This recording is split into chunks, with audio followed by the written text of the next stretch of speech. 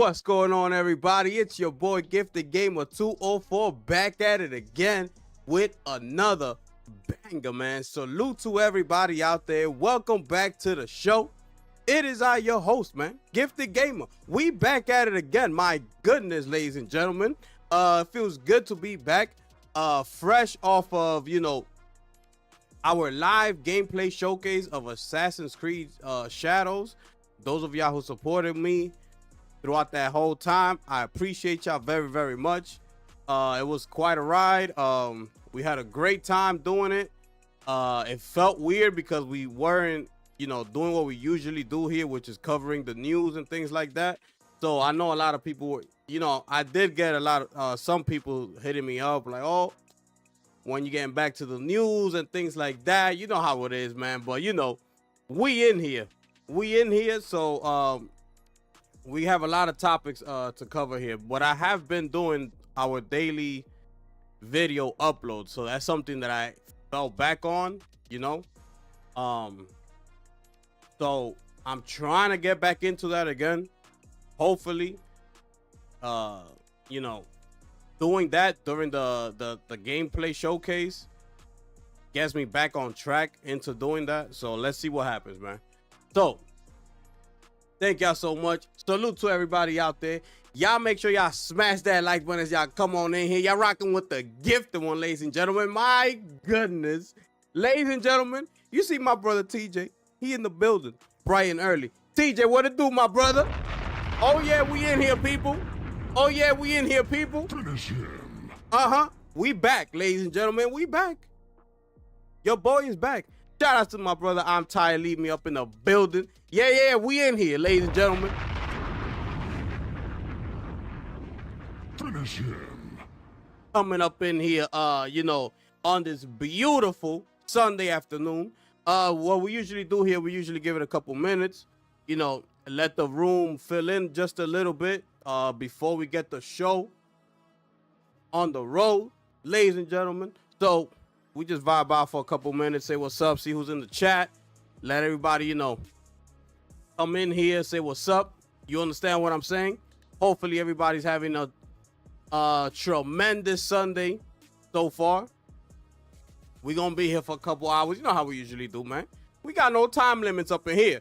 If y'all rocking with me, you know already. We ain't got no time limit up in here. No little 2-hour streams. My time is up. I gotta go. Ain't none of that up in here. Y'all rocking with the gifted one, ladies and gentlemen. My goodness. Oh, yes. And shout outs. You see my brother right there? That's an official sponsor walking up in the building. Shout out to my brother Chris, man. Walking up in the building. Gifted Gamer is in the building. Oh, yeah. Finish him. You see that badge next to his name, right? That means he came up in here and locked and loaded. What it do, my brother? Salute to you, bro. Appreciate you putting up, bro. That color look good on your name, my brother. I gotta say. What's happening, though, man? We back, man. The streets been calling, man. We back. Just like that, people. The streets been calling. What's good, though, man? What's going on, man? Holla at me. What's going on, man? What's been going on in these, news, gaming news, streets? What's been happening out here, man? I've been busy on the grind, man. Assassin's Creed Shadows, man. Phenomenal game, man. I hope to do a review of it. I'm trying to see what I do if I get some time to do a whole review. Incredible game, man.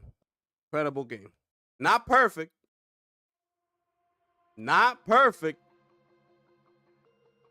But phenomenal game, man. What's happening? Yo, TJ, what it do, man? You still in here or what? What's going on with you, bro? Holla at me. What's going on, TJ?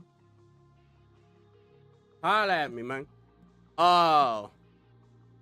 We have quite a few topics we're gonna go over here today, people. Buckle up. You understand what I'm saying? We got some. Y'all see the thumbnail, right? Y'all saw the thumbnail. Y'all saw what's going on. So we got that Netflix thing going on. Some GTA 6 news.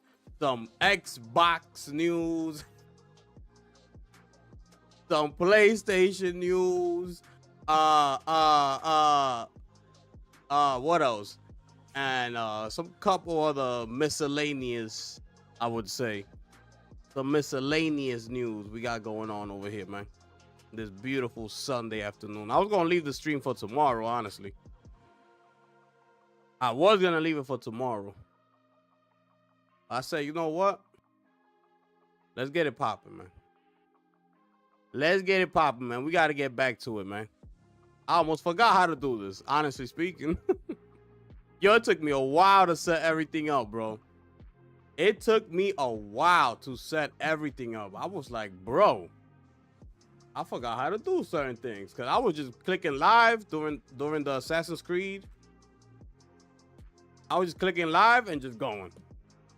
Start the game, go. I didn't have to do no research. I didn't have to do none of that. It was just start, go. You know, so I got to get back to this, man. I got to get, I got to get used to this again, I should say.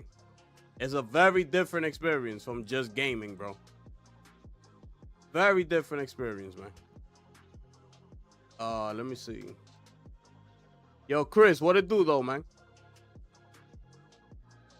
We back, man. We back. I know what time it is, man. We back, man. What time? 4:32. We gonna give it a couple, we're gonna give it like 3 more minutes, and we're gonna start the show, people. We're gonna give it like 3 more minutes, and we're starting the show, people.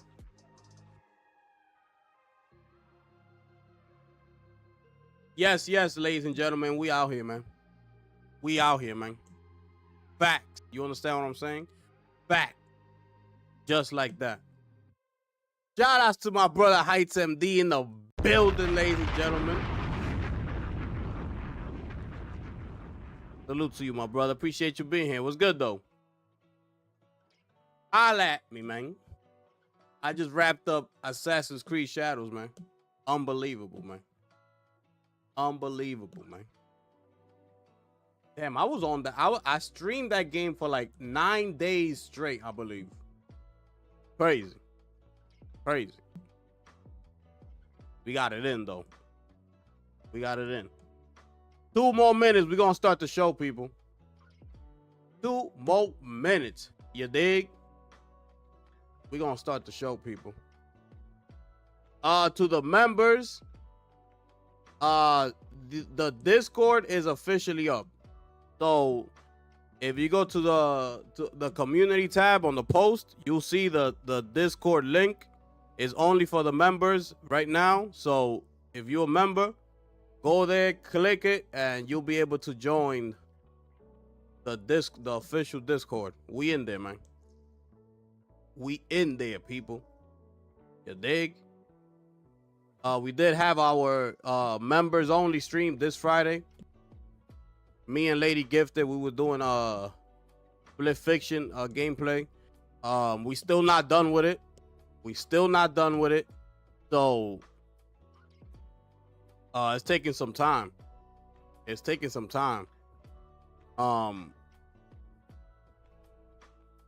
But it's all good. We having a good time. We enjoying the game. You know? Let me see something here. I'm still trying to figure out this whole Discord thing. You know? Still trying to figure it out, man. But it's all good. It's all good.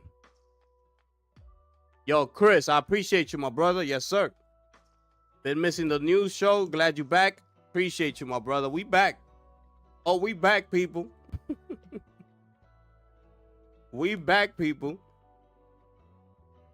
Yeah, man. I gotta try different things, you know. So I started doing that gameplay. See how it goes. You know? I'm gonna see what I do. And it was live too. I wasn't planning on doing a live gameplay series. I was planning on doing video uploads. But for some reason, last minute, I changed my mind. And I decided to do it live. And, you know, it did what it did. The next series I'm going to do I think it might be live as well, just due to the fact that most people probably played the game already.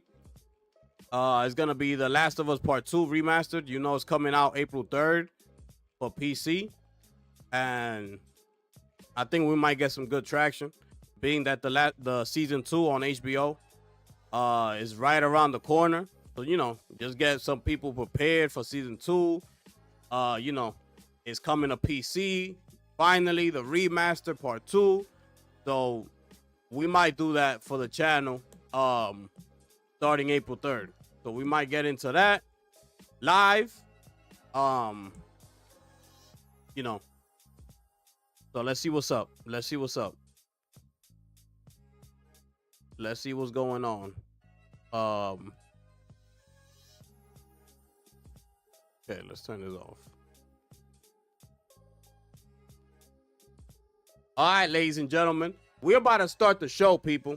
We about to start the show. Y'all make sure y'all smash that like button as y'all come on in here.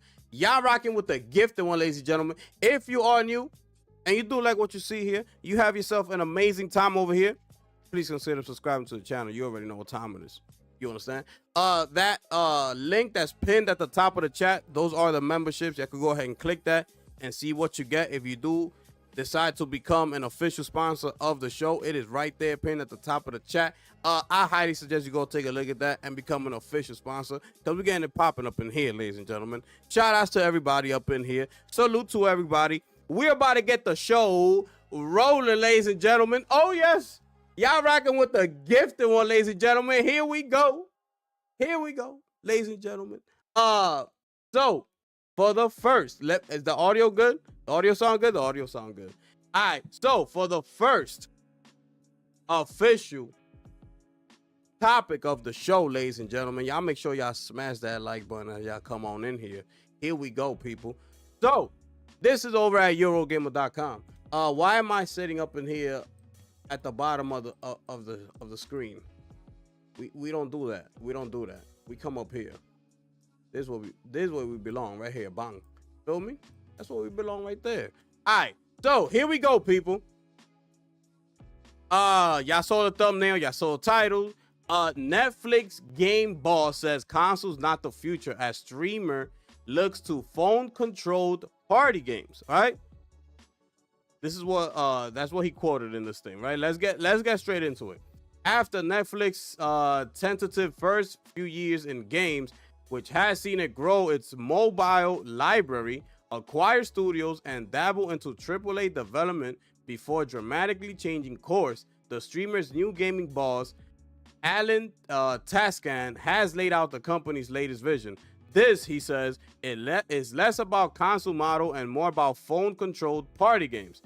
Tascan, a 30-year industry veteran, who most recently served as executive vice president of game development at Epic Games. You know, you wonder why he has this type of mindset. Let's keep going, right? Joined Netflix last July, taking over the role from Mike Verdu, who briefly transitioned to vice president of generative AI at Netflix. We covered that here, right? Before departing the company. And with 9 months at the streaming service now under his belt, Tascan recently outlined his vision for Netflix gaming at this year's GDC. As reported by the Game Business, that vision takes a four-pronged approach, focusing on narrative and transmedia projects, on big mainstream IP, on being a trusted destination for families, and on party games played on TV using mobile phones as a controller. The latter, as Tascan sees it, is Netflix's attempt at Wi-Fi style industry disruption. He says, "I love the Wii," he told the Game Business. "I am very vigorous about lowering friction and eliminating it if we can. I see that the subscription is friction as well. Maybe good friction because it makes business sense. But the other friction is having enough controllers for the family. Having a piece of hardware that might be expensive, waiting for a game to download. I am looking at all the obstacles and asking if we can reduce them as much as possible." End quote. That's what he said, right? As such, it perhaps not surprising to hear Taskin's dismissal of the classic console model. When it comes to console, we started to look at the future where the platform is agnostic, he said. Look at the younger generation. Are there 8-year-olds and 10-year-olds dreaming of owning a PlayStation 6? I'm not sure. They are wanting to interact with any digital screen, whatever it is, wherever it is, even in the car. With console, you're thinking about high definition, you're thinking about the controller. If we look at this older model, I think it will restrain us. Taskin also seems unconvinced classic console style games have much value for Netflix, which might go some way to explaining why the streaming service recently cold staff at respective Oxenfree developer Night School Studio, and why it closed its high-profile AAA studio before it could release a game last year. So he quotes, "Does it really need to be these super complicated RPG-style games?" He posited to the gaming business. There's a place for them for sure, but this for me is what's interesting, he says. What we do give Netflix subscribers, in what way, so they can enjoy and engage with games over and over. To answer the question, is apparently party games. I believe we can give instant fun using the phone controller as a very innovative controller, Taskin said. On every phone, you give a gyroscope, you have a microphone, you have a speaker, you have a touchscreen. If you give that to creative people, what do? Whether you're alone or with 2 people or 20 people, why not? Can we do something really engaging? We need to push the vision more than anything else to try to disrupt, he continued. I believe the threshold you need to hit for people to be entertained by games is very high. In terms of the disruption we can bring, this distribution is one of the other, is the phone as the controller. The communication between the phone and the TV, the IP, the transmedia aspect. I don't know exactly which one will work, but we have a few cards to play that are very unique. We have some very special competitive advantages, Taskin said. We've just scratched the surface. For instance, for Squid Game, you watch the show and you unlock some currency in the game. But that's just the beginning. Imagine places where you watch something and then something special appears in the game. And maybe in the future, you do something in the game and then you watch something because of AI or what have you, and something happens there. We have a lot of things that we can imagine and reimagine. I have no idea what he said right here, but we almost done. No matter how Taskin's vision of mobile-driven party games, unlockable currency, and AI or what have you pans out, he insists Netflix is in the gaming business for the long haul.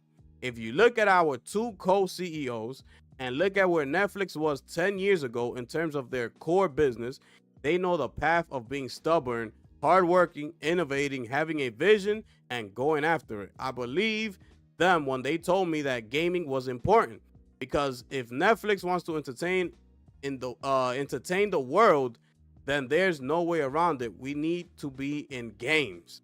When I look at these 2 leaders in particular, I believe in their full commitment, close quote, and that is the article right there. My goodness. This man right here is absolutely disgusting. And I would have told that straight to his face right there. I'll be like, yo, what are you talking about?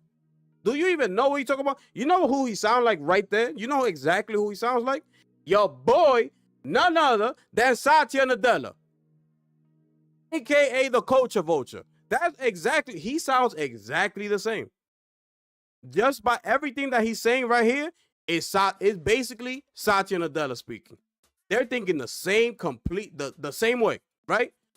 You have Satya talking about, you have Bobby Kotick telling Satya, yo, you don't know what the hell you're doing. You need to get out of the gaming business. He's like, no, we want this. We want to do this. Sell us ABK. Here comes this guy saying that he loves the Wii. He's looking at this gaming industry as, like the Wii did. When they had the motion sensor controllers, you could play with your family, and it'll be one big happy family. Everybody's playing video games, right? People don't play video games for that. Yeah, you might want to do that for like an hour. You have people, your family's over. You might want to do some of that gaming for like an hour or so, right? With your family members. But that's it. That's all it is. It's just a little bit of fun entertainment to have with the family. You putting that controller down and you on to the next activity. You're not gonna be sitting there for 10 hours like me, right? Let's just take that the Assassin's Creed gameplay, right? I'm not gonna do that and do all this, that, and the third with my phone for the next 10 hours. I'm not doing that. So that's what he thinks is entertainment and gaming. He says he loves the Wii. He wants to interact with shows you watch on Netflix. You know, I don't know if y'all heard of this, but they're trying to do some, like, as you're watching a show, let's say, and then the ads come like in between the shows. And you know, ads usually nowadays, especially in Hulu, you go to Hulu, ads be lasting like 2 minutes, 2-3 minutes sometimes. So they're saying that, oh, imagine if when the ads come up, it's basically ads of the game that you're playing, and right there you could take out your phone and start like whatever little trivia games or whatever's going on the screen. You could interact with it, right? It's kind of like when you go to I don't know if y'all been to the movie theater and they have that game that the app that you could download on your phone, and that's before the preview start, right? They have like this little gaming thing, and you download the app and you play it's like an asteroid type of game. It's similar to that. It's basically what he's like going for, like fun party games. You know, interact with whatever show you're watching during the ads, things like that. You know, vulture stuff. He just sees the money. All he's thinking about is how can we make money. He said that they want to entertain the world. What did his partner tell him? Well, the only way we're gonna be able to do that is if we tackle gaming. If we don't tackle gaming, which is the hottest thing in business right now, we're not gonna get anywhere. So what did he do? Oh, you sure? Let's go in there. Exactly what Satya Nadella did. When he came into Microsoft, he came. Let me look at the spreadsheet. What we got here? We got this. What makes the most money in this area? What's going on here? He saw the PowerPoint. The gaming industry. It seems to be going up every year. Oh, word. Let's infiltrate the gaming industry. Let's buy up everything. Get ABK. We're going everywhere. Microsoft, Xbox is everywhere. Everything is an Xbox. That's what happened. And that's what your boy right here is trying to do. He acting like we grow up talking about looking 10 years down the line, talking about, am I going to want the PlayStation 6? Did you think like that when you was a child? Did you come into this space thinking about, I'm going to want the Nintendo 64 in the next 10 years? Nobody thinks like that. So why would he even say a headline like, are 8-year-olds and 10-year-olds dreaming of owning a PlayStation 6? What does he know, first of all? This man don't know what the hell he talking about, first of all. Just like Satya Nadella. Satya Nadella don't know what he talking about. You think Satya know? He don't know nothing. All Satya knows is numbers. That's all he sees, numbers. About the industry, he has absolutely no clue what he's talking about. And here comes your boy right here on the same boat. Him and Satya are paddling the same boat. Satya's on the left. This man is on the right like this. Did you accomplish what you wanted to do, Satya? Your man back, Satya's in the front like, nah, Phil Spencer haven't done it yet. I keep telling him. He just don't know what to do yet. Huh, man, that guy Phil, man, he really doesn't know what he's doing, huh? Why do you like that guy so much? I mean, I don't know.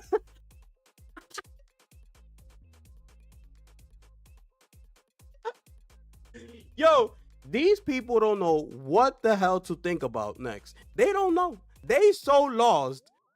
They trying to come up with the next big thing, and they have no clue what they're doing. If you sitting here for 1 second thinking that AI, that cloud gaming for some reason is gonna be taken over by the time the PlayStation 6 comes out, which is supposed to be in the next 5 years. If you think that the public is ready to drop their consoles or whatever and go into cloud gaming as their main focus, you got something coming to you. Because that PlayStation 6 is gonna sell like hotcakes. You understand what I'm saying? Like hot cakes. So I don't know where these people getting the information from. They need to be firing all these people giving them, this information.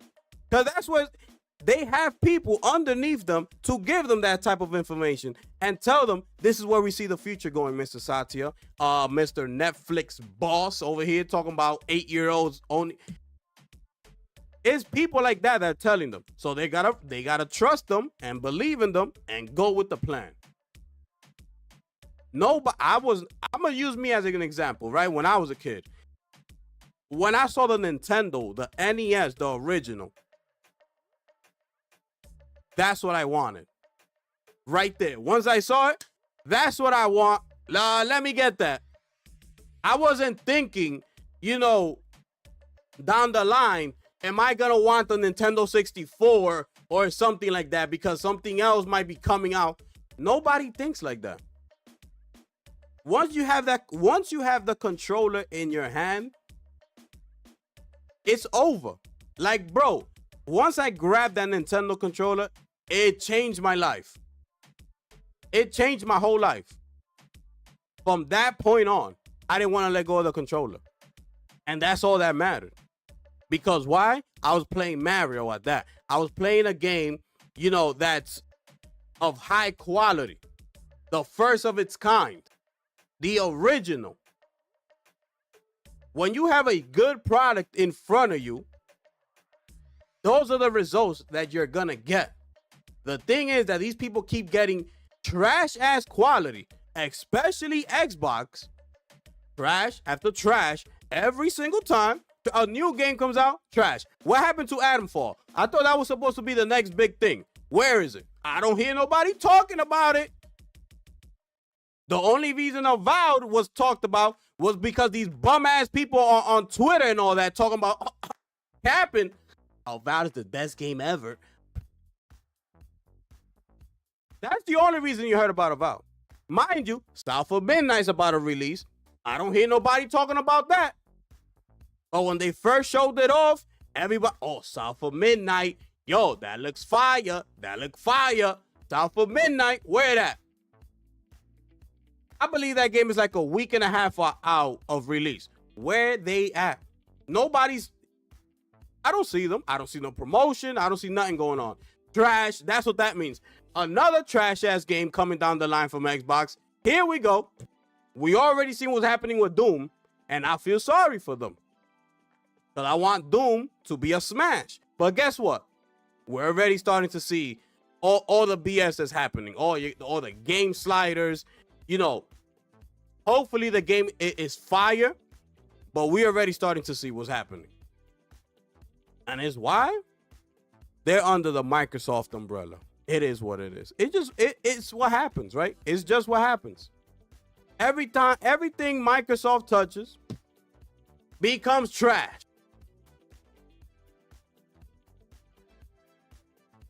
My goodness. Yo, boy, Satya Nadella, facts.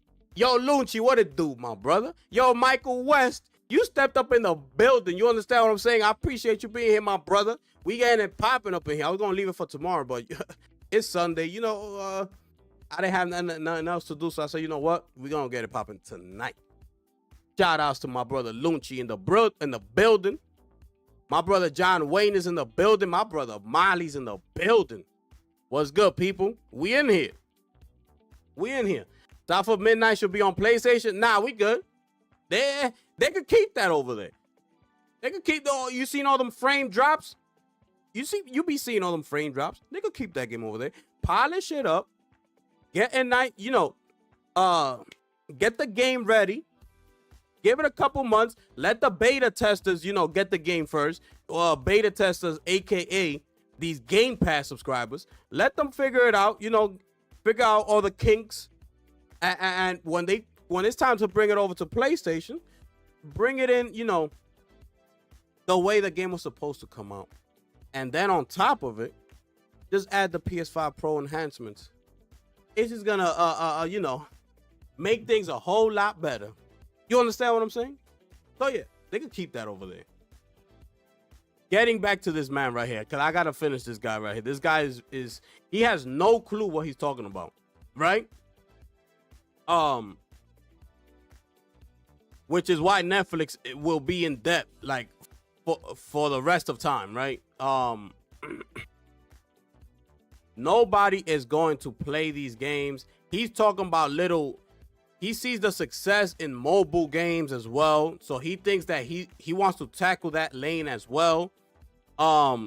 Listen, nobody's gonna go to Netflix to play games. It don't matter what games you have.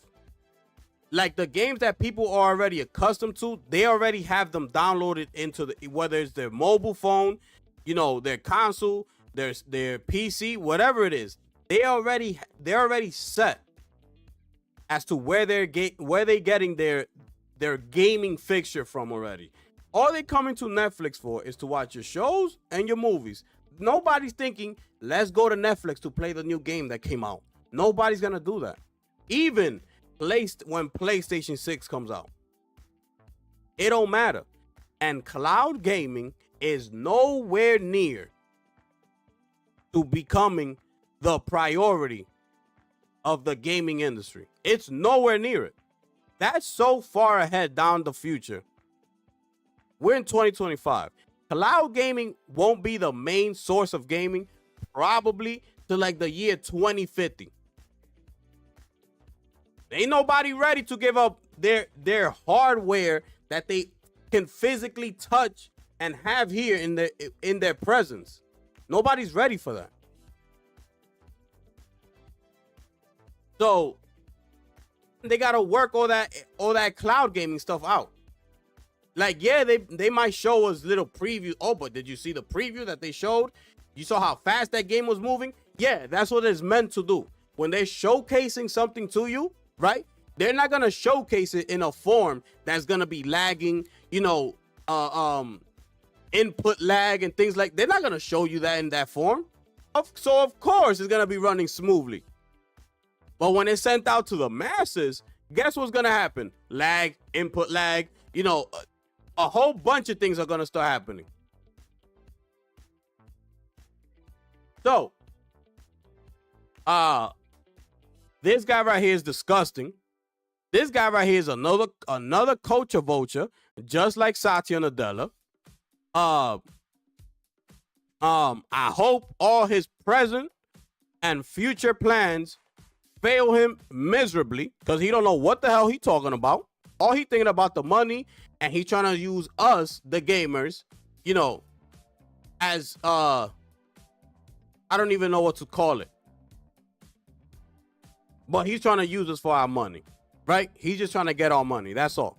He sees how big the gaming industry is, how much it has grown and is continuing to grow. He sees he hears the rumors of Grand Theft Auto 6. Just in case y'all didn't know, he knows. He knows Grand Theft Auto 6 is coming down the pipeline. All the anticipation, the rumors that's going on, they know about all of this. So he's seeing it as, damn, we got to get in that industry. That seems to be the place where people, go and spend the most time and spend the most money at. So I hope nothing that this man plans on doing becomes a success and, puts Netflix even into more debt, more than they already are, because the things that this man said in this article is absolutely disgusting. I don't agree with it. And that's that. Point blank, period. Y'all let me know how y'all feel about this, man. Am I right to feel like that? I don't know. But it is what it is. You understand what I'm saying? Y'all rocking with the gifted one, ladies and gentlemen. And we're going to keep it moving to the next topic, people. Oh, yes, people. Darkness, my brother, what it do? We in here, man. We back. We back, ladies and gentlemen. And for the next topic of the show, people. I don't even know where I'm going with this. Oh, we're here. Oh. Oh, we back at Nintendo. We back on Nintendo. So I forgot we had some Nintendo news, man. We have some Nintendo news. Let me put it right here so y'all can see it better. All right, so this over at Nintendo.com, right? We back at Nintendo. So, cause I see people capping already for this. This feature right here is so trash. I don't get what the whole big deal is about Nintendo and people, you know, not wanting to call Nintendo out like ever. I don't know what it is. Maybe one of y'all could tell me why people do this. But this is straight trash. And we got to call it like it is. Like that Nintendo Direct that passed, this was, you know, the main thing that people came out of that Direct talking about. It was this right here. And for what reason? I don't know. The feature is trash. So, virtual game cards make digital games even easier to use. The virtual game card feature for Nintendo and Nintendo Switch 2 system adds some of the flexibility of physical game cards to your digital game library. So that's basically what it is. Instead of you getting a physical cartridge, you get it digitally. That's all it is, right? So they're just telling us, I'm pretty sure everybody knows what it does, right? They're telling us you move your games between systems because it's going to be cross-generational, right? But this is when it gets good. This is when it gets good. Right here, right? Lending your games to members of your Nintendo account family group. This is how trash this thing is. You can also lend out virtual game cards to your Nintendo account family group members, okay? Those are the people within your family account that you can lend it to, okay? Just connect to your family group member system via local wireless, and when you want to lend a game, both systems must also be connected to the internet. You can lend one game per account for 14 days unless the borrower returns it earlier. Okay. After the game is returned, the borrower will still have their saved data, so they'll be able to start where they left off if they borrow it again or purchase the game. And that's what you could do with it. That's it. So basically, what's gonna happen is I bought the game for one kid, right? I bought it for one kid. Let's say my other kid didn't like it at first, so I didn't have to buy it, right? This kid decides to lend it to my other kid for 14 days. My second kid ends up liking it, but now it expired. So now she has to give it back to its original user. So now what is the second kid gonna do?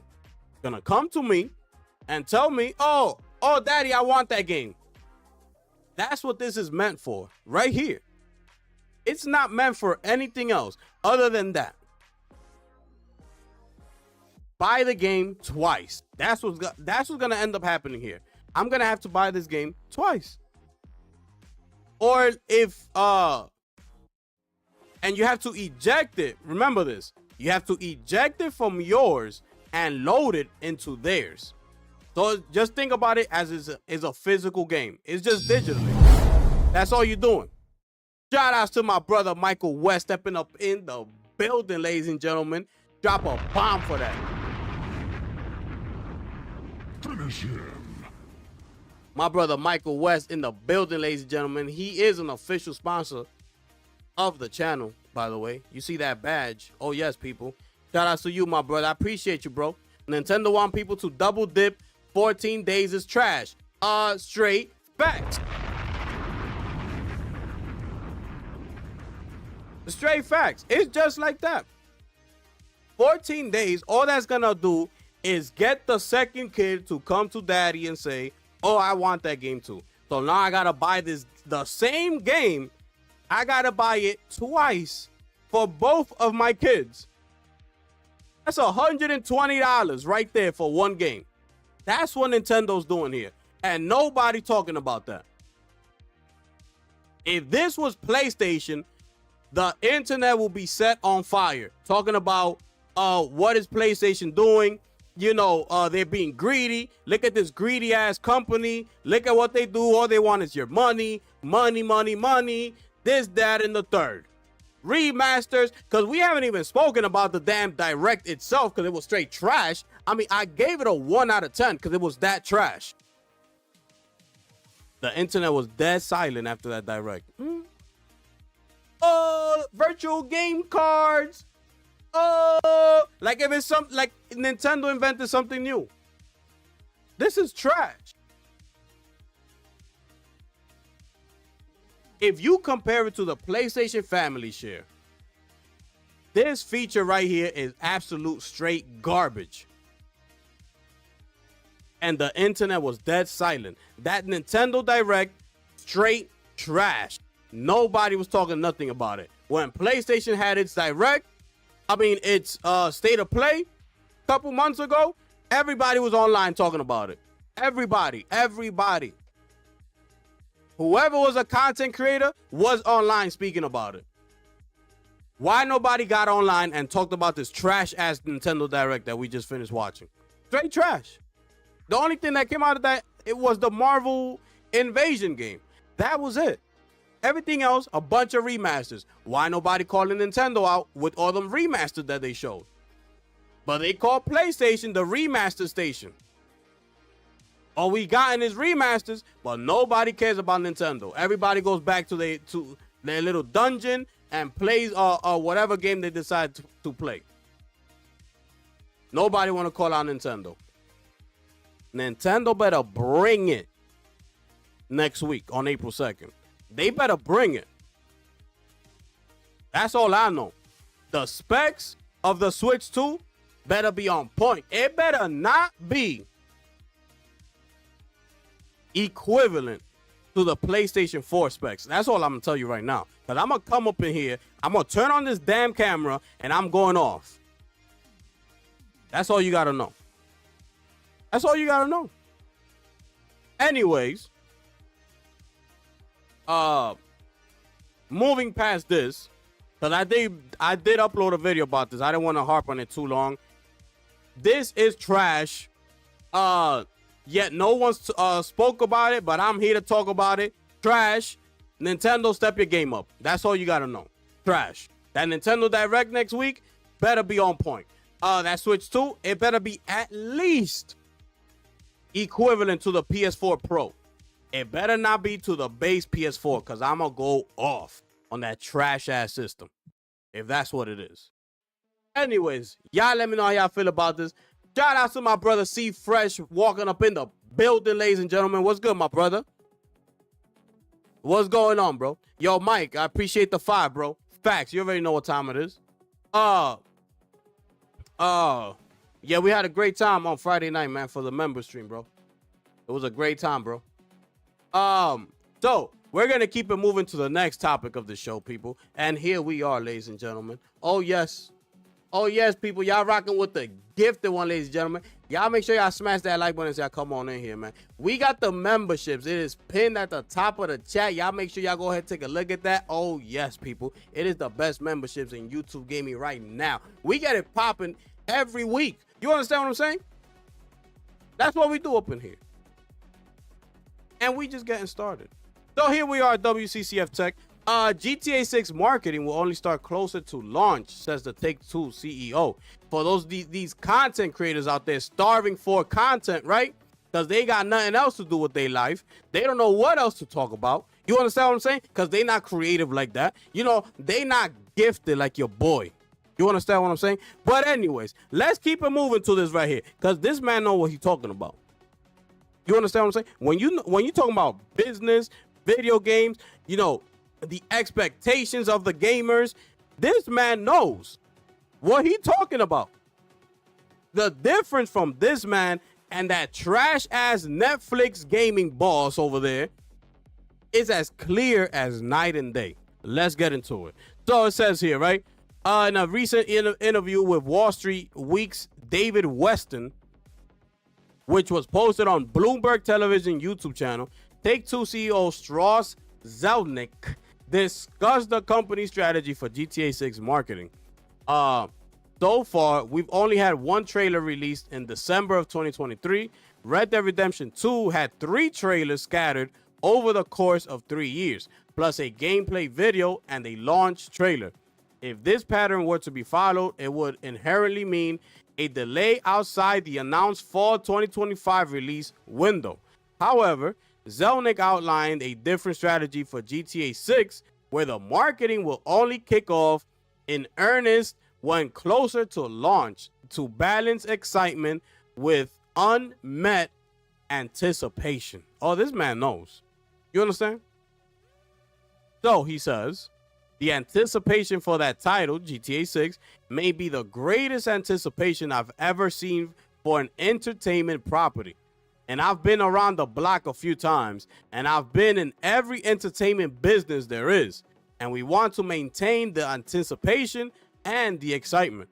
And we do have competitors who will describe their release schedules for years in advance. All right. We found that the better thing to do is to provide marketing materials relatively close to the release window in order to create that excitement on the one hand and balance the excitement with unmet anticipation. We don't always get it exactly right, but that's what we are trying to do. So it sounds like the approach championed by Bethesda with Fallout 4, which was announced and released within 6 months. Of course, GTA 6 was announced a long time ago, but it does seem like we'll get more details and trailers about the game relatively close to launch this time around. It's not just gamers, but also competitors who are waiting to know exactly when the most anticipated entertainment product of all time will debut on the market. As reported by analysts, companies are desperate to guess right if GTA 6 will launch this fall or not, as they will have to try and get out of Rockstar's behemoth to stay afloat.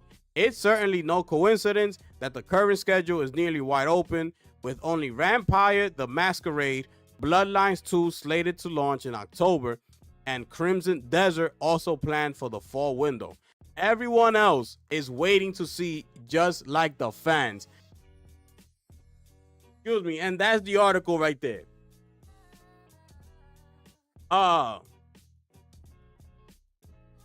As they should, right? Let's start right there. As they should. They need to be afraid. If I was any other company, I'll be doing the same thing. Like, bro, those other companies, their games are practically done. The only reason they haven't mentioned a release date or anything like that is because of GTA 6. And I know they're frustrated because we heard a couple other people there. I'm not going to mention no names, right? So that he has some insiders that he spoke to, and, you know, and some developers that he spoke to. And he has people within the gaming industry that, you know, give them information. And he said that most of them are pissed at Rockstar, that they holding the gaming industry hostage by doing this, blah, blah, blah. And, you know, like if Rockstar cares. Rockstar don't care. They move on their own time. And rightfully so. You know, if this was the other way around and you created that behemoth that GTA is, you would have been doing the same thing. You're trying to plan everything so strategically to get it right. Because if you flop, if you fail, this will be the biggest failure in gaming history. If GTA was somehow to be trash, right? If this game was somewhat trash or doesn't meet the expectations, bro, it'll be the biggest flop in the history of video games. So they out there in Rockstar trying to get everything ready, you know, locked and loaded, and rightfully so. You take your time with this type of game. And like he said, the anticipation is through the roof. And getting to that, I think it's a smart thing to do it, right? Let's say he's dropping this game, let's say October 26th or something, right? October 26th. He's trying to get this marketing thing as close to that release date as possible. So let's just say the marketing begins mid-July or mid-August, releasing October 2026. Are you understanding the type of hype that's gonna create? Now imagine if he announced the release date, let's say last year, right? Like, let's say last November or something, or even last October 26, 2024. Oh, the release date is gonna be October 26, 2025. That's a year from now. The hype is gonna be good at that moment, but then here comes January, February. You gotta go through the whole entire year to get to October 2025. That's too long. Especially having, the monstrosity of games that have come out already. And it's only the beginning of the year. So you got to get through all those gaming releases and then start to build up the hype once again as it gets closer to October. He don't want to do that. He'd rather take his time, get the thing ready to go, get all the marketing deals in place, and when the time is ready, hit the go button. Because he knows as soon as he pushes that go button, it's on. He knows it. So you don't got that problem. Your game is probably trash. You don't got all that on the line. All this anticipation. I don't know why Chrome does that. You don't have this type of anticipation on the line with your game. You don't. You understand? Zelnick must be sweating bullets with this type of anticipation. He said it himself. He's never seen anything like it within the entire entertainment business. That's including the movies and all that. He's never seen it. This is a cultural phenomenon right here. Grand Theft Auto, if done right, could sell its first week 20 to 25 million copies in the first week. If this comes out hitting it like on the money. That's how big this thing is. And that's only week one. So just imagine. So all those other developers, you could be mad all you want. You understand? You got to do what's right for your business, for your game. Rockstar is not here, to hold anybody's hands. They here to take care of business. And taking care of business is right here in front of their face. The most anticipated game of all time. So he don't have time worrying about you other developers. Whether y'all feel bad, y'all mad, or whatever it is. He don't have no time for that. You don't got that type of game sitting on your lap. You don't have it. So, listen, man. I believe they're having another, earnings call. I forgot the date. I believe it's in April. Their next earning call. If not April, is in May. I believe it is. I know I'm getting that month mixed up. It's either April or May. Could we expect the trailer at that time? I believe we're gonna get the second trailer during that time. Either April or May is when we're gonna get the second trailer for Grand Theft Auto 6. Now, release date and things like that, I don't know if we're gonna get it. I believe they'll drop the trailer, and this is what I believe.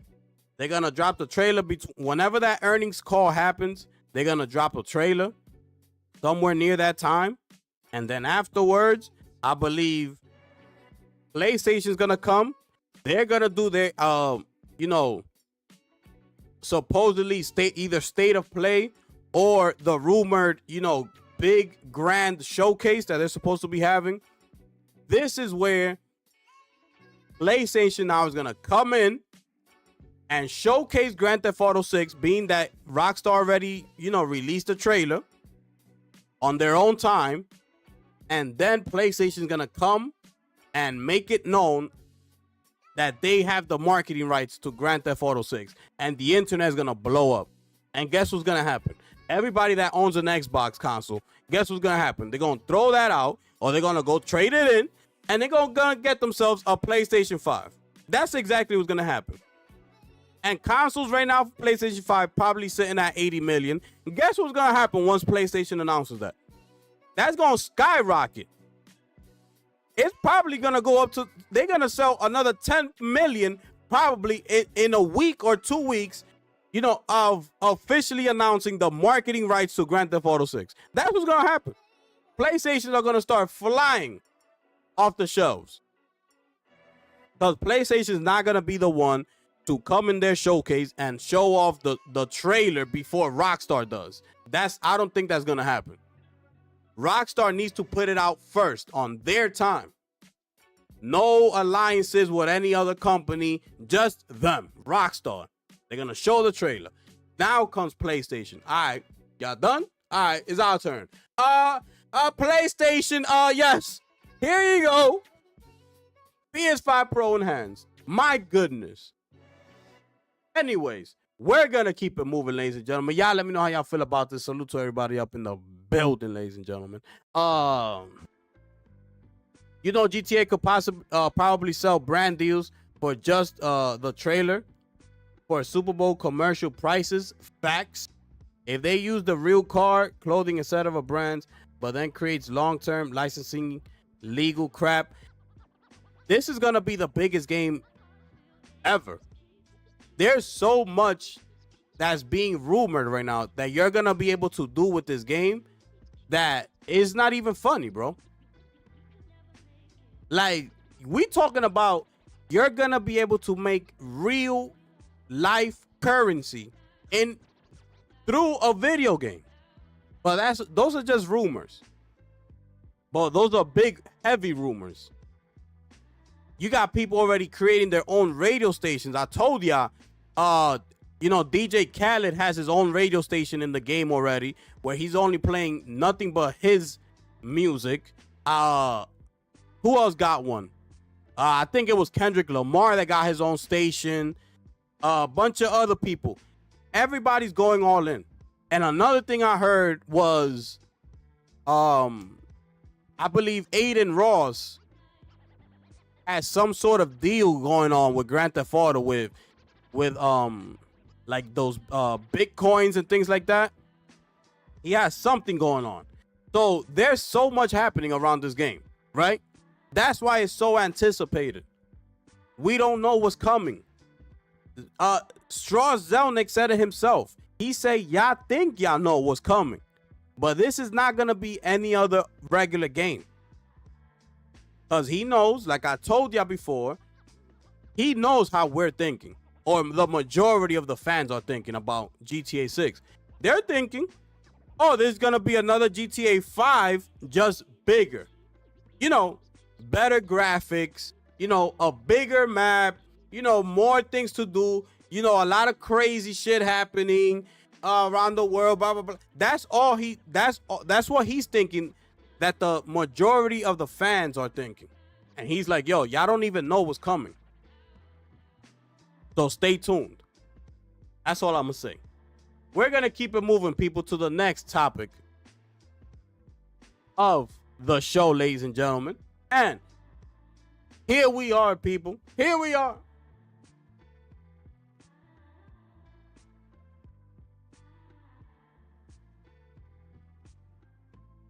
Oh, yeah, we back, people.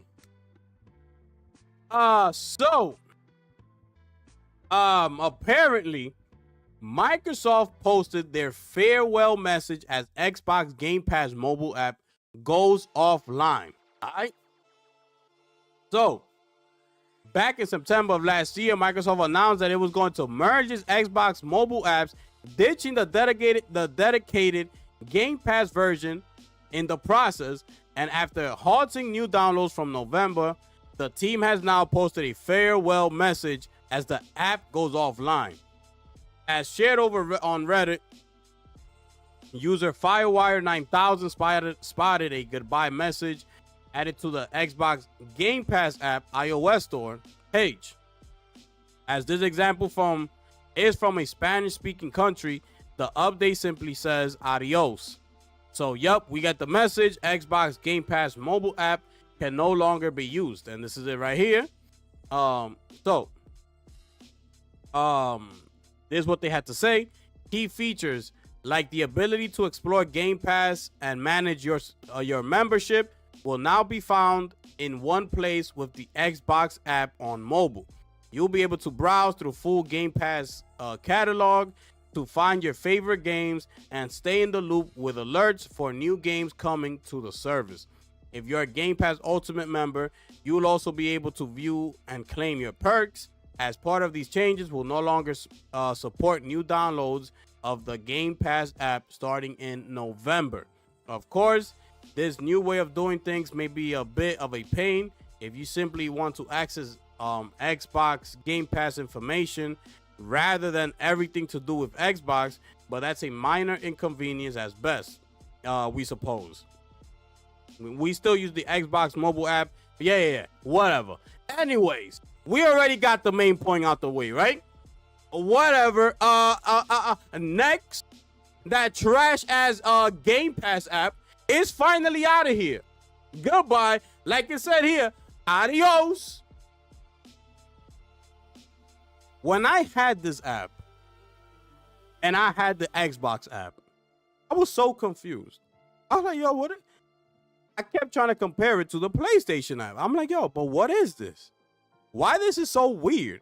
Why I gotta go into the Game Pass app to look at Game Pass and the membership and all this, that, and the third. And then you go to the Xbox app and it's just like, okay, so what is this app for? Like, it was so confusing when everything should have been in one app from the start.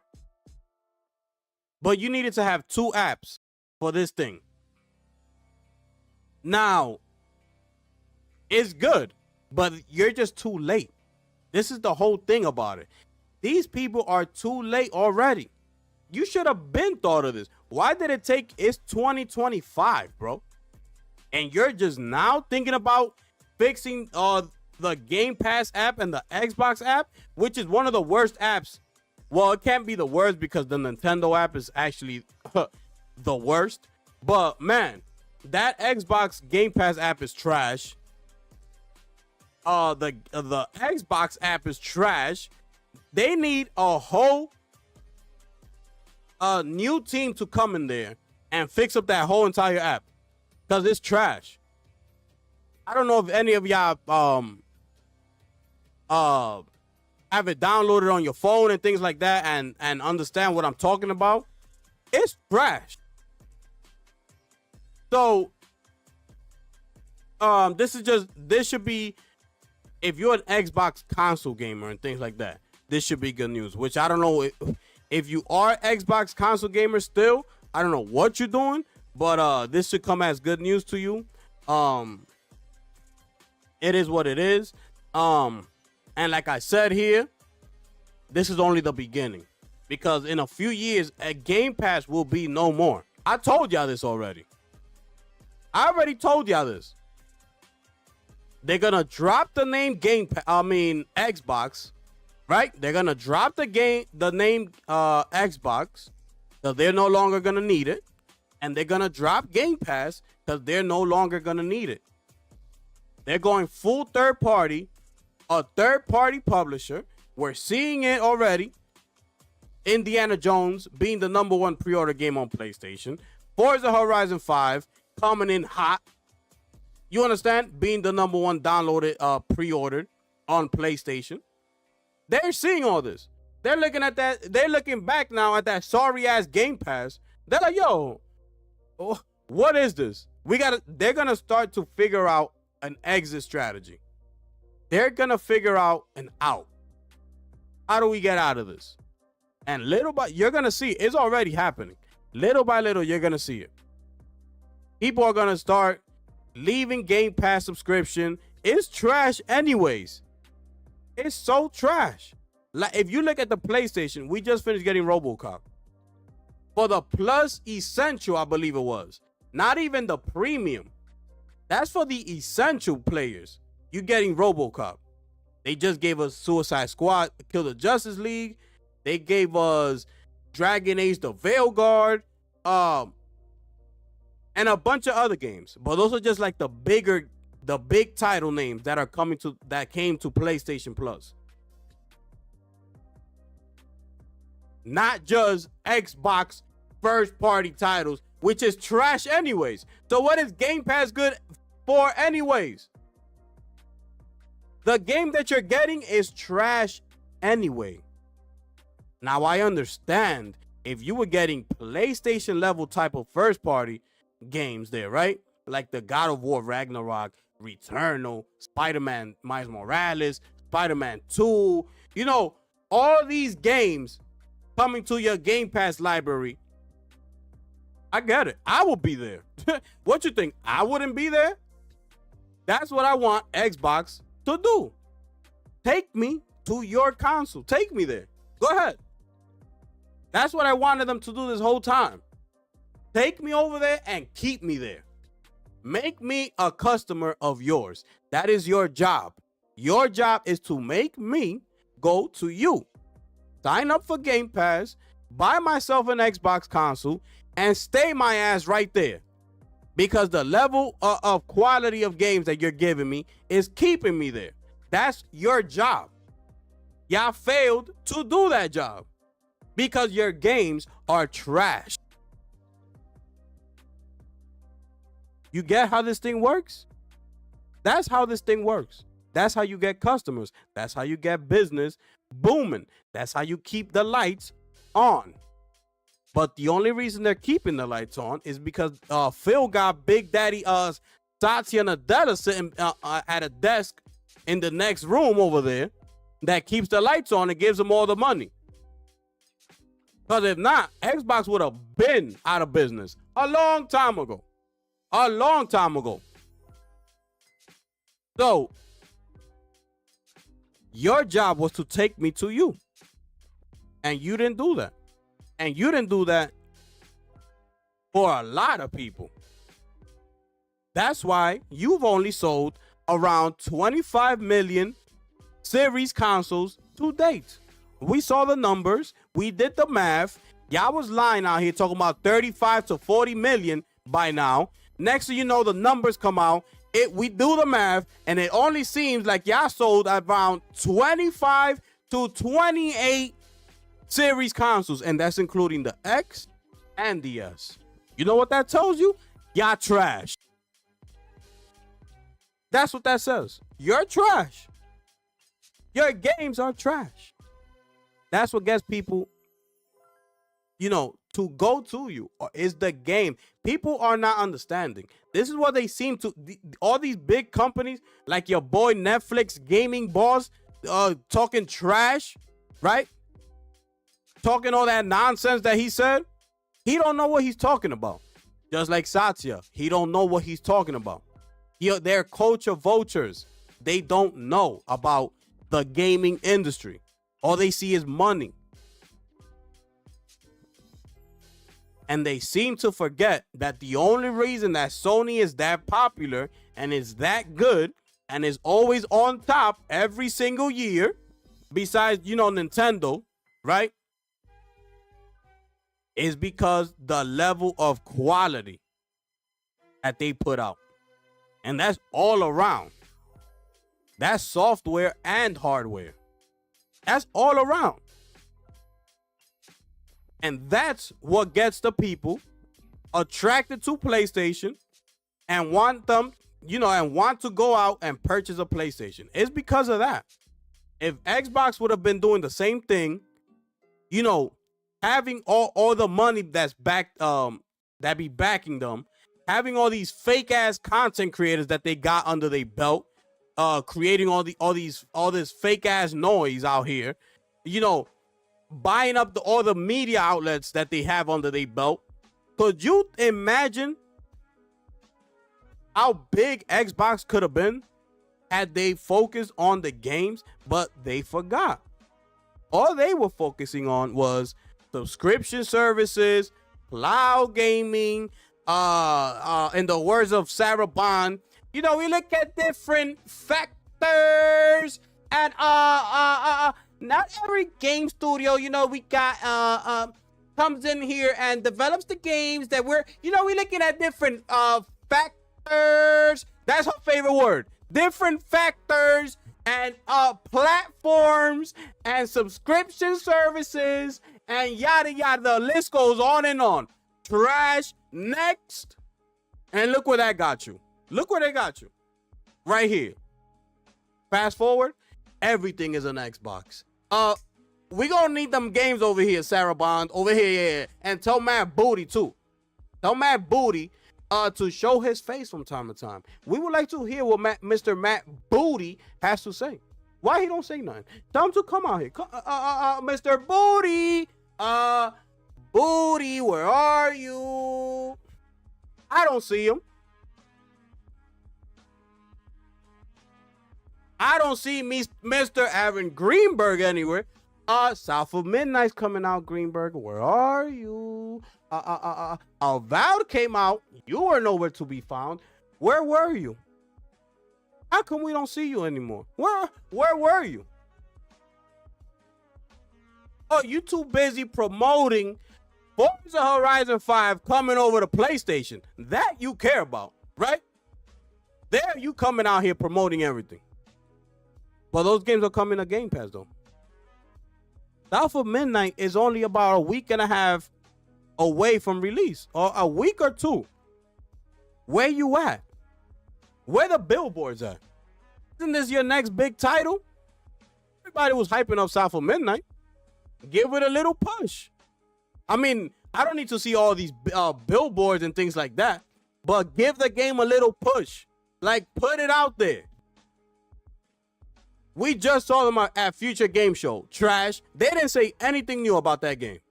That tells me that they're not putting any type of marketing, promotion, any marketing behind it. That's all that's telling me. Future Game Show came. We was like, oh, we're going to see some more, South of Midnight. It came. They said the exact same thing that they've been saying for the past 2 years. We already saw everything and heard everything that these people said. What that says, they don't care. Give it to the beta testers on Game Pass. They don't care. The game is free. They're already paying $20 a month. They're not going to care. Just put the game out 30 frames. Yeah. Oh, it's janky. It's okay. Fix it. Don't worry about it. They don't pay for it. They don't care. Just put it there. Don't worry. Yeah. But just make it so. Because we got to announce this game coming to PlayStation like in 3 months, right? So get the kinks out, get it ready. Any bugs, go in there. Ask these Game Pass users, how do they feel about the game? Is it janky? Do you feel a little input lag? I mean, what would you like to see better in the game? Ask them. Go. They're gonna happily answer to you. Go. Ask them. They're gonna come back with all the answers. Yo, Phil, we got a whole bunch of answers, man. So fix it. You coming to me for? What are you coming to me for? Well, you told me to come to you. No. I told you to get the answers and fix the damn problem. You come back to me when that game is ready to ship over to PlayStation. That's when your ass come back to me. You understand? Anyways. Trash. We're going to keep it moving because we got more trash on the way. Trash. Here we are. Trash. Once again, ladies and gentlemen, Amazon as frequently returned item, warning to Xbox Elite Series 2 controller. A lot of people are saying this controller is better than the PlayStation controller, and here we are. And real quick, we're gonna fast forward over here, and boom, this is your boy right here, none other than Bootleg Jez Corden right here. This is your boy right here. Jez Corden, that's your boy. All right. Anyways, if you read this article, this man right here is absolutely disgusting. And I don't know who listens to this guy. It's people like him. There's people like Ryan McCaffrey that, bro, that if you are actually listening to these people for your gaming news and gaming insights and things like that, I feel sorry for you. I keep telling you, I feel sorry for you. I don't know how you live your day-to-day life if you somebody that comes to these type of people and look for gaming news in your life. I don't know what type of person that makes you, bro. But I feel sorry for you. And you should go get yourselves checked. That's all I gotta tell you. That's all I gotta tell you. Wake up. This article, I'm not reading the whole thing but it's disgusting. I'll leave it in the link if y'all want to read it for yourself. This man is ridiculous. But anyways, where was I? I even lost the damn thing. Where was I? Where was I?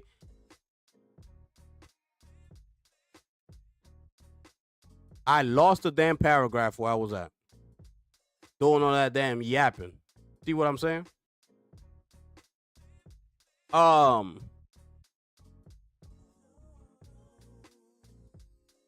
This man, all right, I was trying to get it. Was it up here? As of writing, okay? As of writing, I am frustratingly on not my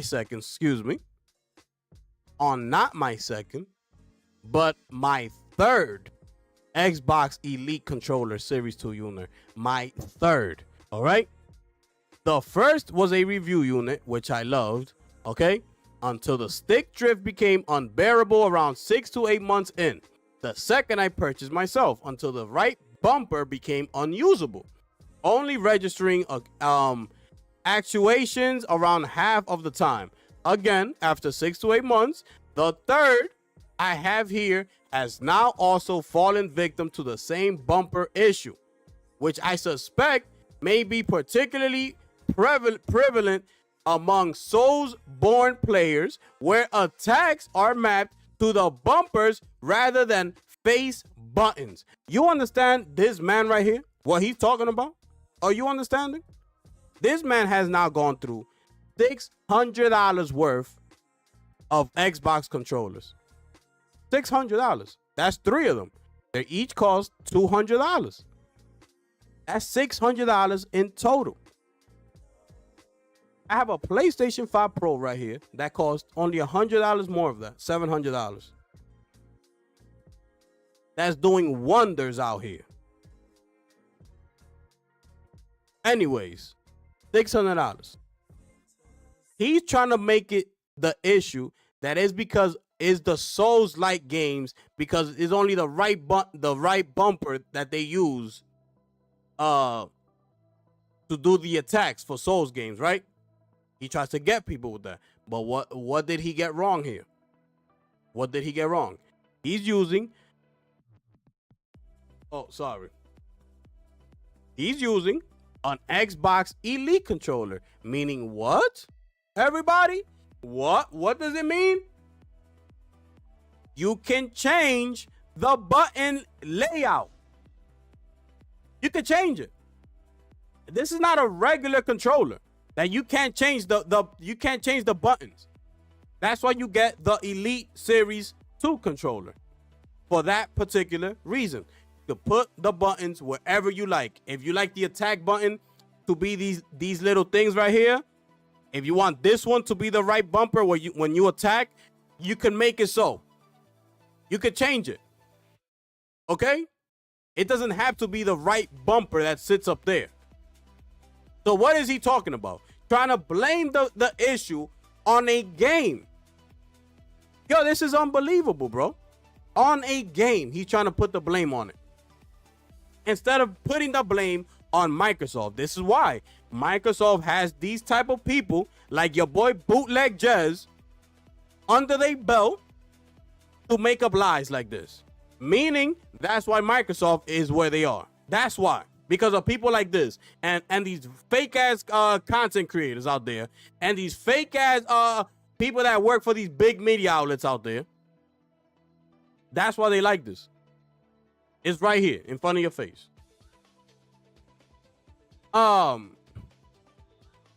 And the thing too, right, that he said, this is how you know also right here. Following Amazon's indictment of the Surface line, it has now set its sights on Xbox. Also saying that Amazon is somehow, going after Microsoft because they made a claim to their, this was another article that they had dropped a couple weeks ago, I believe, about the Surface Laptop 7 as another frequently returned item on Amazon. So this is what he was talking about in the heading of this article right here. You understand how disgusting this guy is? So he basically, that's what I be trying to tell y'all. Y'all gotta read between the lines. Read between the lines. He trying to put blame on Amazon. He trying to be like, oh, here comes Amazon again, trying to come at our Microsoft. Last time it was for the Windows Surface. Now it's for the controller. When he himself is having issues with the controller. It's unbelievable. This is unbelievable. It's not like he hasn't had issues with the controller. It would have been a different story. He would have been like, oh, I don't know what Amazon is talking about. I've had mine for a couple years, blah, blah, blah, yada, yada, yada. That's not the issue here. He himself has had 3 issues already. That's $600 worth. And this man over here talking about, oh, here comes Amazon again. This is the same thing with the Windows Surface laptop. This was it right here. Another frequently returned item, aka Microsoft products, is straight trash.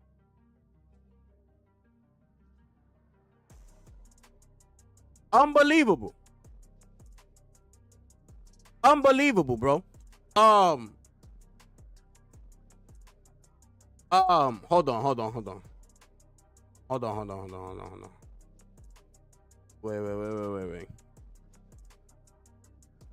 Wait. What's this? Unbelievable. Y'all let me know how y'all feel about this, man. Your boy Bootleg just out here bugging out. I need a sip of water.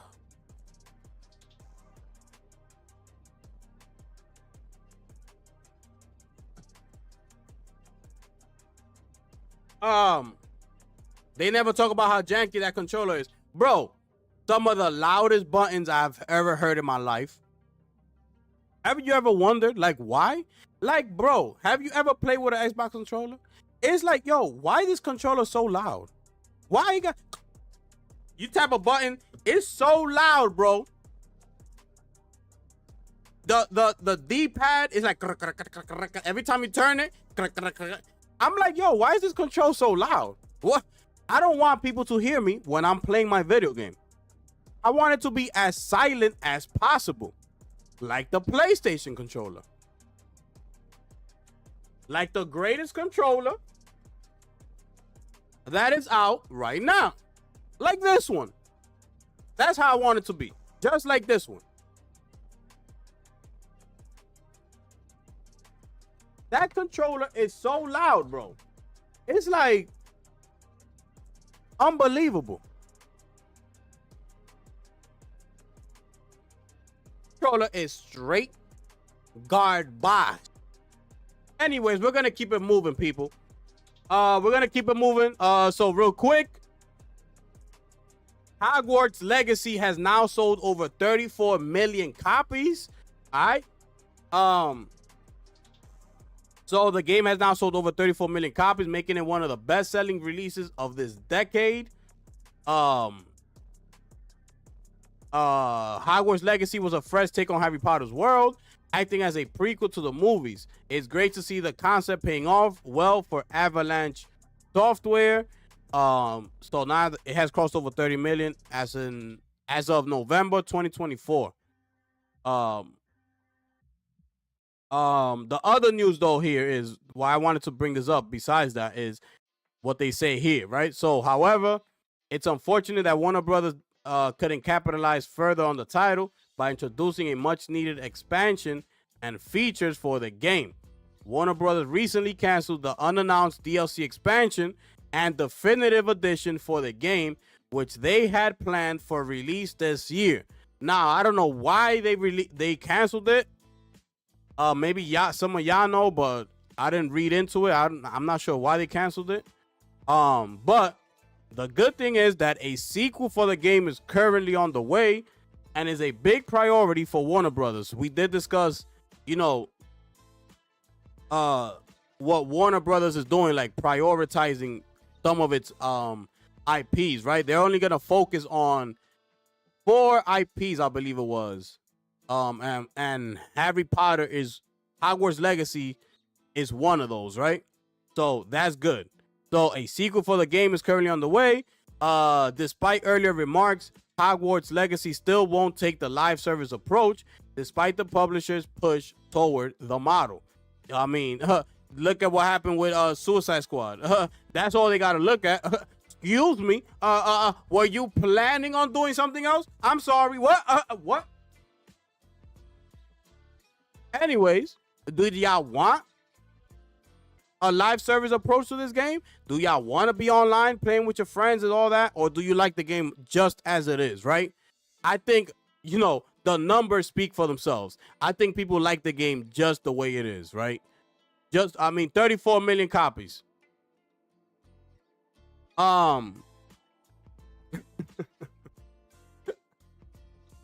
Yeah, let's shut down the studio, people. 34 million copies is not enough. Let's shut it down and let's make a live service game. How about that? How about we do that? So the people have spoken. They like this approach of this game. Leave it the way it is. Smart of them to do that, right? Just listen to the people. You know how you're listening to the people? You know how the people are speaking to you with their money. That's what they're doing. You see that you sold over 34 million copies? Leave it just like that. Do not try to go and make a live service and try to make more money out of these people. You're just going to get people pissed off. And that's all you're going to do. So take this approach. Now, the definitive edition, I don't know what happened with that. That's something that I can't speak on because I don't know. But hopefully they'll come out and say something about that. But the only thing that we can look forward to now is part 2, the sequel, which should come as good news to to the 34 million players that purchased this game. It should come as good news, right? So that's that for this topic right here. What is this? Oh, I just did this. Okay, so this is them talking about the definitive edition. Oh, Jason Schreier. Oh, I see your boy Jason Schreier's up in here. Let's see what you have to say, people. This is him discussing the definitive edition being canceled by Warner Brothers. This is it right here. Molly, what's up? WB's dumb. I won't be surprised if they can or screw up the sequel. I don't know, bro. But what you thinking though? Like what? Like why are you saying that? Did you not like Hogwarts Legacy? Like why? Why are you saying that?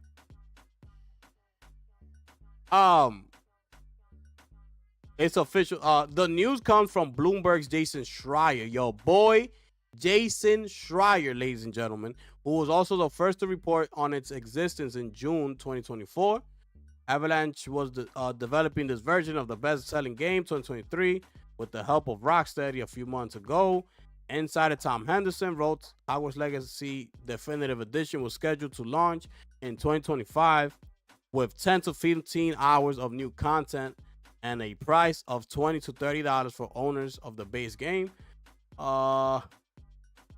This more or less lines up with Schreier's new report, which says it would have restored a cut storyline tied to one of the game's companions. However, Hogwarts Legacy Definitive Edition was canceled partly because Warner Brother Games was concerned, that the amount of new content will not be enough to justify the price. Ultimately, they must have thought it was simply not worth the effort instead of going for a lower price. There it is. It's a shame, especially since, look, that's what I be telling y'all. I be putting these articles, and I when I'm looking for stuff, I don't even read it. So that's why I be telling y'all. When I read most of these articles, I'm reading it for the first time with y'all, and I'm giving y'all my raw initial thoughts right here on the spot. I gotta think on the spot. This how I rock. Y'all rocking with the gifted one, ladies and gentlemen. My goodness. Anyways, right? We're gonna continue on here. Rocksteady will take the opportunity to fix or at least greatly reduce the awful stuttering that still plagues the game. I don't want to hear about that. The Bloomberg report also clarifies that the Hogwarts Legacy sequel is still in development. Yeah, we just read about that. All right, so that's it right there. That's our answer right here, people. They were concerned that the amount of new content will not be enough to justify the price. That's what it was. That's what it was. Because they're going to mess it up with either live service elements. I hope not, though. I loved Hogwarts Legacy. I wanted more of it. That's it right there, bro. Nah, they're not going to mess it up with live service. Well, if you're talking about the sequel, then I don't know. That's just us. We could have a conversation to see what we're thinking they're going to do. But hopefully they don't. And I think if we're just talking like what we're thinking they're gonna do, I think they're not gonna take that approach. They've seen how bad, Kill the Justice League did, right? For them. And a bunch of live service games that are failing. I want to say that they're smart enough to think that way and say, look at what's happening. Let's not take that approach. Let's look at the numbers. Let's look at the facts, right? Let's look at this sheet that we have in front of us, right? And this sheet, you know what this sheet is telling us right here? That 34 million people bought our game, right? So, these are facts. These are not opinions. Let's stick to this. Let's just grow the game. You know what they do for a sequel. You got to make the game bigger. All the things that come with sequels, right? And it's going to be a success. And then on top of that, don't make this mistake right here that you did. Canceling the definitive edition, which was going to come with more content. Don't do that for the next game. Come with it. People, you got 34 million people that bought that game. Come with more content. People are going to come back to the game. I'm telling you. That's 34 million people, bro. Like, they said that the game was going to be $20 to $30 for the people who owned it. And the content was going to be 10 to 15 hours of new content. I guarantee you that people would not have had a problem paying $20 for 10 to 15 hours worth of new content for that game. That's a lot of hours. I don't know about you, but some regular games, like perfect example, like Space Marine 2. The campaign for that game was like 8 hours long. And these people spent, $70, $80, $100 for the complete edition of that game. The campaign is only 8 hours long. You telling people to spend extra $20 for 10 to 15 hours more? That's a lot, bro. Like my brother, I'm tired, right? Would you not have done that? Spent the extra $20 to get an extra 10 to 15 hours worth of new content. Or even you, Molly, you wouldn't have done that? That's good enough for me.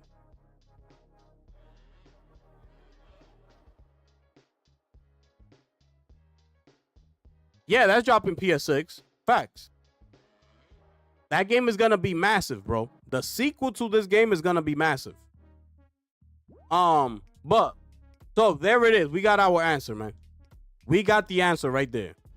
It was because of that. Now, did they get cold feet, or who knows what happened behind the scenes with these people? But we just gotta take it how it is, man. There it is. Oh,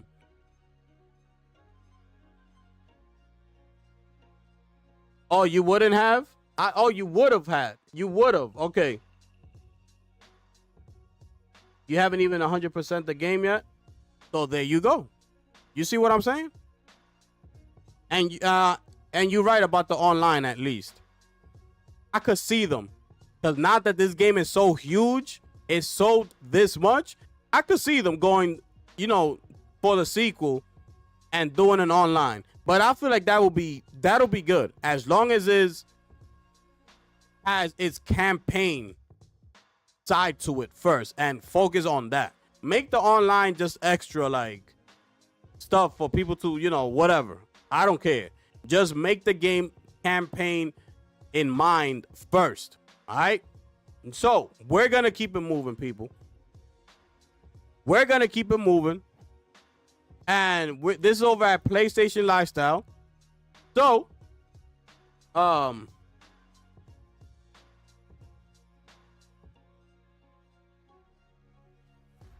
that game got a lot of content. Yeah, it is a lot of content, bro. I haven't even scratched the surface with that game, bro.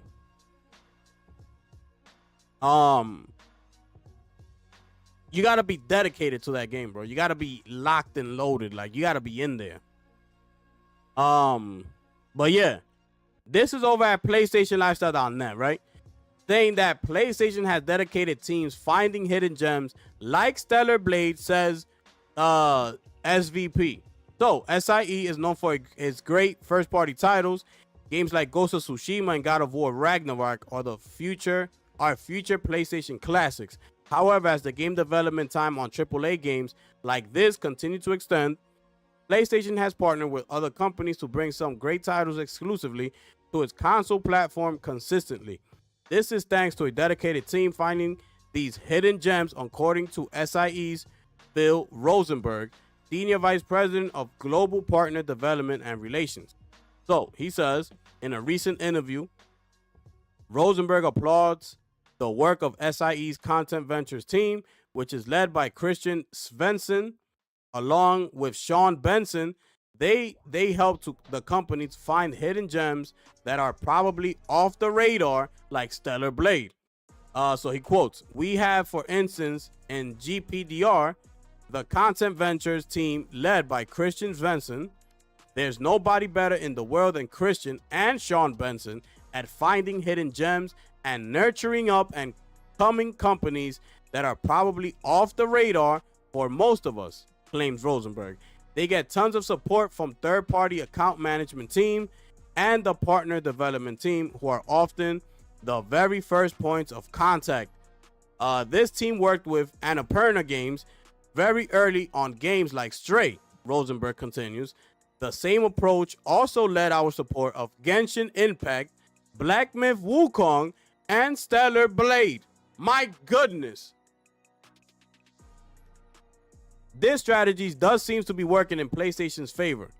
Stellar Blade was received well critically, garnering nominations at several year-end award events like the Game Awards. It also sold over 1 million copies within the first couple of months it was released. PlayStation continues to bring more interesting exclusives to its platforms this year, with Lost Soul aside. It is one of the more significant games to come out of Sony's China Hero project, and is set to release on May 30th for PS5 and PC. So there's that right there. So the thing that caught a lot of people's attention in this article, right, was this part right over here, right? He mentions, because he's mentioning Sony, partnering and working with these people that brought us Stray, Genshin Impact, and he mentions, Black Myth Wukong, which, was in the news a couple months ago, in the talks of Sony money hatting the game, working out some sort of exclusivity deal behind closed doors with Game Science, to not bring Black Myth over to Xbox. You know, that was the talk in town, right? So now what's gotten people's attention right now is the fact that this man has come out and mentioned Black Myth Wukong in those games that Sony has worked with to bring those games over to PlayStation. So, what do we have to say about this topic now that he mentions that, right? Me, I don't care. You understand? Now, I still don't believe that Sony had a deal in place with Game Science to bring this game exclusive to the PlayStation console. I do not think that deal is on the table, or it was on the table. I just feel like it's exactly what the developer said. You know, we're new at this. We're not gonna know how to, you know, port a game like this running on UE5 to run, you know, properly on a game on a Series S. Like, that's what they said, and that's what I'm believing, because it is true. This is their first ever big AAA game that Game Size has ever done. They're not professionals. They haven't been around the block. This is their first one. Their main focus was on delivering the best game they can possibly make. That was focus number one in their book. Forget about everything else. Focus on the game. Because if the game is not good, then everything else is not going to matter. We need to get to what's going to make that matter, and it's the game. So they focused on the game. They got everything in place. They got everything good. It's running on UE5. But mind you, reports came out during that time that PlayStation was working with them. Like, hello? Hello? This is a known fact. It's already out there. Just like it's a known fact that PlayStation is working very closely with Rockstar for GTA 6. It's already known. Those reports came out already. They're working with Rockstar. So now if something comes up later down the pipeline, don't act brand new and act like, oh, PlayStation was working with them this whole time? Since when? Since when? It's already known. This is what I'm trying to tell you. It's already known. So, PlayStation's job is not to go to Game Science and be like, oh, but you're not going to work on the Series S port? You're not going to work on the Xbox port? That's not their job. That's Phil Spencer's job. How about you get your ass, right? Take a flight over to China and have people stay with Game Science for the remainder of the time it takes Game Science to bring out this game. So they could try to bring this game out on your platform as well. Why don't you do that? You're just expecting other third-party developers to do that and care that much about your console, which people don't buy any games on anyway. That's what you're going to expect out of these third-party publishers? Sony is doing what they always do. This is not new for Sony. Going around looking for these little indie developers and working with them, you know, giving them resources, giving them extra money if they need it to make the game. Yeah, this is not new for Sony. It's been like this. So when I see this is nothing new to me.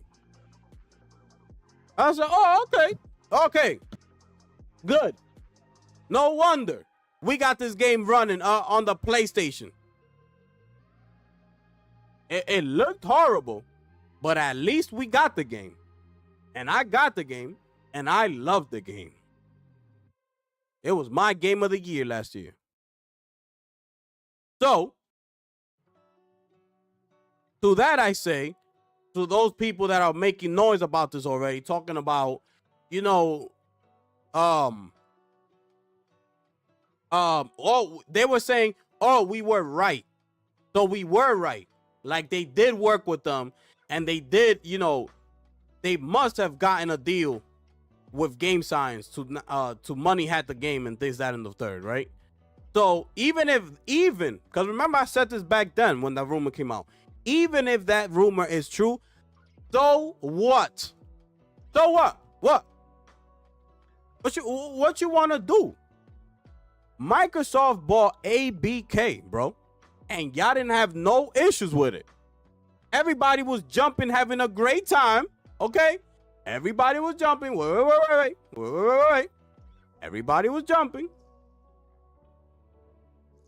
Everybody was jumping. Right. Everybody was celebrating, having a good time. Wait. Everybody was celebrating, having a great time, right? Where we at? Where we at? Okay. Let me see my volume. 85. All right. Everybody was jumping. Everybody was jumping.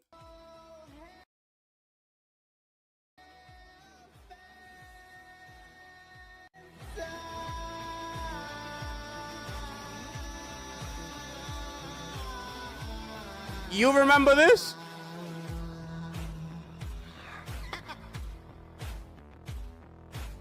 You remember this? Oh shit! It's over! The future is green!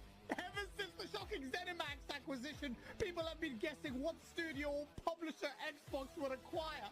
But Activision, I mean, anytime someone even dare mention it, we just thought they were insane! It's okay, Nick. We clearly live in the Twilight Zone. The game has changed forever. Don't you bloody dare think otherwise. Look at the bloody games now under the Xbox banner. Overwatch, Diablo, Call of Duty, World of Warcraft. What? I can't believe it's all over. What do we do now? What are you gonna do, PlayStation? You just lost half your multiplayer games.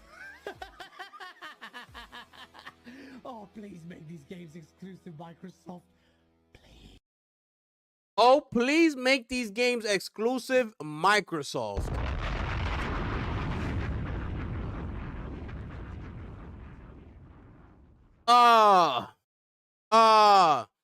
So you think I care?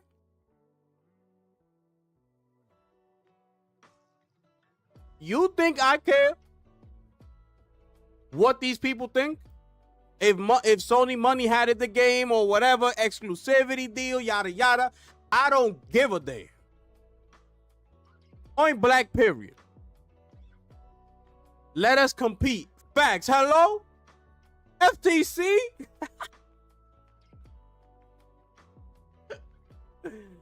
We need the deal. Oh my goodness. Shout out Sick, man. Shout out Sick, man. Absolute classic right there. We need the deal. Let us compete. My goodness. Yeah. Listen, that's all I got to say about this, man. I don't care if they money hack games. This is competition and this a business. Did you see how happy Gaz was when they purchased ABK? You see how happy he was? And did you hear what he said at the end?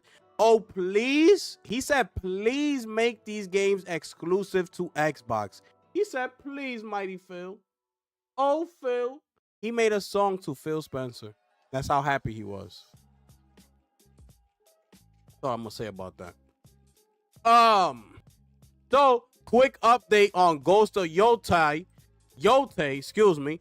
Here we go, people. Let me bring myself down real quick.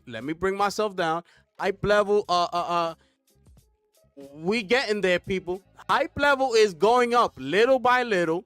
We getting there. So this is, if you go to the PlayStation Store right now, they've updated the Ghost of Yote page. This is what it looks like now. You got the leaves falling and things like that. Uh, um,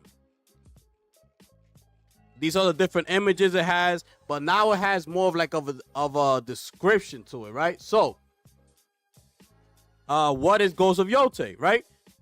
At the northern edge of Japan, a new warrior rises. In 1603, Atsu set out on a journey in the land surrounding Mount Yotai, an area filled with sprawling grassland, snowy tundras, and unexpected dangers. Ghost of Yote comes in PlayStation 2025. The legend continues. So this is 300 years after the events of Ghost of Tsushima. A new warrior, Atsu, rises from the ashes of her homestead. Filled with fury and determination, Atsu will hunt down those responsible for the death of her family and exact her revenge. Every odd job and bounty will provide the coin she needs for her journey, but how she fights, survives, and evolves the legend of the ghost will be up to you, ladies and gentlemen. Continues here. Where does Ghost of Yotai take place? People come north to disappear. Ghost of Yote takes place in the land surrounding Mount Yote, a towering peak at the edge of Japan's snowy northern region. In 1603, this area was outside the rule of Japan, a wild frontier filled with sprawling grassland, icy tundras, and unexpected dangers. Where can I play the Ghost of Yote? Featuring massive sight lines that let you look far across the environment, skies of twinkling stars and auras, and vegetation that sways believably, in the wind. Ghost of Yote has been built from the ground up. This is what I've been telling y'all. Built from the ground up for PlayStation 5 consoles with enhanced performance and visuals on the PlayStation 5 Pro. Finish him. It's like that, people. I told ya. Like, get Ghost of Tsushima. Don't get it out of your mind, but just use it as a stepping stone. That's all you need to do with Tsushima. That's all you need to do. Tsushima is a PlayStation 4 game, right? Cross-generational. They had to do the director's cut. But it's a PlayStation 4 game. And look how incredible that game looked. And look how incredible that game was. Now we're going next gen. Look at using all the features and the capabilities that the PlayStation 5 does have, right? The faster SSD, you know, the Tempest 3D audio, the haptics, the adaptive triggers, everything that comes along with it. 4K, PS5 Pro enhanced. Just think about it. So, and there's the mountain right there, Mount Yotai. But anyways, this is just a quick little update they did on the game's page, and it's crazy because I wanted to show y'all this that mountain. So this is where we're gonna be at, right, in the game. This is Mount Yote right here. Y'all see it? Mount Yote. This is Mount Yote right here. So look at it. When we look at Japan, right? Look at Mount Yote. Look how far up it is in Japan. It's all the way up here, bro. This is where we're going to be at in the map. Now, I don't know. Look at Sapporo. Shout out to Sapporo. Great beer. I don't know if we're just going to be in this area right here, right? I don't know. I don't know if we're going to be able to expand this all the way down here. I don't know if they're going to be able to bring it and use all of this map right here. I'm not sure, but this is where we're going to be at. Now, comparing it to Tsushima, right? Let's look at where Tsushima was at. Tsushima is right over here. Look at Tsushima right here. This is Tsushima. So if we look at the Tsushima map, it's pretty much like this, right? Because look here. This is Ghost of Tsushima, right? This is their map. You see how identical it looks? Is up and is from north to the south. This is the map of Tsushima, and this is the Iki Island. This was the expansion, right? But the original map was right here. We go back to it, to Tsushima. Look, it's north to south. That's all it was. So this is Tsushima, and look how far off it is from Mount Yote. Did I lose it? I sure did. Oh, it's up here, Mount Yote. So it's all the way up here. So this is where it's gonna be at. That's what I'm saying. If they're going by real maps, we might be able, they might give us this entirety up here to go by. Who knows? But it's crazy because look at the mountain right here, bro. Like, look at the mountain right here that's in the trailer that she's staring at. It's right here, bro. And that mountain goes all the way up. Like, is the video here? Like, bro, this dude was basically at the top of the mountain, bro. Look at where this guy is at. Look, he's at the top of the mountain, bro. Look at where he's at. That's Mount Yote right there, where he's at. Look at this. That's crazy, bro. I just wanted to show you that because it's crazy, because it's actually a real Mount Yote and, you know, a real Tsushima and all this, that, and the third. Like, I just wanted to show y'all this real quick. I thought it was fire. But look how high up he is, bro. Look at this. So, I'm hyped, bro. I'm excited. They're going to go hard, Lunchi. They're going to go hard, bro. I'm telling you. Sucker Punch, man, they know what they're doing, bro. Sucker Punch knows what they're doing. Don't come. That's why I'm telling everybody, don't compare Shadows to Tsushima. You're comparing a brand new game built for next generation consoles with a new engine and everything. Shadows has everything going for it because it's the newer thing, it's the newer technology. Everything is fresh and new. Comparing that to a 5-year-old game that was basically for the PlayStation 4, which was a last generation console, of course it's going to be better than it. You know, it's just Shadows has everything going for it as far as, you know, what we're basing these games off of, right? So we got, when this game comes out, then we come back to that question. Okay, now is it better than Yote? And I'll give you a real honest answer to that, you know? So, but anyways, I just wanted to show y'all that real quick. I thought it was fire because everything matches up, right? Like Tsushima, you match it up with the map of the game, and it's like basically the same. This is all it was, from north to south, and the real map was the same way. So, you know, Tsushima. Now we have Mount Yotai, which is up here in Japan. Who knows how much of the map they're gonna give us? We don't know. But yeah, I just thought that was fire to show y'all. But yeah, y'all get ready. I'm imagining the game is gonna come out in the summertime, bro.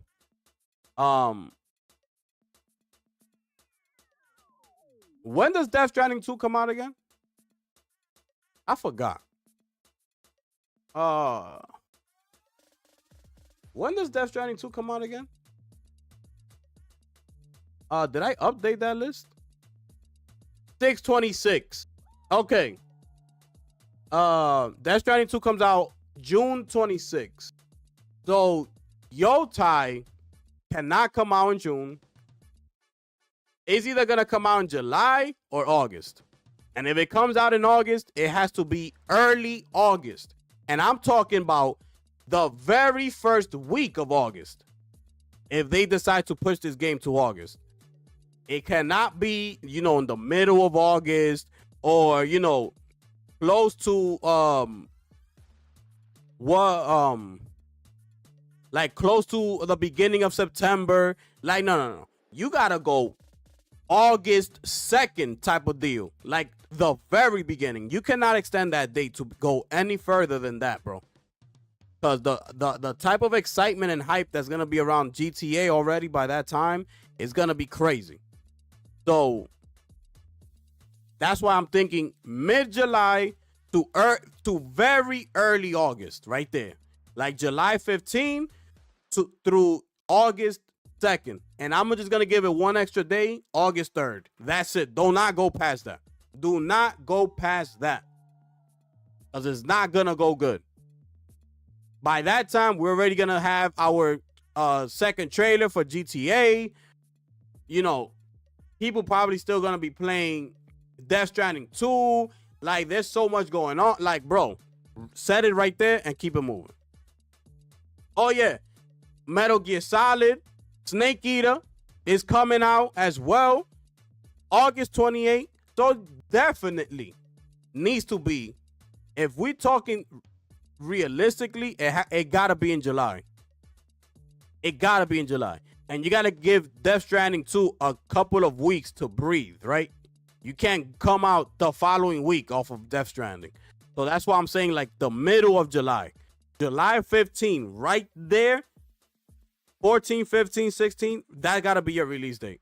Give Death Stranding 2 a couple, some breathing room. Let them get their shine. A lot of people gonna look forward to that game. They're gonna be playing it. A lot of people gonna buy it. Give it some breathing room. Come out in the middle of July and bring it. And bring it. All right? So, we're gonna keep it moving, people. We got just a little bit more topics here, and we good. I wanted to show y'all the new Mind's Eye trailer that they dropped, right? This is it right here. Okay, so this is the new trailer that they dropped. This is a story trailer, right? This game is coming out. Okay, June 10th. Okay. June 10th, this game is coming out. It's already up for pre-orders. And keep in mind, this is a new project from Leslie Benzies, which is the legendary producer for the Grand Theft Auto series, right? 3 through 5. So he played a key role in that, right? So keep that in mind, all right? Let me show y'all this trailer real quick. This game is gonna be crazy, bro. Let me know if y'all getting this game, bro. Let me know if y'all getting this game right here, man. In his research, Dr. Morrison identified a paradox. A moment where machine learning would evolve past our capabilities of control. He called the first sign of this Alpha.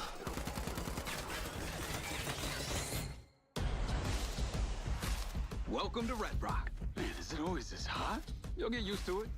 Sort of. Not really. Wow. Yeah, not bad, huh? The latest model. Interesting.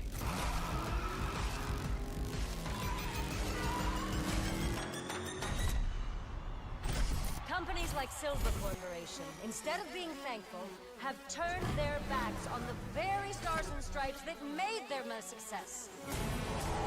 You still haven't given us clearance for launch. Give me access to the back-end system of my city bot, and then we'll talk. Today's a very special day. Well, it's not every day we get to test the existential potential of man with machine. This city loves me, Marco. I can spin this like I always do. I will not let them fucking stop me.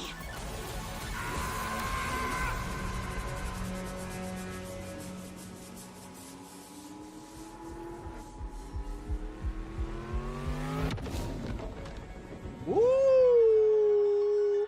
Y'all get ready. Y'all get ready. Y'all not getting that game? Like, bro. Leslie Benzies, he did an article a couple of days ago um, just like he did an interview and they were just asking him a lot of questions. It's just, bro, the way he spoke, like the way he speaks, is why I'm so excited about the game. You know, it's kind of like when you hear uh like Joseph, right, from Hazelight Studios with Split Fiction. He sounds passionate. He sounds even the owner of Team Asobi, Duce, the same way he speaks. He seems passionate. He seems like he's all in, right? Like he wants to create the best game possible. And when I saw that article and I read how Leslie was talking, he sounds the same way, bro. He sounds like he gets it. And obviously, we've seen from GTA 3 all the way to GTA 5. He played a key part into those games. So we know that he knows what he's talking about and he knows what he's doing when it comes to video games. But, just that reassurance that he's still on that path and he's still trying to develop great games, cinematic, having a great storyline to it, great gameplay. He was talking about great audio and, everything that he was saying in that article.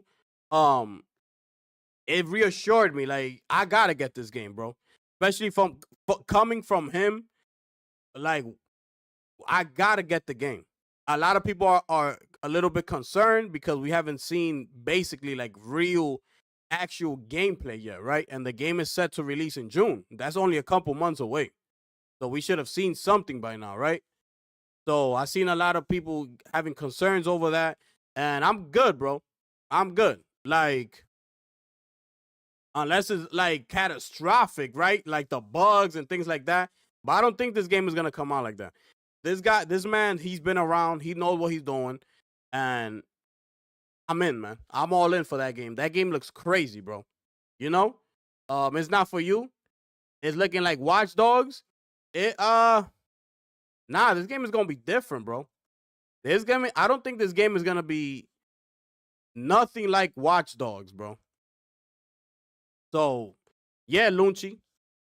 Yeah, man. Facts. Crazy, bro. Crazy work out here, man. But yeah, I just wanted to show y'all that updated trailer.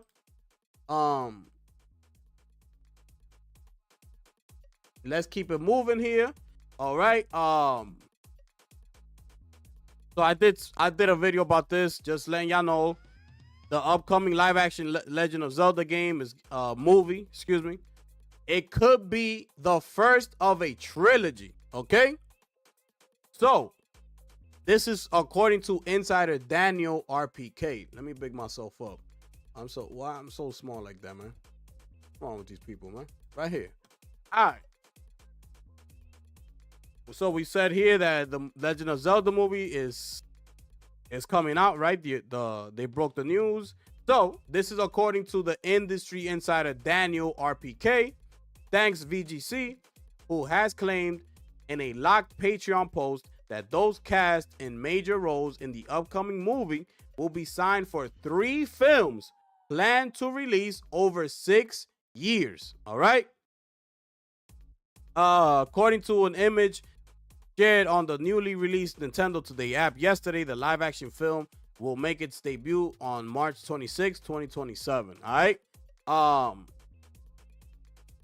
So a live action adaptation of the video game franchise, The Legend of Zelda, follows Link, a young warrior destined to protect the magical kingdom of Hyrule from the forces of darkness, writes the blurb on production list, which posts filming will begin this November in New Zealand and wrap up in April of 2026.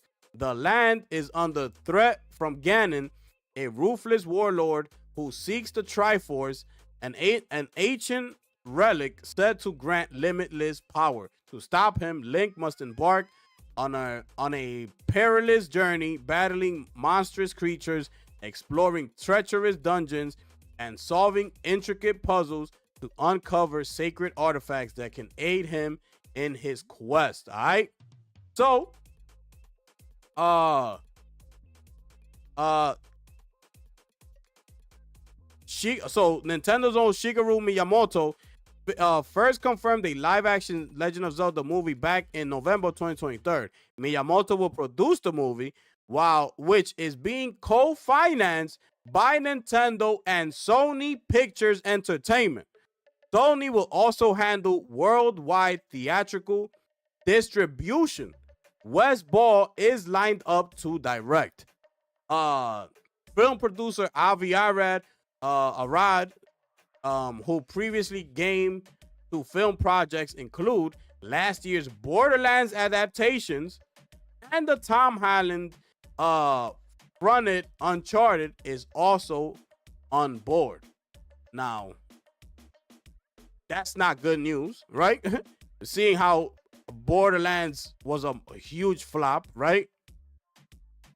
So, all right, so that's it right there. Everything else they talk about Super Mario and all that. So, the key thing here that this is looking like it's gonna be a trilogy, basically, you know. Now they're saying that it's gonna be 3 movies in 6 years. So that's every 2 years of new movies coming out. Now, movies usually take quite some time to develop and all that. This sounds kind of fast. So I don't know how much money they're pouring into this, what's going on. But 3 years, 3 films in 6 years and over 6 years. Let's see what they do. Y'all let me know how y'all feel about that one. Are y'all interested in a Zelda movie? Let me know. Let's keep it moving, people. What's this, man? So fans want dormant PlayStation IP rescued after the new Sony deals.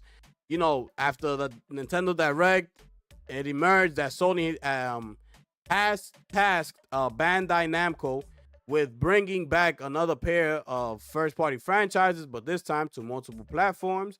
You know, people already talking, right? They brought out the Patapon 1 and 2 that's coming on the Switch. Everybody's Golf Hot Shots is coming to Switch. So this is an agreement they did with Bandai Namco to go out there and you know, license the game, right? They're not public, they're licensing the game. So Namco, please license, they say here, please license Tokyo Jungle from Sony and port it to modern platforms, begged one Reset Era user. Praying Soul Sacrifice is saved from the Vita, wrote another. Bring Puppeteer, and bring The Last Guy, read one response. And yes, Bloodborne came up too, in case you were wondering. So, you know, once this happened, you know, everybody's ears were raised, and now they want all these older franchises to make a comeback. This is great, bro. I like the fact that Sony's doing this. You know, with Bandai. Like, yeah, go ahead, like, do your thing, bro. These are franchises that are just sitting there, not doing anything. Go ahead, bro. Just, you know, people, a particular audience is looking for these type of games to make a comeback and things like that. Go ahead. Why not? I'm not mad at it.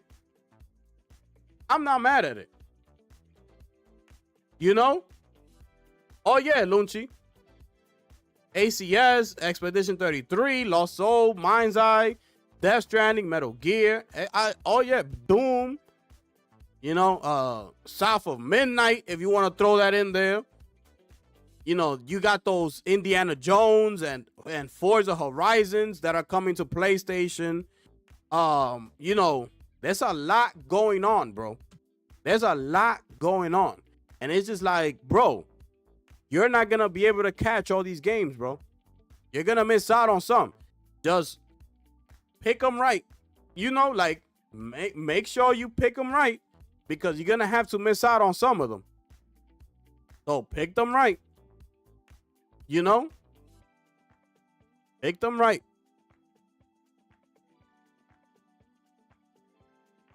Yes, Hotness.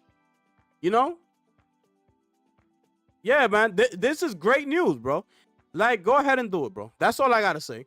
Go ahead, do your thing.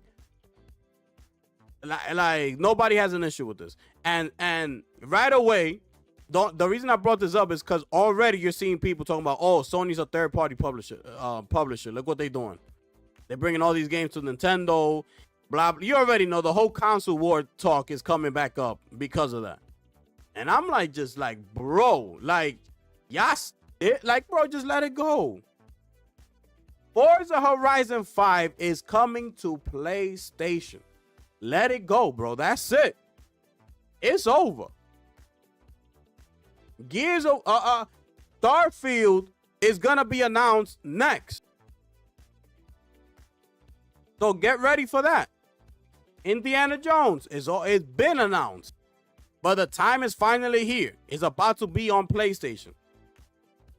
Next, Gears of War. Whenever that decides to come, is coming though. And last but not least, the grand finale is the next Halo game, which is gonna be, you know, the nail in the coffin.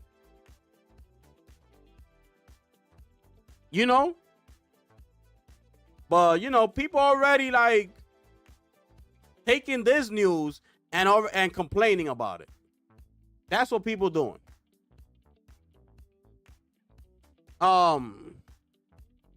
Yeah. They begged for old IPs and now they crying. Unbelievable. And real quick, Tekken 8 walks back on baffling Season 2 system change after players protest, right? So they were talking about here, where was it? Here it is, right? I think it's this.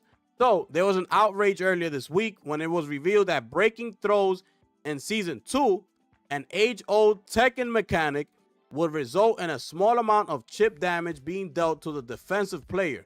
So basically, the game was set to punish those who actually had the timing and skill to negate an incoming attack. Players couldn't even begin to wrap their heads around why the devs would implement such a system level change. But thankfully, the decision is being walked back. So they, you know, as part of an early look at Season 2 patch notes on the official Tekken site, there's a section that reads, revised adjustments after community feedback, which goes on to say that chip damage on throw breaks would be excessive. However, it seems as though this readjustment may not be implemented alongside the big Season 2 update itself, which will have already been finalized ahead of its April 1st release. While these changes will be applied as soon as possible, there might be a slight delay following the release of version 2.0, the patch notes clarify. Still, it's good to know that the devs are listening, even though the anxiety surrounding Season 2 as a whole remains. So that's another thing, right? This is why I don't play competitively online, right? It's because of this. Because it's things like this that annoy me, right? Especially for those people who like play for real money and things like that. I could never do that. For me to do that, you will be having to sit next to me right here, couch co-op, me and you pick up the controller, and we're gonna fight right here. For me to actually put up money against somebody online, like I would never do that, because you just don't know. You know, you don't know what's going on the other side with the player you're going up against. You don't know what they're doing. So, and even the devs, when you take a look at this, as far as them implementing a system that's gonna basically fault you for being a great player. Think about that. That's something that these people had to protest against. You actually being nice at the game. You can't even do that anymore. They were basically saying to the player that sucks, oh, we're here for you. Like, don't worry. We're not gonna let him overpower you because he's better than you. Like, nah. We're gonna penalize him for blocking it on time and things like that. Like, that don't even make any sense. But it's crazy to me. Because these devs control whatever they want on their end. They decide which way they want the game to go, right? And I was gonna show you this video right here. This is So Illuminati, right? I'm not gonna show it though. I'm just gonna give you a quick recap. He was an NBA 2K gamer, right? From 2K15 and all that, 16. So if y'all came from that era like me, like you know how fun the game was back then. 2K15, 16, it was like, bro, there was nothing like NBA 2K during those years. 15, 16, 17, like bro, that era of 2K was ridiculous, bro. So when the game is like that and it's fun like that, you know, I saw it as, now looking back, you see it as 2K is getting in the door, right? They got to get themselves into the door. And they got to let the players be free. They get the content creators started making the game blow up. It got more and more popular as these content creators started making content online. Everybody made their own separate build. You know, I'm a power forward that does this. I'm the little point guard that could shoot from this or dribble like this. Like everybody had their own player and things like that. And basically, he's saying now that fast forward to today, the game has completely changed. And he showed a bunch of examples he showed footage from the old 2Ks and the new 2Ks. And you could see it clear as day, the difference. Are they controlling the game nowadays? Right?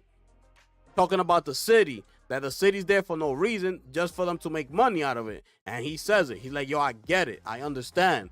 It's a business at the end of the day. You got to find a way to make money. Y'all seeing Fortnite making all this money. I get it. But so it's okay though. But you also taking away the player freedom. Like for us to make our players the way we want to make them, and you not having anything to do with it.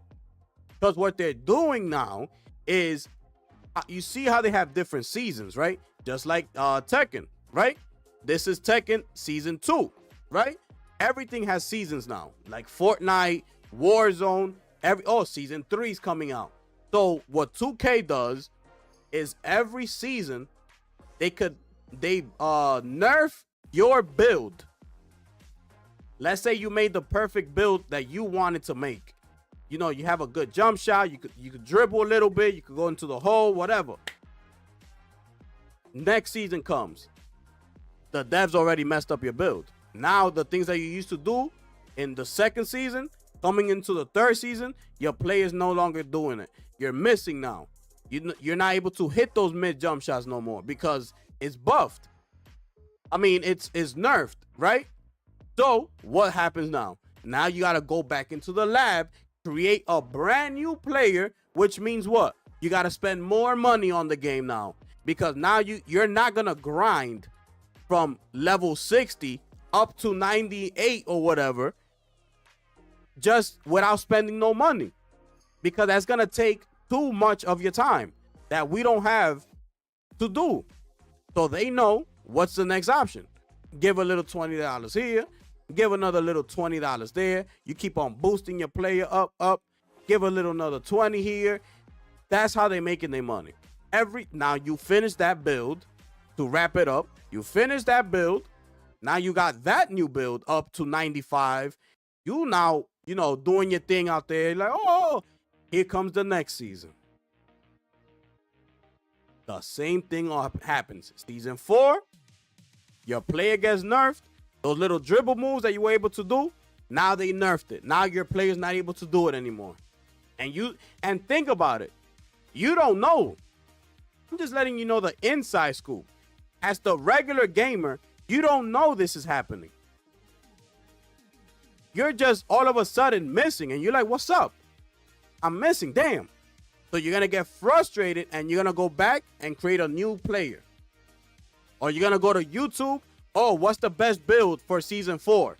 And you're going to see all these content creators. Oh, the best build for Season 4 is a point guard 6'2", 100 pounds, put him to jump shot like this, and you're gonna try to replicate that build them up, spend money to build them up, go out to the courts, play your games until the new season comes, and you're gonna spend more money and more money, more money, and then the following year, NBA 2K26 comes out, and it's the same thing over and over and over.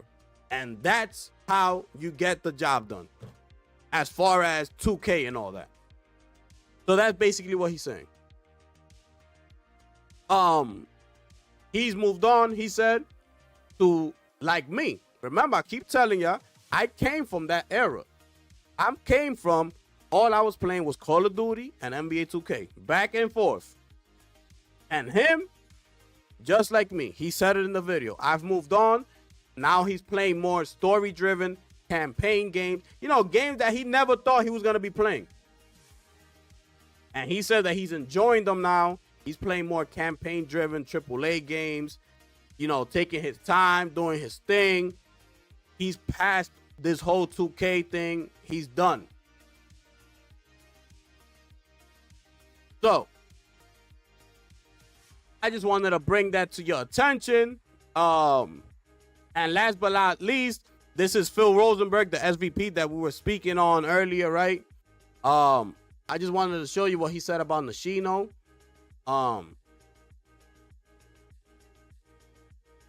So they asked him here, who is someone that has inspired you during your career, colleague or otherwise?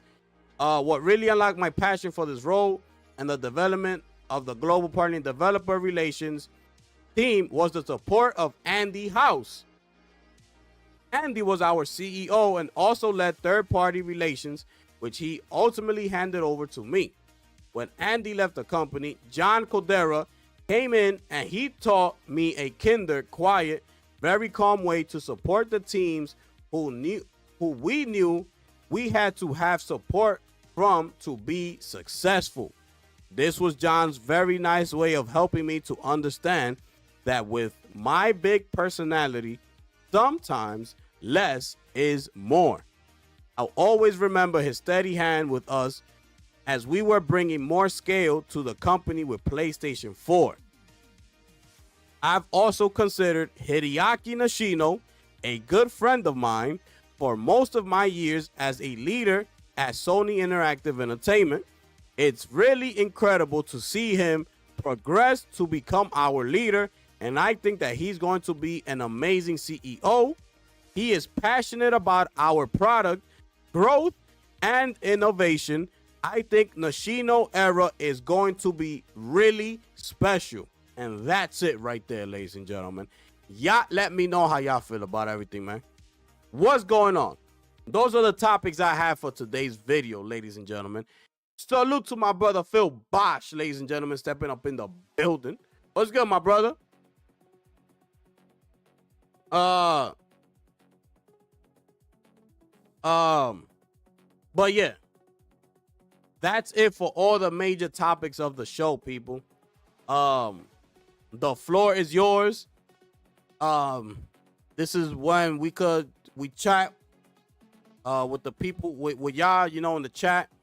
Questions, comments, concerns, let me know. It's your boy. Make sure y'all smash that like button as your way in here. Subscribe if you brand new. Share out the stream. Let everybody know where we at. We do have the memberships. It is pinned at the top of the chat, ladies and gentlemen. That is the main topic of the show, people. The floor is yours, ladies and gentlemen. Holla at your boy. What's going on, man? Holla at me. What's happening, bro? What's happening, man? Talk to me. A lot of topics we spoke on today, man. Damn. You understand what I'm saying? On a Sunday? Damn. Holla at me, man. Yo, John, my brother, what's up with you, man? Holla at me, bro. What's going on with you, John? Talk to me, man.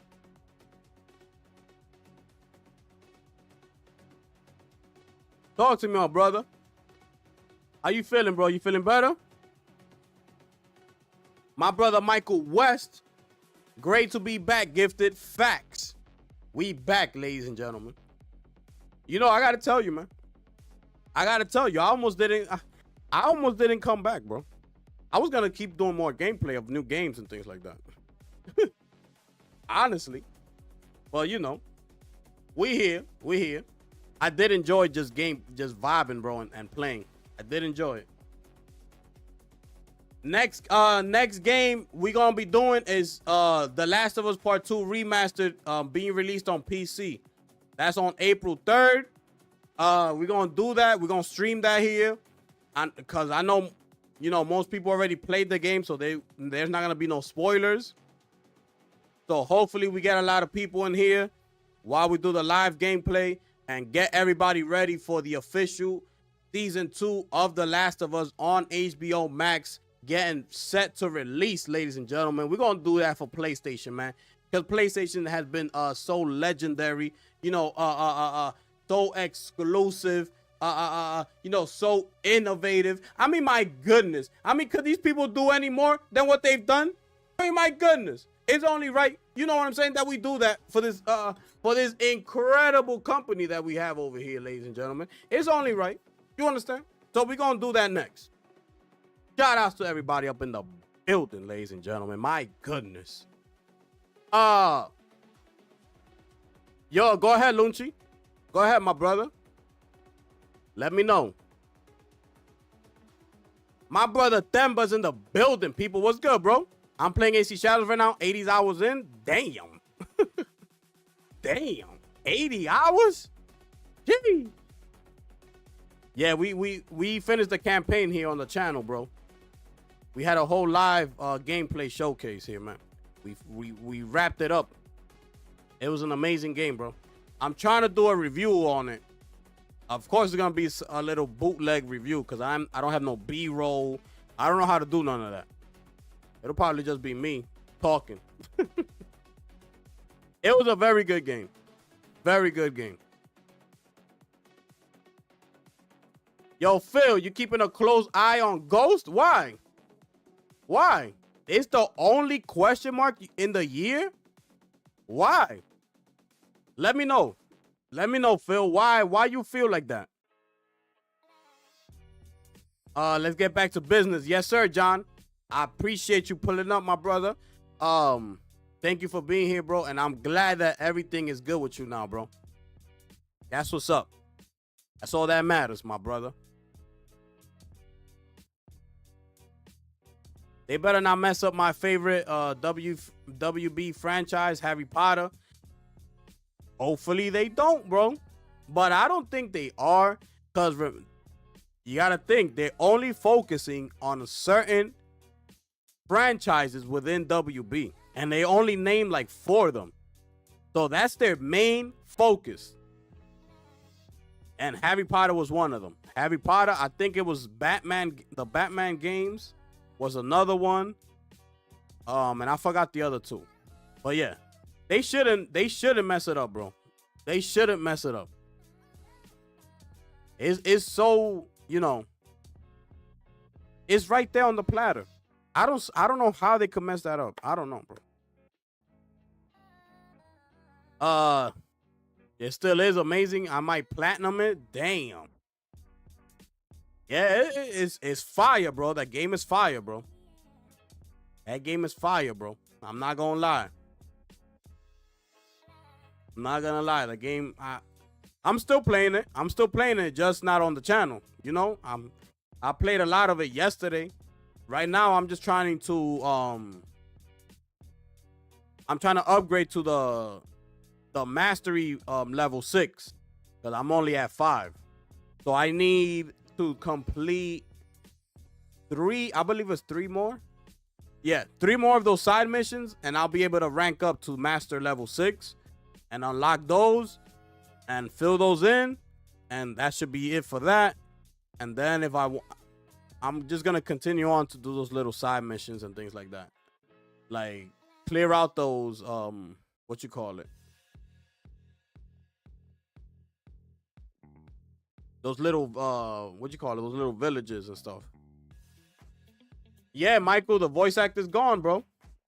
The voice actor's gone, bro. You know? Yes, sir. He's gone, bro. Sad but true. Now they getting back to Batman, bro. They gonna get back to Batman. They gonna get back to Batman. Yo, Phil, why you thinking like that about Ghost, bro? Talk to me, man. Why you thinking like that about Ghost? Talk to me, man.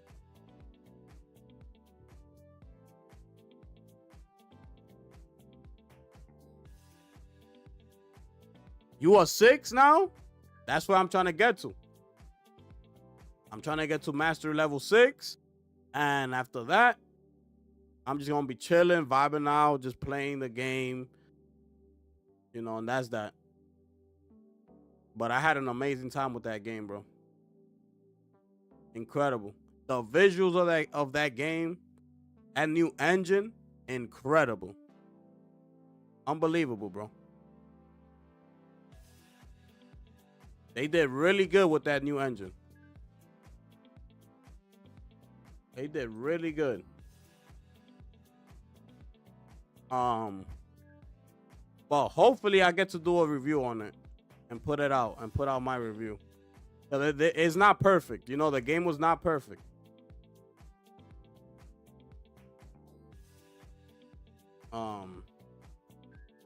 Yeah, the game was not perfect, bro.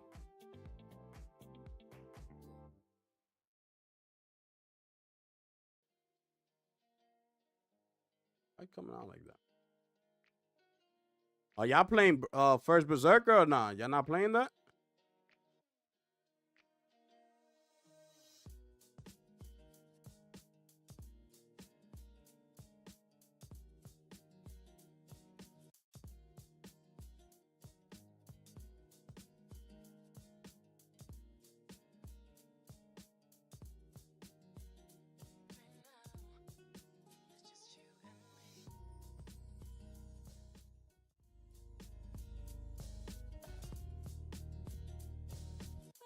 All right, we vibing right here, people. This is how we vibe over here in my channel, man. This is how we vibe. All right? I'm just not going to have y'all here just staring at me, man. Guys, some little, you know, gameplay going on. We chilling. We chilling right here, bro. We chilling right here, bro. Y'all let me know, man. What's going on out there, man?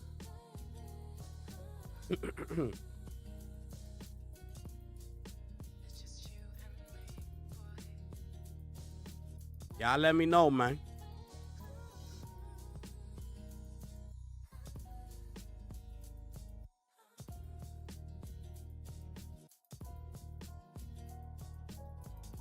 When they Ghost. Yo, John Wayne, I appreciate you, my brother. Thank you so much for pulling up, bro. Yes, sir. Ghost released in 2020, wasn't it? So it was right there when the PS5 was coming out.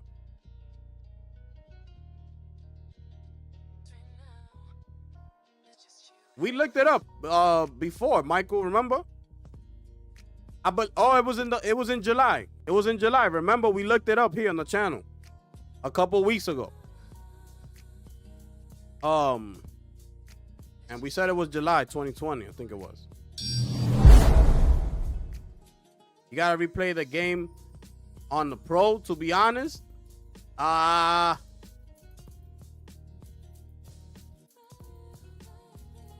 not sure if I want to.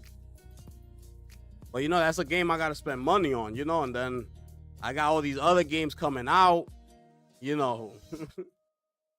It's going to be tough. I would love to do that, though. I would love to do that. And shout outs to Diana coming up in the building. You understand what I'm saying? Coming in here, dropping a firebomb up in here. My goodness. Finish him. She coming up in here locked and loaded, ladies and gentlemen. My goodness. I appreciate you dropping that firebomb up in here, man. Shout outs to you. Thank you so much. Appreciate that. Hope you're having a wonderful Sunday evening. Yes, people. Yes, yes, ladies and gentlemen. We in here. 60 frame gifted.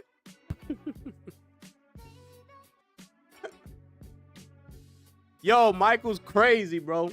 Michael's crazy. Oh, we got Mafia coming out. Bro. Mafia, the old country's coming out. Borderlands 4 is coming out. Metal Gear Solid 3 Snake Eater. Death Stranding 2. Ghost of Yote, Mind's Eye, Lost Soul Aside, GTA 6, bro,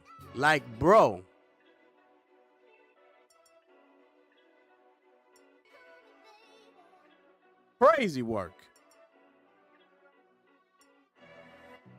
It's crazy work out here, man.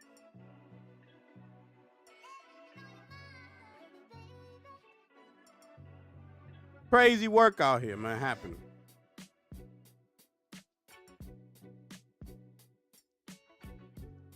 But yeah.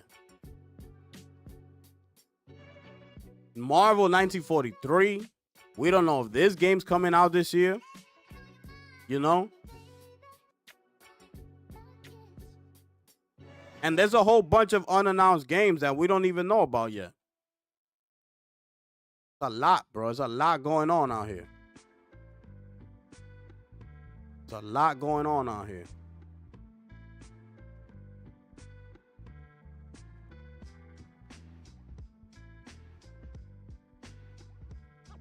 And we've already had Kingdom Come, Deliverance, Ghost of Assassin's Creed Shadows, Monster Hunter Wilds, Split Fiction. Like, bro, this year is stacked. Stacked.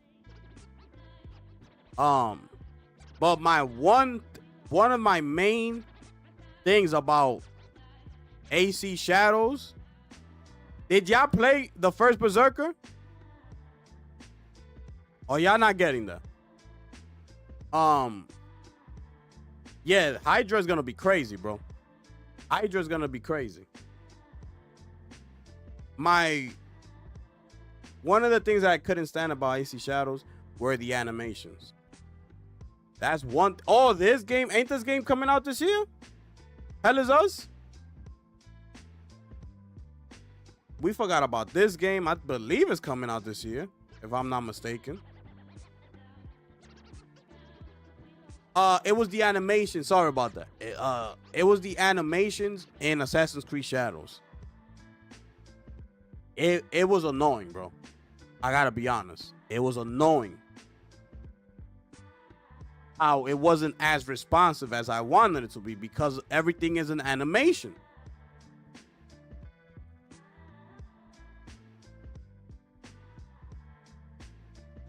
Like, it was really that annoying. Oh, so there you go. September. Hell is Us is another game that's coming out this year, bro. First Berserker, another game that came out this year. You getting Berserker next month? Okay.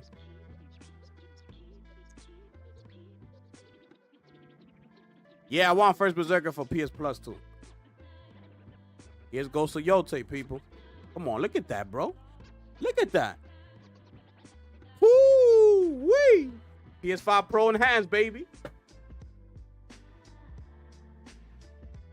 Lies of P DLC's coming out too. Exactly. Capcom already made a game called 1943. Did they?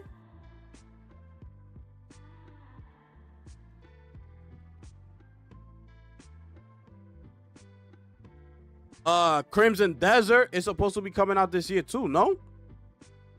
I believe it's coming out this year. It's so many games, bro. It's not even funny, bro. Come on, y'all thinking hard about Sucker Punch? Y'all thinking hard about Ghost of Yote? Look at it right there. Look at Mount Yote right there. That's fire, right?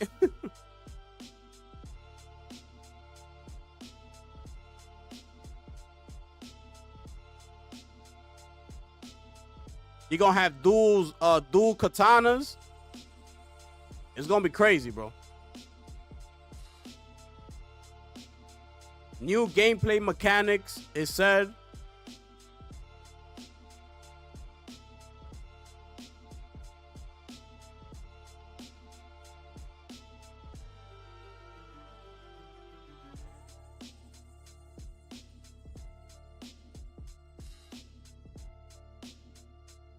There they are. You see? There's Mount Yote right there.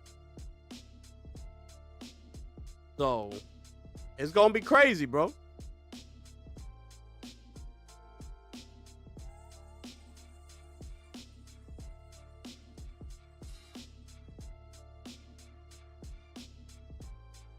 This game is coming out next year, I believe.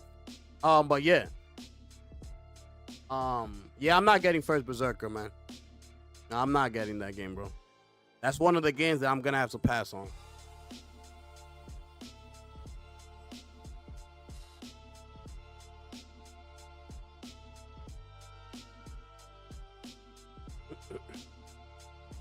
Oh, they lost Soul Aside. I thought this was Tides of Annihilation. Yeah, there's another one right here. Man, can't wait for this game right here. Can't wait for this game right here.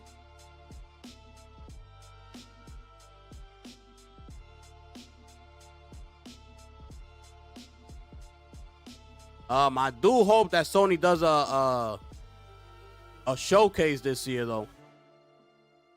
Honestly speaking, I do hope that they have a showcase.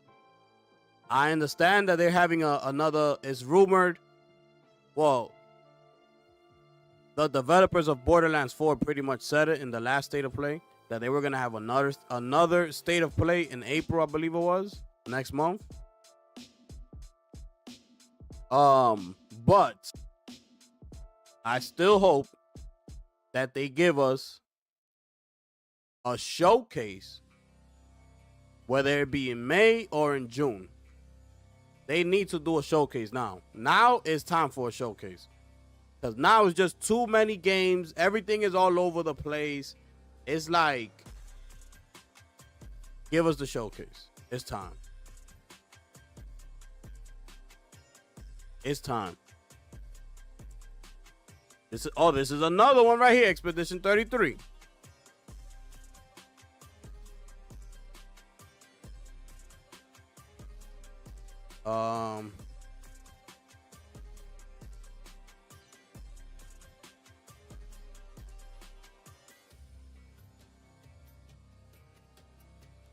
Let's see.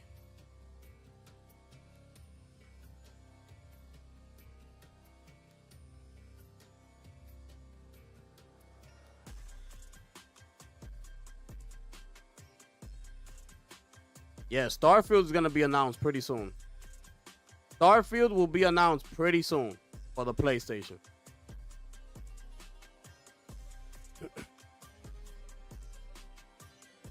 It's going to be announced pretty soon for PlayStation.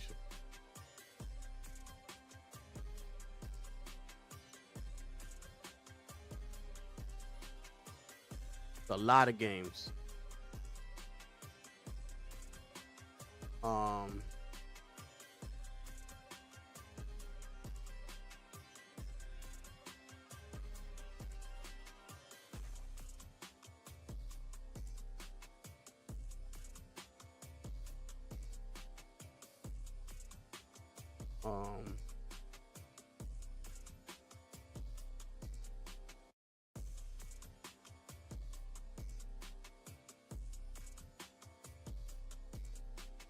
All right, hold on. Let's see.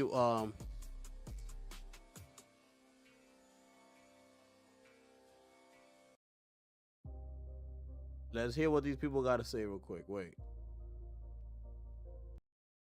Let's hear what these people got to say real quick, right? This is Gaz and your boy Colt Eastwood, people, right here. Nobody bought it. I want to tell you the only reason why the Xbox Series S and X stopped flying off the shelves, and it wasn't because of the pandemic. These effers from 2022 to most of 2024 had no games. No games. They had no effing games. Yep. They had nothing. 2022, they gave us Grounded and Pentiment. That was it. 2023, they made us wait all year. They put out Hi-Fi Rush, was awesome. Nobody bought it. And then they waited and waited and waited to put out the worst Forza Motorsport and Starfield, which is amazing, but that was at the end of the year. And then 2024, they gave us Hellblade, and then he made us wait another 6 to 9 months. It drove me ape shiz while I continued to podcast every week and make videos, and I tried to find out what I could be excited about.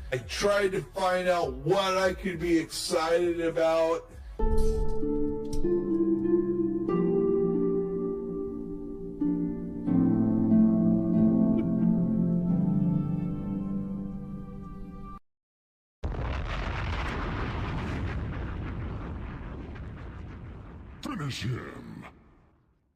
Shout out Lunchi. I want to tell you the only reason. Shout out Lunchi, man. Yo, that's ridiculous, bro. Wasn't they lying then all this time about? Bro, they all lie about Xbox. That's the whole thing about it. That they all lie about Xbox. There's nothing exciting to speak about when you're talking about Xbox. There's nothing to be excited about.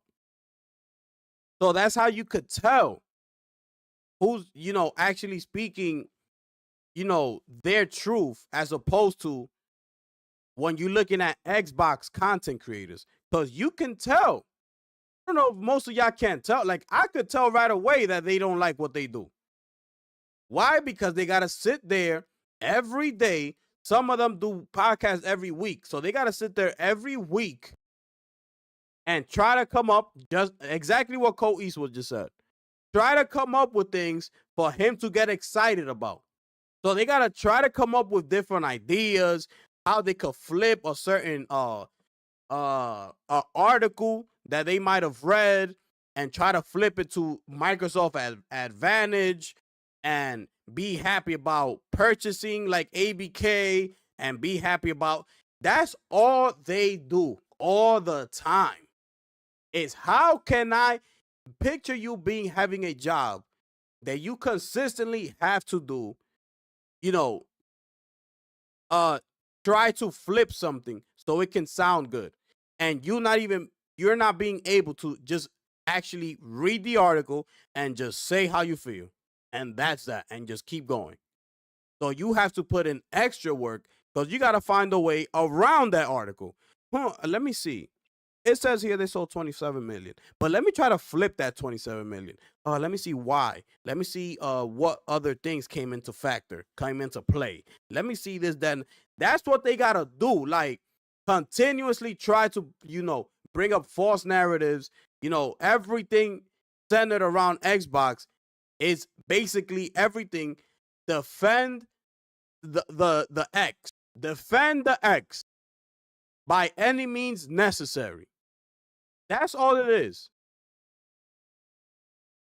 And now you can see how he truly feels. And that's how he feels right there. What you seeing right there, that's how all of them feel every time they turn off the camera. When they turn it off, they're like, this is what they do every time they hit the camera, end stream. All right, end it, done, turn it off. Goodness.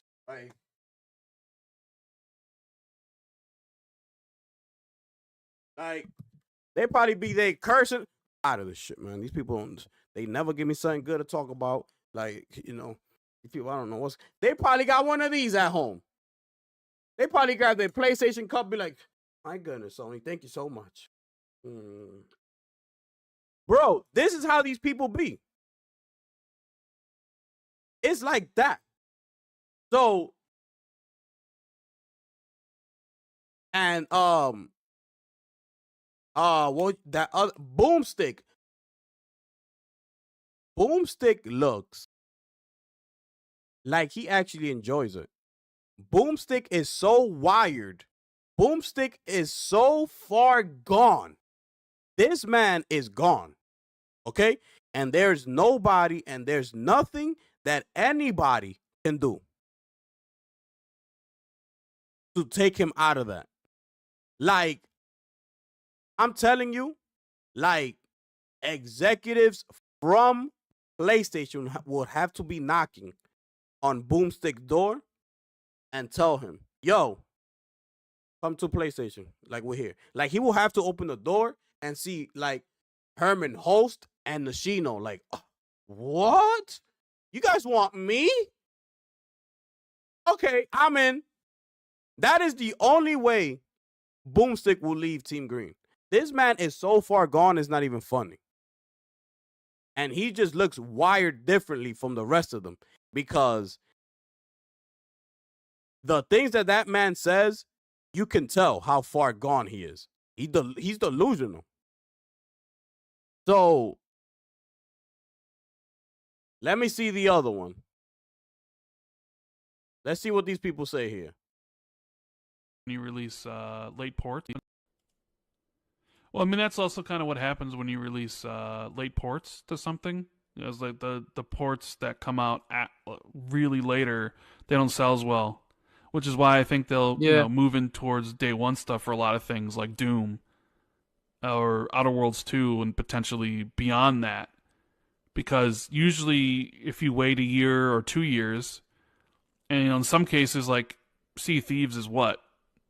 That was 5 years? But Sea of Thieves, I think, is such a unique thing that it kind of... I think it's like...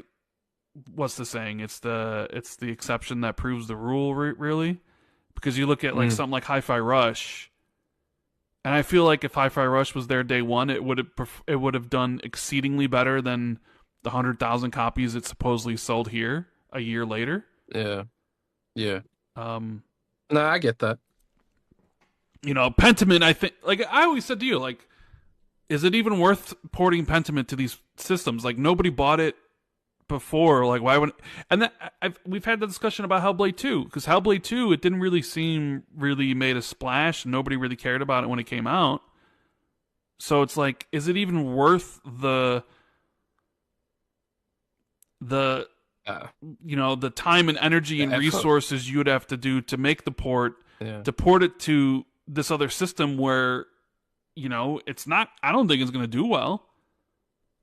Is it worth? I think like that's what do you remember I wrote in my article about the exclusives. I said any exclusives that Xbox has moving forward will be incidental. Right. On the basis of, you know, like with Hellblade, for example, is it even worth bothering doing the port? Or should they just move on to the next thing? You know? I don't know, but then to say, like is it going to be worth porting South of Midnight? Is it going to be worth porting South of Midnight, or you know, is it going to be worth porting Avowed? I don't know. Or Towerborn. Towerborn's second party, but I just mean like these smaller kind of games that they're coming later. They're going to be competing with things like Grand Theft Auto.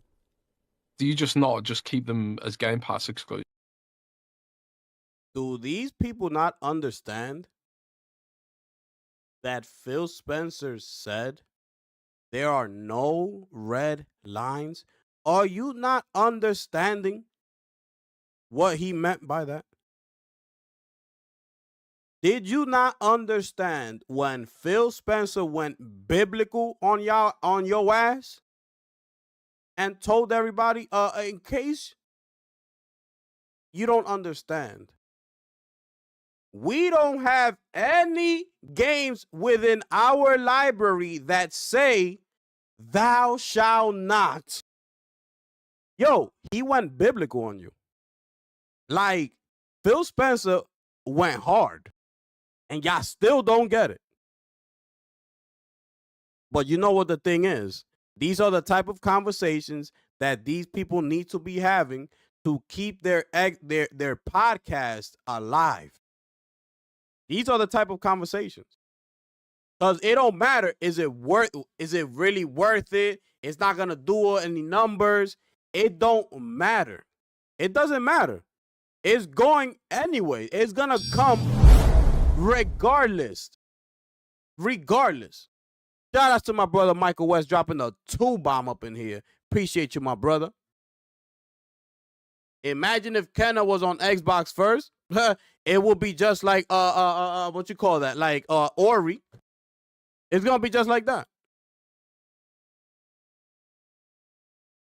No hype, no type of promotion.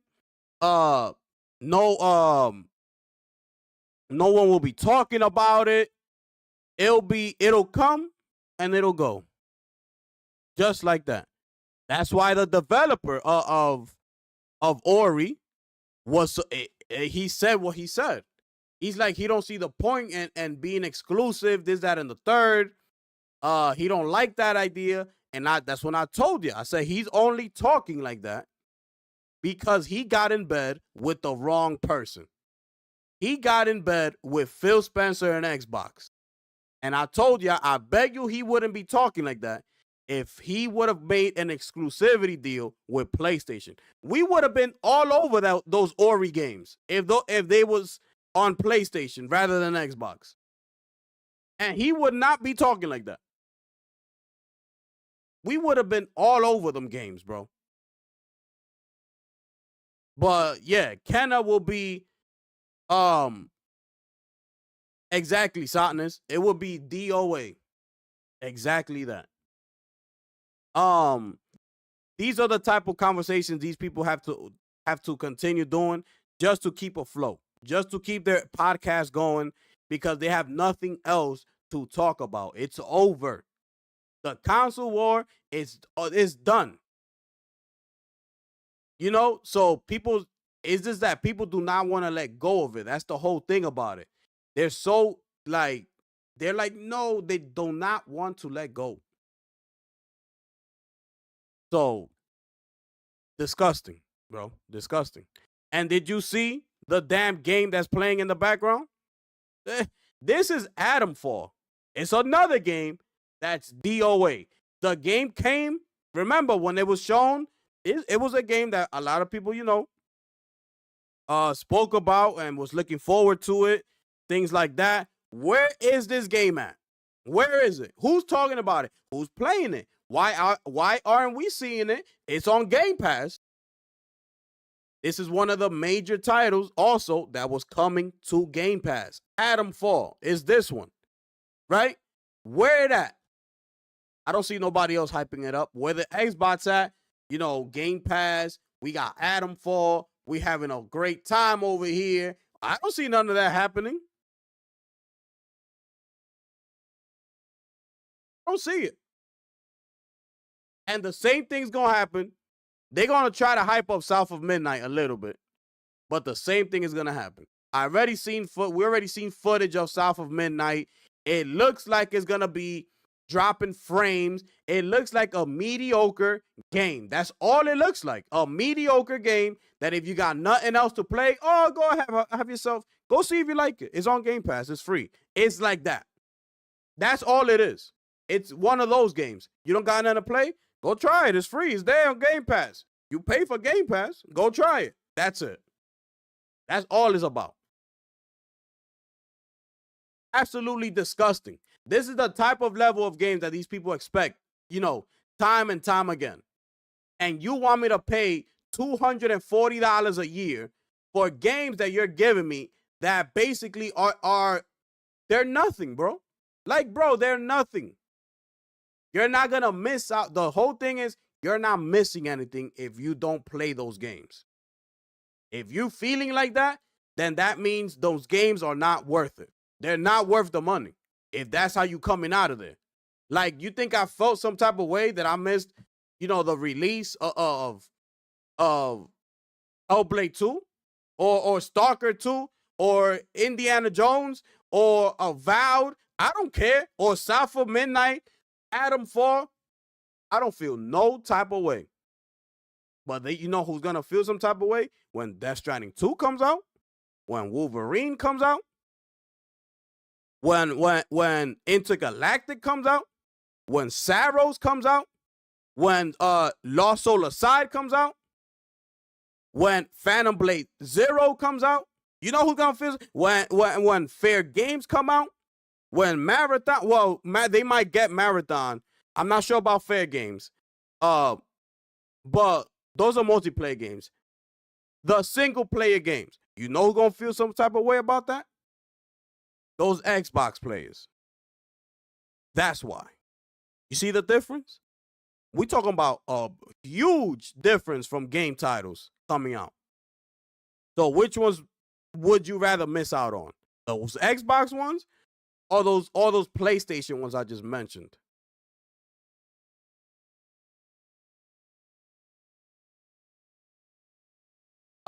Adam Far is one of those detective type of games. You gotta, again, one of those Xbox type of games. You gotta look around. You gotta walk around. It's a big open space. You gotta be a detective. You gotta go see what's over here. Go pick up a set of peanuts that you might find on the floor. You could pick that up. You go pick up this flashlight. You might see bandages that you can pick up. A cup. Those type of games. It's those type of games.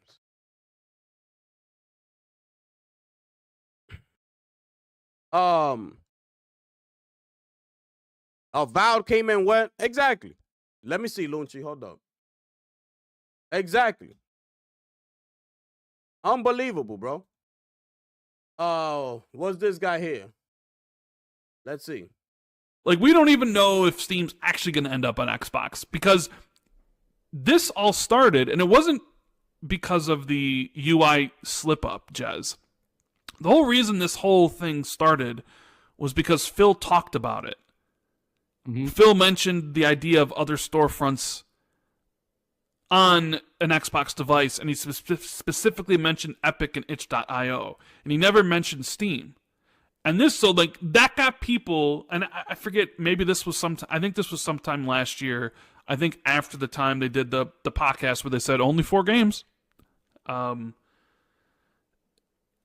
So that got people's imaginations running wild. Like, oh, well, you know, what if Steam came to Xbox? Because PlayStation put their games on Steam, and look at all these games that don't come to Xbox, but you'd be able to play them on Steam. Like, that's perfect.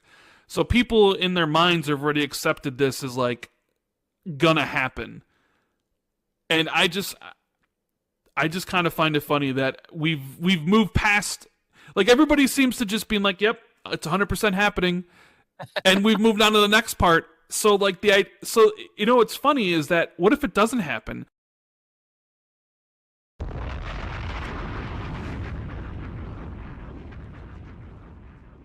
Finish him. Thank you. There you go. Now we talking. Okay, now you're talking some sense. Now, finally, you talking some sense. Here we are. And that's exactly right. You know, people already moved past, like, exactly what he said. People already have in mind that that's a done deal.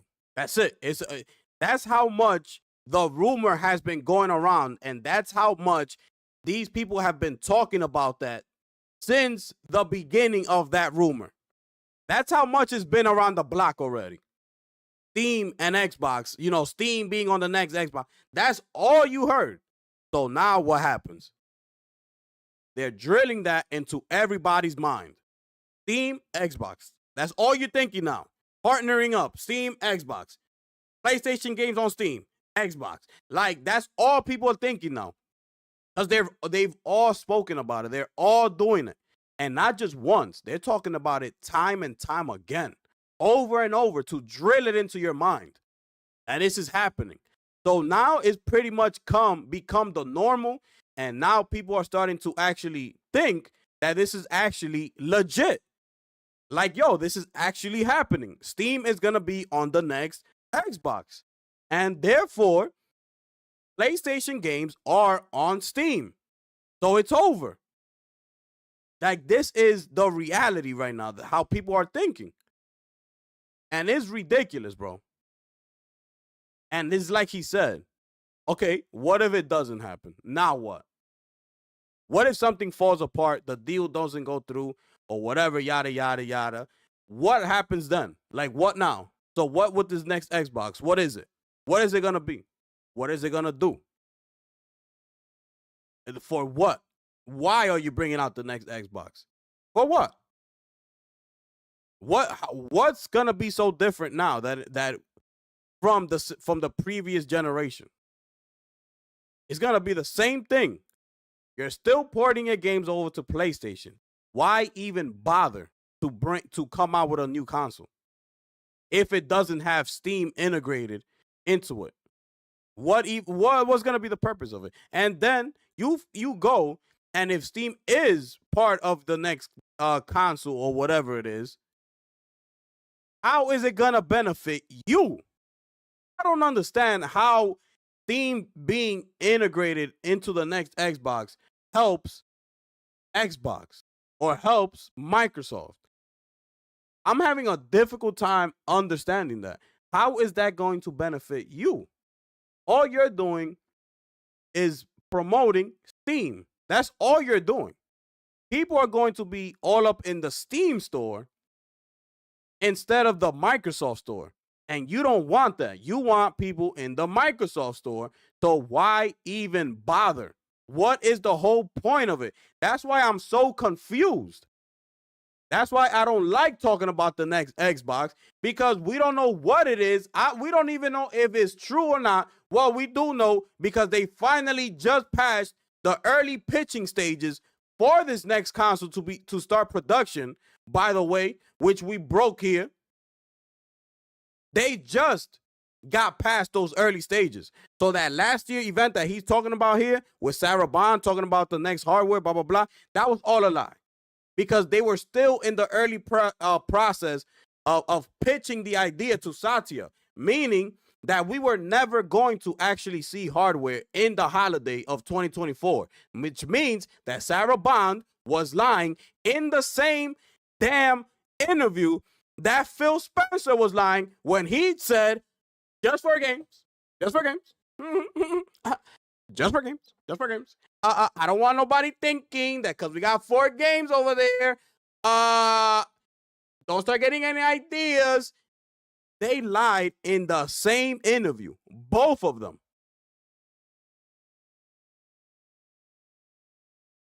So either way they put is unbelievable. And then on top of that, there are contracts set in place. On top of everything, right? On top of everything, if they get approved for Steam and they go ahead and do it, blah, blah, blah, whatever, right? Whatever. Okay. Now you got to get past the contract, the contractual agreements that these people have in place. They got to get past that. You think that's easy? They got to get lawyers involved. When it's time to get lawyers, yeah. Get ready, because it's going to be a long night. So PlayStation's going to have to come in here and put a stop to that immediately. They're going to be like, oh, no. We did not agree for you to be making these extra what you call it, co-development with another company hardware and put your Steam OS within their thing and do this. That's not in the agreement. So they're going to have to come back into the lab and rework the contract that's in place. They're not just going to allow PlayStation games to be ran in this new hardware that Xbox creates because it has Steam in it. It's not going to work like that. I'm sorry to break it to you. It's just not going to happen. You putting PlayStation games on a whole other set of hardware devices, and it's not benefiting PlayStation. Like, there needs to be a new agreement set in place in order for that to happen. Because now you're going to ask for more money. The contract that's set in place now is old. You're bringing in a new player. Oh, you want to bring in a new player? Well, guess what? We need more money. And we're talking about a lot of more money, not a little bit. So that's also another hurdle that they got to come across. So it's not as easy as all these people are making it sound to you, that, oh, Steam, and if Steam is there, then that's it, like it's over. Like, no, it's not that easy. Nothing works without contracts. in business. Everything in business revolves contracts, agreements. You know what I'm saying? That's it. It doesn't just happen like boom. Like if Nintendo wakes up one day, wants to work with Steam, bring PlayStation games to Nintendo. It don't work like that. Like I don't understand how people just think like this could just happen with a snap of a finger and all of a sudden it's there. Like it don't work like that, bro. It don't work like that. There are contracts, lawyers in the real world, not in your fantasy world that you have in your brain. Xbox, Steam, we're gonna get PlayStation games over here. We won in your little fantasy world that you're living in. This is real life outside of this. It's the real world where the big boys make the big bucks. Head of SIE, Nashino, Totoki, Satya and all of these people gotta talk. It's not down here where all the fanboying is going on and things like that. These little podcasts that your boy Bootleg Jez over here, his disgusting ass articles that he be typing up for Microsoft, straight trash. It ain't none of that. It ain't none of that.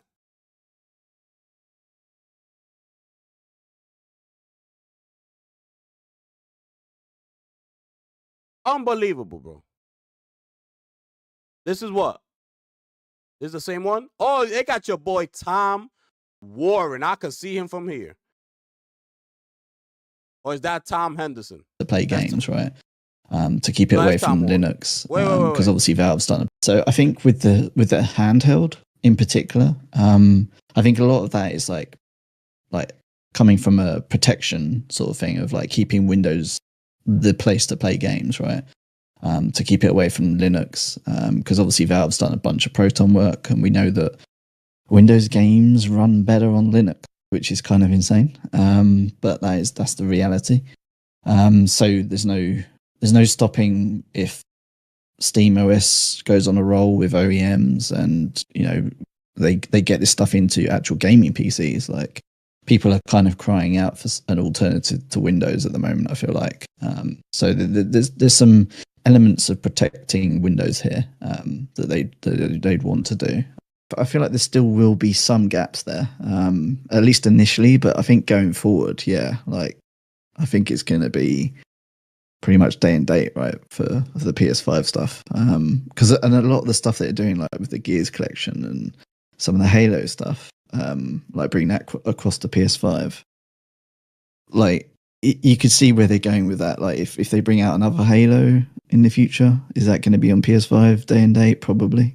So it just gets people used to it. It gets them used to the fact that these big franchises are going across. Like Forza's obviously gone across. So Gears is next. And then Halo will follow at some point. So yeah, and then I just think that, but there's no like, this is happening then, and this is the crossover point, and that means that every game's will be day and date after this date. It's like it's not as fine cut as that. I think there's still some room. So right, yeah. But for me, I think the turning point. There's been a few turning points. Obviously, Forza was one of them. Gears will be in Halo, but also Starfield. Like when that goes, like that'll be an interesting one as well to see how people react to it. But I think by that point, people would just be so used to it, it won't be as crazy as it once sounded.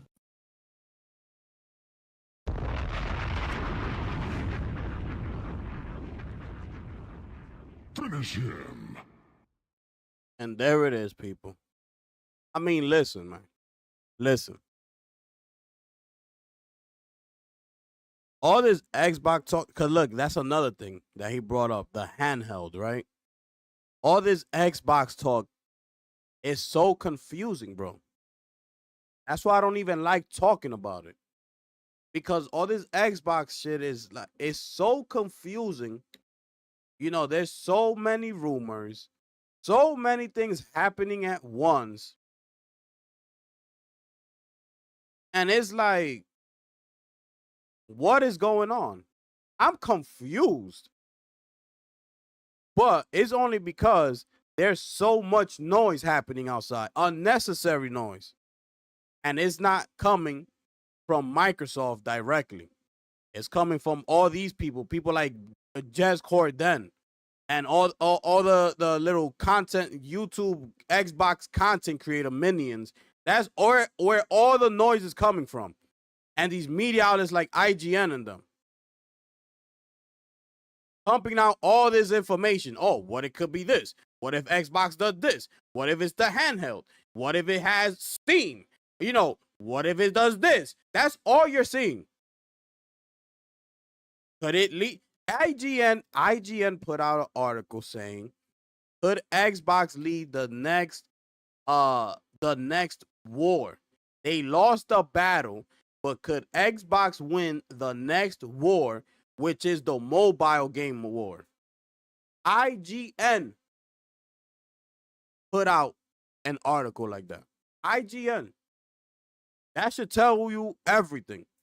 Like, how are we coming from console warring, this, that, and the third, to mobile? Who in their right mind is thinking about mobile gaming?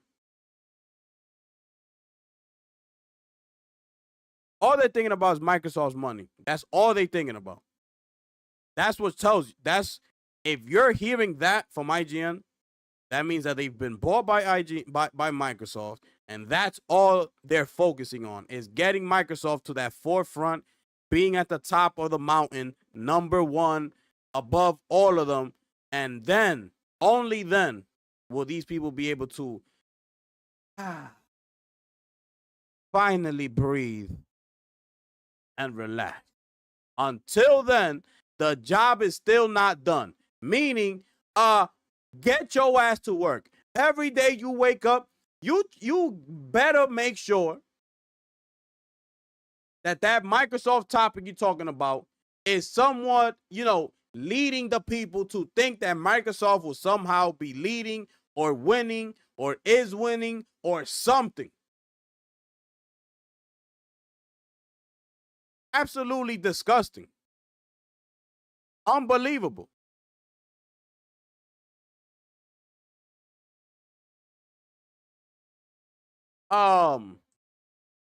Day and date, everything is coming.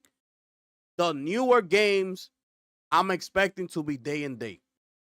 I don't even know what's the next, and this is also coming from a company which is Microsoft, which is said to be, the most of what you call it, communicative company there is. They're always out there putting the information to its fan base, letting everybody know what's happening, blah, blah, blah, yada, yada, yada. And yet, everybody's confused. I don't understand that. They're always putting out showcases. They communicate with their fans. They let everybody know. They're not in the air like PlayStation fans are. PlayStation fans are usually in the air. They don't know what's going on. There's no showcases. We want to see a showcase. This, that, and the third. Next thing you know, we know what PlayStation is doing. We know what PlayStation has brought us. What the next games are gonna come out. Yeah, we don't have a Yote release date yet, but we're gonna get that really soon. But as far as what games are coming out, what time frame they're coming out, we have that information. You look at Xbox, I don't know what's going on. Where's State of Decay 3? We don't know. Fable, we don't know. Halo, we don't know. The next Forza game, we don't know. What else we got here? Perfect Dark, we don't know. Okay, we recently heard that they did some firings up in that studio, so we don't know how long the Perfect Dark game is gonna be delayed to, because they just recently hired new people to come in there. Plus, now recently we've been told that they did some recent firings up there, so we don't know what's going on with Perfect Dark, State of Decay 3, the next Halo, Gears of War E-Day, what's the other one I mentioned? The next Forza game, did I mention Fable already? Fable, we don't know. Visions of Mana. I believe it. No, what was the name of that game? I forgot the name of that game. Not Visions of Mana. Something with Mana. That it was announced so long ago, and the game is still not out. We still don't know anything that's happening with that game. I can't remember the name right now. Elder Scrolls 6. We don't know when that coming. We don't know what's happening with that. There are so many unanswered questions. But yet Xbox is the one that always communicates. They're the ones showing us showcases. Even though with games that have no business being in those showcases, they're still being shown. Yeah, as CGI trailers, but they're still being shown. That's how people see it. Oh, it's a CGI, but still, I saw it. So what? I saw it. Yeah, but there was no gameplay trailer. There was no release date. There was no release window. Nothing. It was just a CGI trailer. That's all you saw. Duh, we knew there was going to be a new Gears of War. Duh. What you thought? Xbox don't have nothing better to do. What you thought was going to happen? They was going to come out here and bring you a fresh new game that they came up with, out of nowhere. So all of a sudden, these people are going to start creating great games, a new set of IPs. You thought that's what's going to happen here? Newsflash, I don't think so. So what you think is going to happen? They got to continue on with what they're known for. A new Forza, a new Halo, a new Gears, a new State of Decay. We got Perfect Dark. That's already an established franchise. A new Fable. What else we said? A new Skyrim. A new. That's all it is. That's all it is.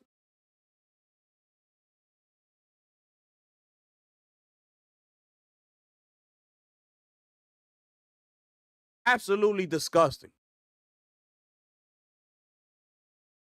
And they still think, so by the time those games come out, you still think that they're going to have timed exclusivity to Xbox before putting it on PlayStation? Like, who thinks like that? Who thinks like that? The only reason these other games that just came out, like Indiana and stuff, those deals were already put in place.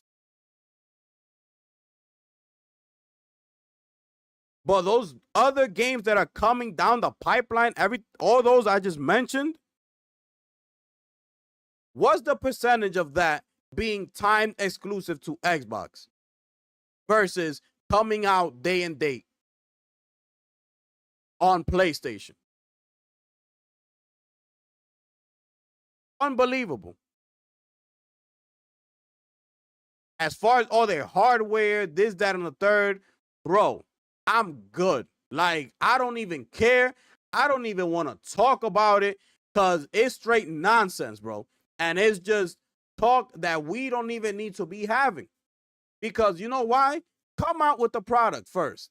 How about, or Microsoft yourself, how about you come out and set the record straight and let us know exactly what it is, and then we will talk about it. All this is rumors from a bunch of people I don't give two what's about. Rumors. Oh, what if? That's all we playing here. The what if game. What if? Like, no. Come out with an official statement and say what it is. Okay, it's going to be a hybrid. Blah, blah, blah. Oh, it's going to be a handheld. Or this. What's it going to have? Is it Steam in it or not? What is it? You come out and say it yourself. I'm tired of these people. These people get on my damn nerve with these dumbass podcasts and bum-ass questions they be asking them. Bum-ass theories, what ifs, this, that. Like, bro, get up out of here with all that. Get up out of here with that, bro. Nobody want to hear that. Do people sit here and actually these people be having hours long podcasts talking about all that? Like, how do people sit here and talk about all that and listen to all that? be thinking like, what? Like, you dead ass sitting here just listening to these people? Talking about a bunch of what ifs. You know why? It's because it feeds your brain. The people that listen to that, that's what shows you. They just want to be fed information that they want to hear. And it makes them feel good. Like, what if? Could you imagine Steam on the next? Oh my! Let's go to Twitter. Let's go. The next Xbox is gonna have Steam. Ha ha ha ha ha. That's all it is. Instead of doing trying to do something better with yourself, it's absolutely disgusting.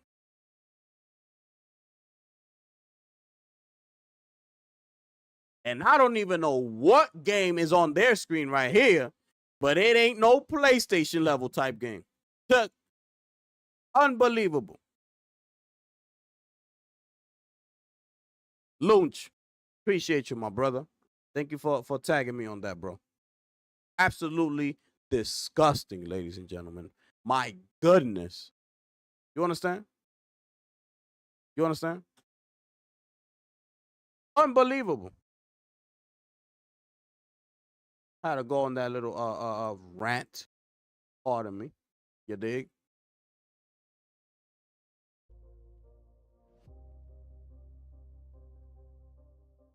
Crazy. Yo, it's crazy, bro.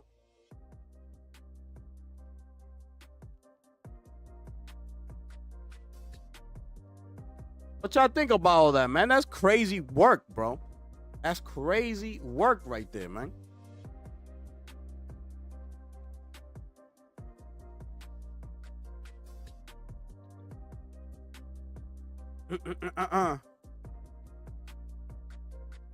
They're their own worst enemy. Facts. Yup. Yup.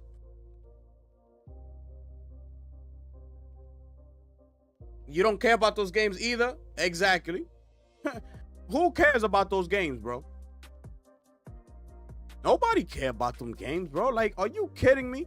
Adamfall is out right now, bro. Like, right now. It's supposed to be, the next, not AAA game, but it's supposed to be, one of those next Xbox Game Pass, exclusive. Like, bro, it's on Game Pass. Hello. It's supposed to be one of those games. It's on Game Pass. Hurry up and go sign up to Game Pass. We got Adamfall. Nobody's talking about it. Where it at? No promo. I don't see nothing going on. What's up?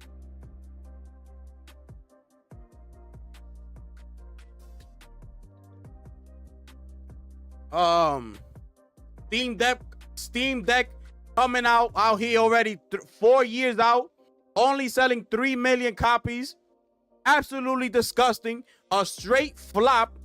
And these people all of a sudden think that the Xbox handheld is gonna come out here and somehow just blow up and sell over 30 million copies or something like that. When you got handhelds out here, that are, they're popular, bro. Like the ROG Ally X, the Steam Deck, those are popular ones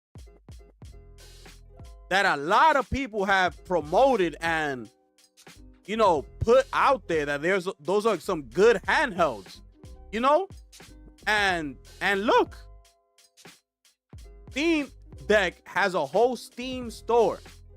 That the Steam store has over 132 monthly active users. Okay, understand that 132 million monthly active users at the Steam store, which promotes its own product, which is the Steam Deck. Okay, it's been out already for 3 or 4 years. And it's only been able to sell 3 million units. And that's with a store with constant traffic, right? In and out of it. 132 million a month, right? Constant traffic coming in and out of the store consistently. Woo, woo, woo, woo. you know, promoted on your screen. Steam Deck, Steam Deck, Steam Deck, hello. Steam Deck, you want to take your PC games on the road?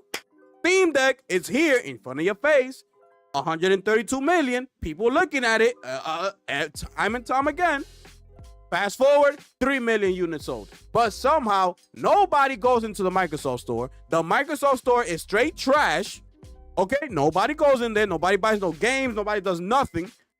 And these people somehow just expect that Xbox, nobody even knows about Xbox, the brand. Somehow these people just gonna think all of a sudden that a Xbox handheld is gonna sell over 25 to 30 million units for some reason. I don't know why. I don't know. That's why I'm saying it's so confusing. Everything is just confusing. And then it's like the new hardware now is set to have, you know, Windows or something like that, and not the Steam OS. I don't know, bro. And it's just like, even at that, nobody likes Windows. So imagine that. That's another hurdle you got to get through. If they do decide to go with Windows 11. Watch, you're going to see. You're going to see. Unbelievable. The Xbox handheld will have PlayStation games, but not Xbox games. It's crazy. I've been saying that the Steam OS is after Windows Spot, and they're shook. Exactly. That's what I'm saying. Like, are you? If you're Microsoft, so what? You're no longer in competition. Like, you don't care. Like, you do know. They must know that Steam is on their neck, and that Steam is the more popular choice over the Microsoft store. You gotta know that, and you gotta know that if you implement that into your own hardware, you're not gonna receive any type of movement in your Microsoft store, which is what you're trying to do, which is what I don't understand. I don't get it. That's why I'm waiting for them to come out with an official announcement. Like, it's a loss. Everywhere you look is a loss.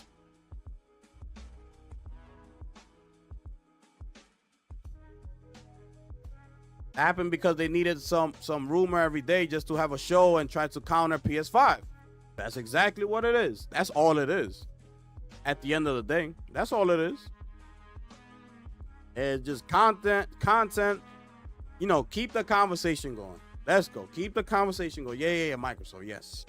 Keep it going. Yes. What's gonna be? Let's talk about what ifs.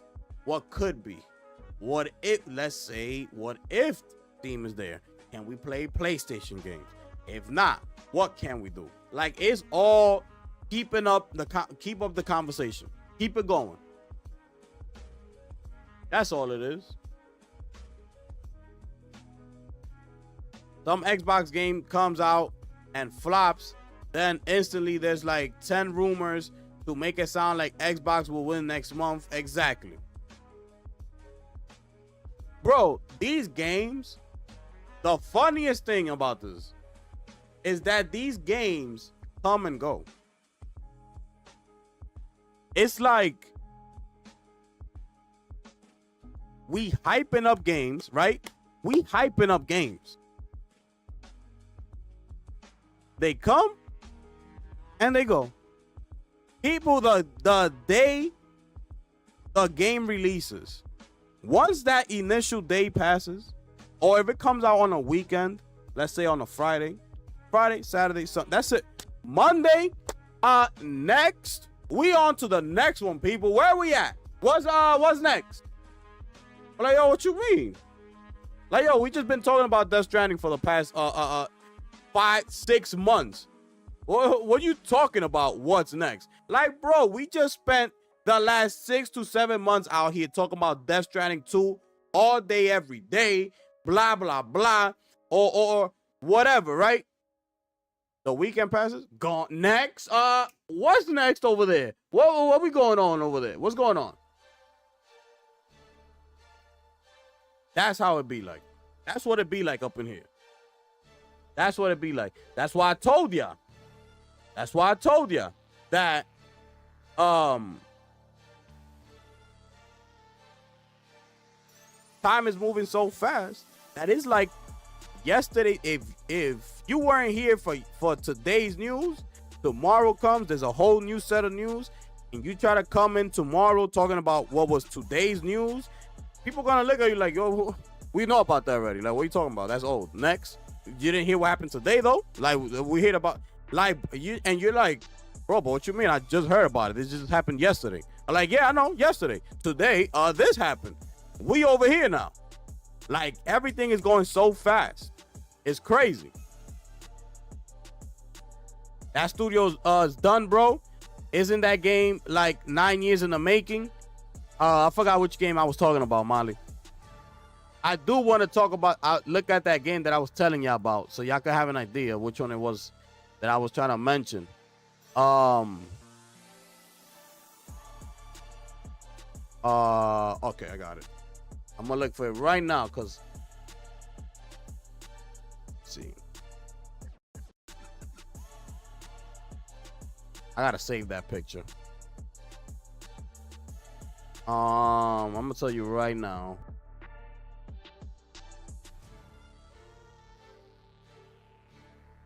Let me see. I don't want to miss it. Okay, let me see. Is it this? Project Mara. Project Mara. Where that at? Everwild. Where's that at? Contraband. Where's that at? Where's that at?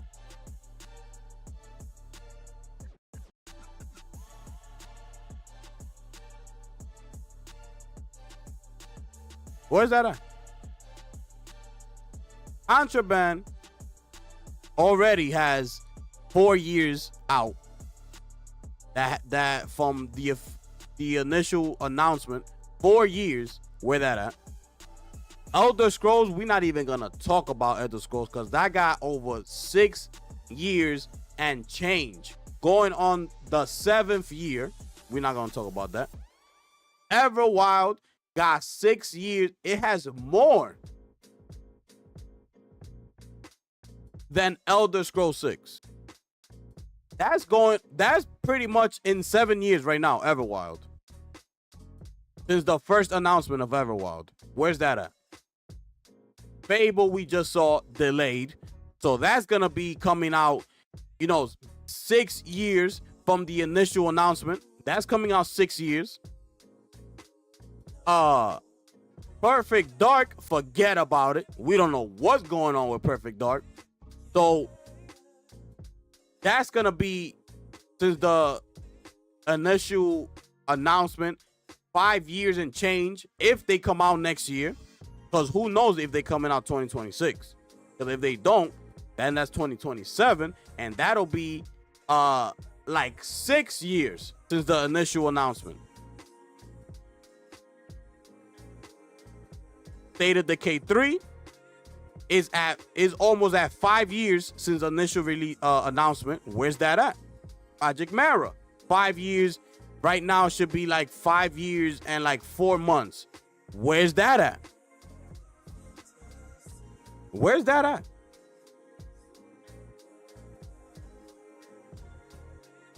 And the Outer Worlds 2, I believe we got a release date, but that was announced, almost 4 years ago. We're sitting at basically like 3 years and like 10 months, 11 months since the announcement. I believe we just got a release date, but that's 4 years since the announcement of the game. I don't want you to announce a game 4 years out, bro. I'm good.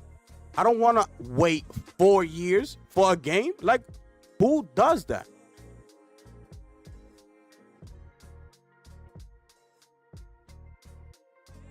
Yo, that's crazy, bro. That's crazy work right there, bro. They're making people wait years. But you don't. It's like they say. At least, well, you know, well, at least Microsoft shows their games and has showcases. At least, you know, we're able to stream their live showcases and we can have people in here and have a good time. That's all these people want.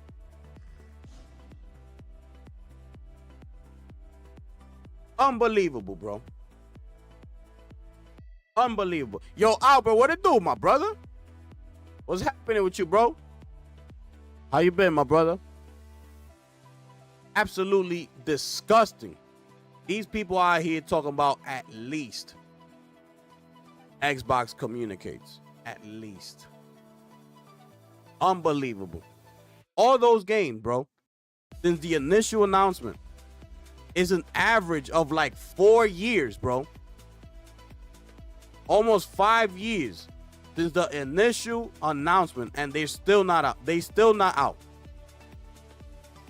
Some of them don't even have release windows. And you better believe it don't have no release date. Like, what we talking about, bro? Like, what is it that we're actually talking about with these people? You know, but at least we could have live showcases and we could stream it together and watch the live showcase of Xbox, even though it's a CGI trailer, you know, but I'm gonna still scream and act all excited because it's Gears of War E-Day, even though they don't have no official gameplay, it don't have no official release date, it don't have no damn release window, it's just a damn trailer. We don't know nothing else. But at least, you know, Microsoft be up in here telling everybody all their plans. We're not in the dark. You know, that's Sony that does that. At least, let's get them likes up, people. Yo, we got over such and such people up in here. Let's go. Unbelievable.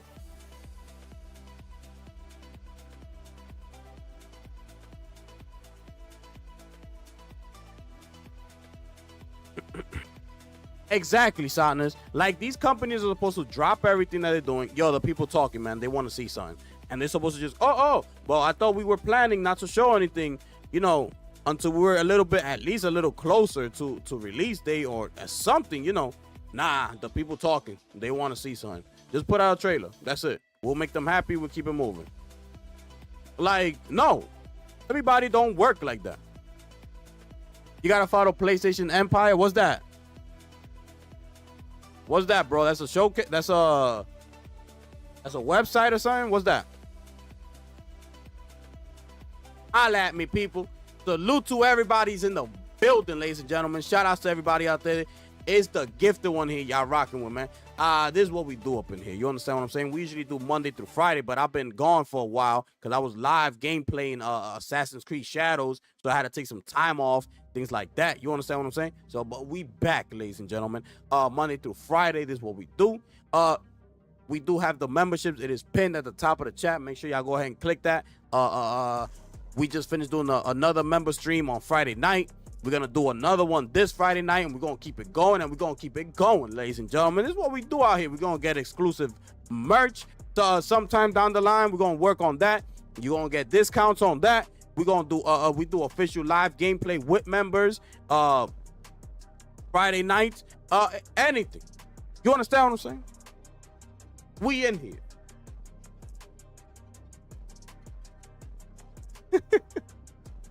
Yo, Albert, you crazy, bro. He said, just go. For what? On YouTube? Yo, Albert's crazy, bro. Yo, my man said, yo, just go.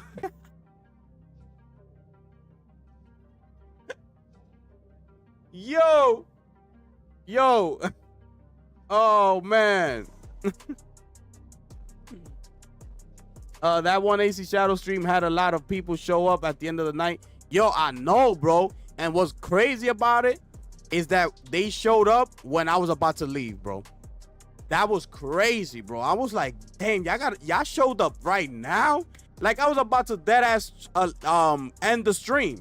Like I already had like 5 hours streaming, and they showed up right when I was about to end the game. I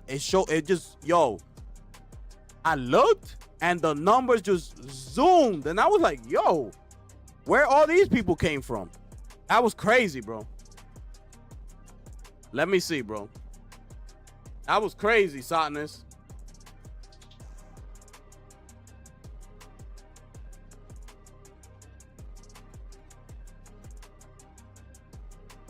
PlayStation Empire right here. This channel good? This channel good?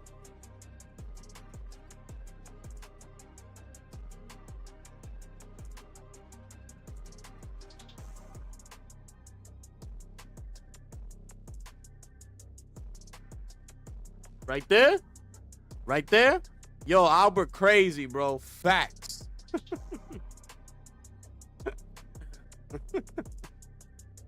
Yo, he said, yo, just go. Oh, man. Oh, man. Oh, this look crazy right here. What's this? Oh, I heard about this game, The Precinct.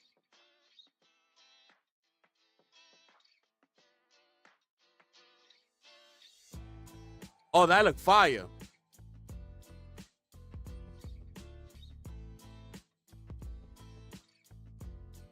So you basically the cops. Oh, we saw this trailer before. I'm guessing this is like the more updated one. Yeah, we seen this game before.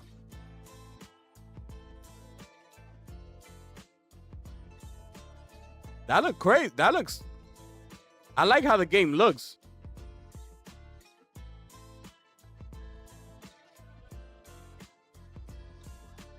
It looks good. It looks good. Yeah, it looks good. May 13th. Look, that's another game. Let's say if somebody's interested in that. That's another game, bro. But yeah, man. Yo, Precinct looks good.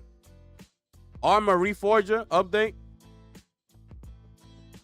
I'm not playing this. These are the type of games you got to spend a lot of time in. You know, put in work.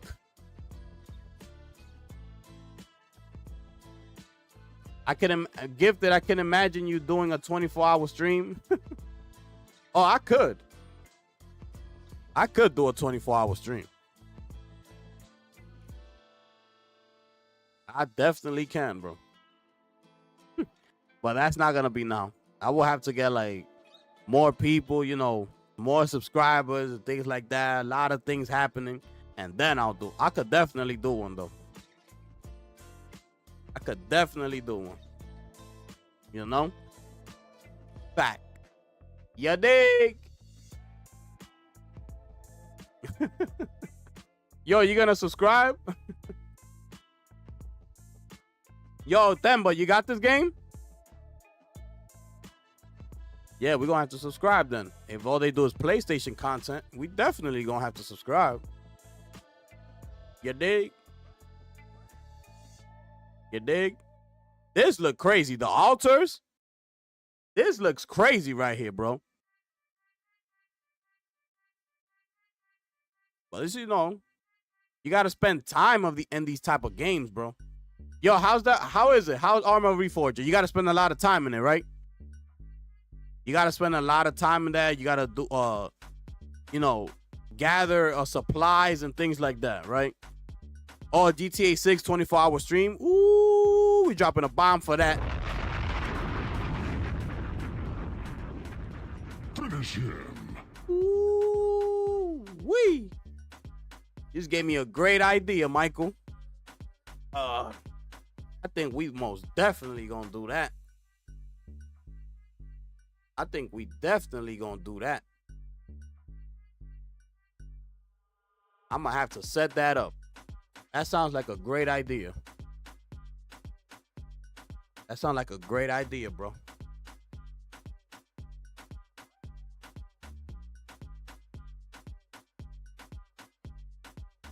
It's kind of like Battlefield, but it's ongoing. So yeah, you have to put in some work. Yeah. This game look crazy though, bro. The altars, Pacific Drive, another game they brought to PlayStation. You understand what I'm saying? Shout out to Yoshi. Listen, man.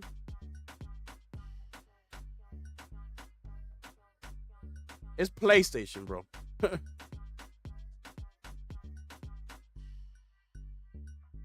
Okay, though. I get it, though. I get it. I heard this game was pretty good, too.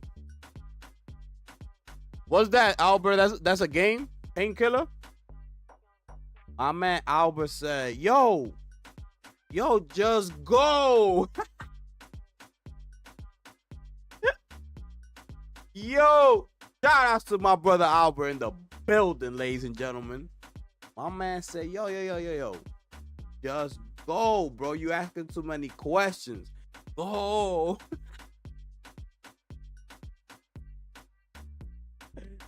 Oh, man. Yo. Oh, this is available right now.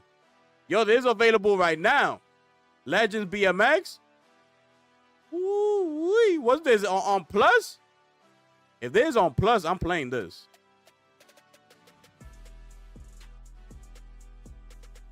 If that's on Plus, I'm playing that. Oh, it's coming up. All right.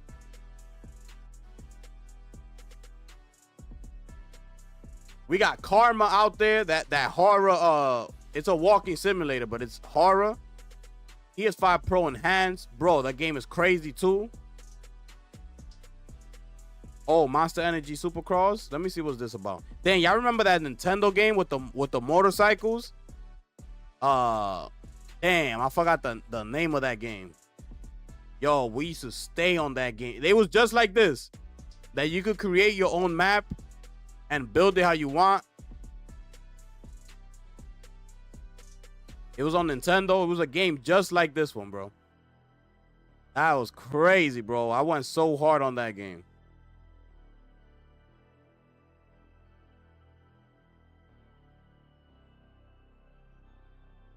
Crazy.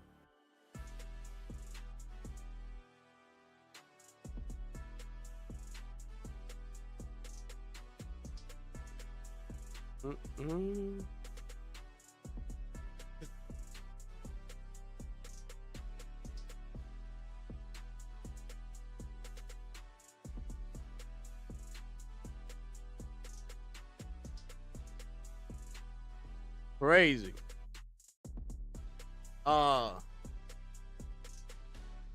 Was it Motor X or something like that? I forgot the name of it.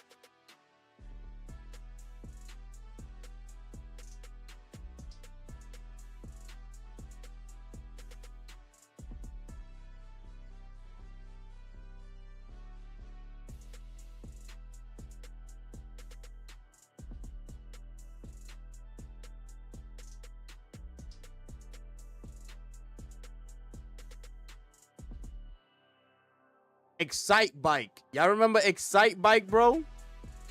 Damn. Excite Bike, bro? Nah. That's crazy, bro. Damn, son. Karma. This is the game Karma right here. We got that game as well. Yo, Excite Bike was fire, bro. Oh my goodness, bro. I went so hard on that game. And you could create your own level design and things like that. You could make it how you want. Remember that? Damn.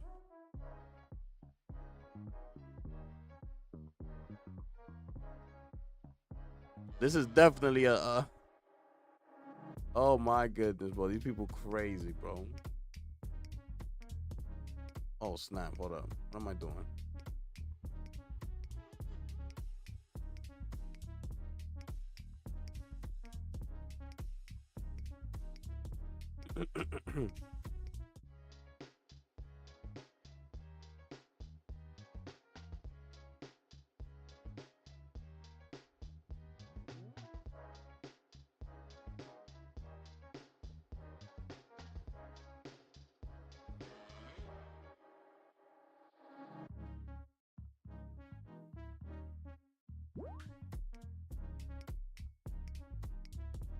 Yeah, I know, bro. I know. It was crazy, man. I know, bro. We used to go all out, yo, creating levels and things like that. We used to go all out, bro.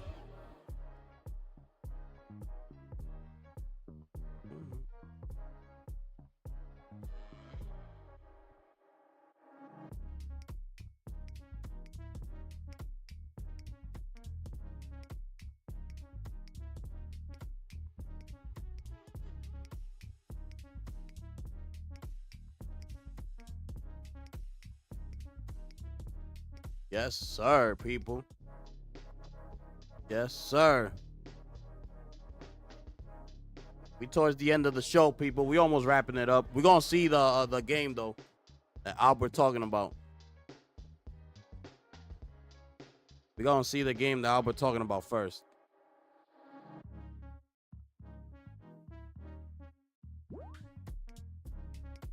Rooted.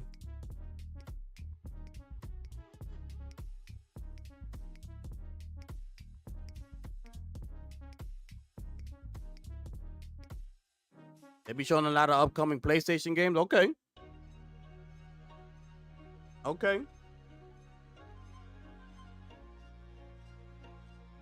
So we definitely in here.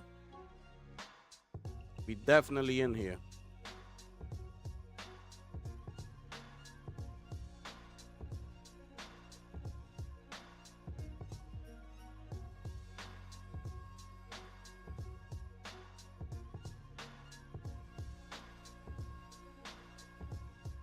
And Shadows? I haven't done that yet, Satnus. I haven't even done that yet, bro.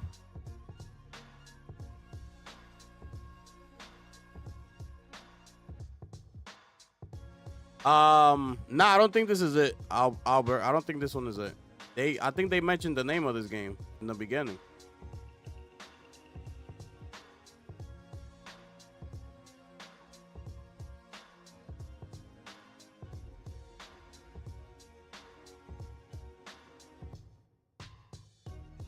Yeah, Rooted. This is Rooted. They said the name before it started.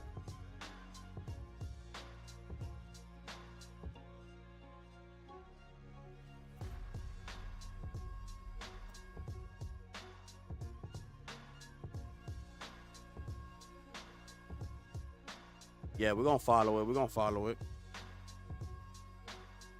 Subscribe. We subscribe. We subscribe. We in there. We in there.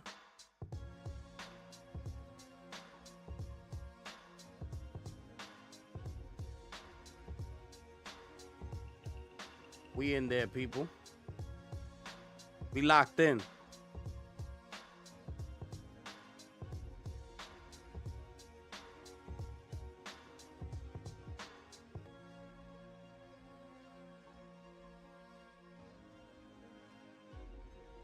I've collected a lot of stuff for the hideout. I just haven't had the time to go ahead and set it up and do things like that, but I'm gonna check it out. I'm gonna check it out.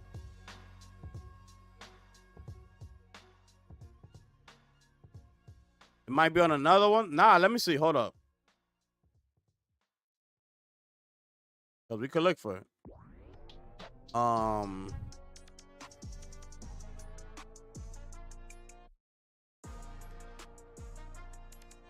Oh, Arc Raiders too.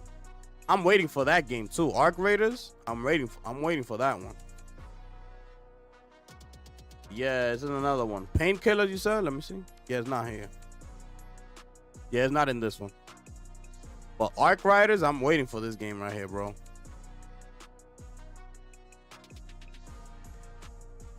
This game look good.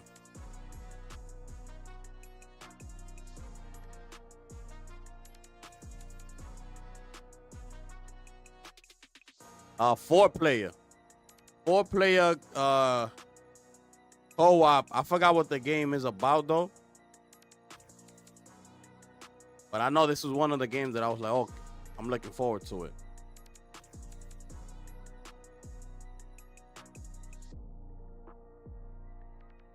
Looks good. That's it. They're not gonna show the gameplay. Okay.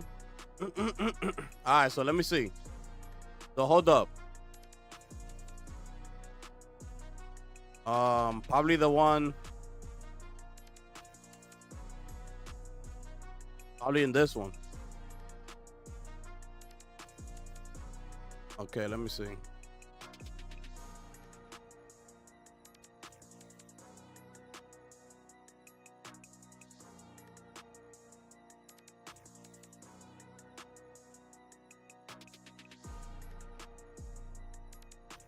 No, it's not this one. It's called Painkillers, right?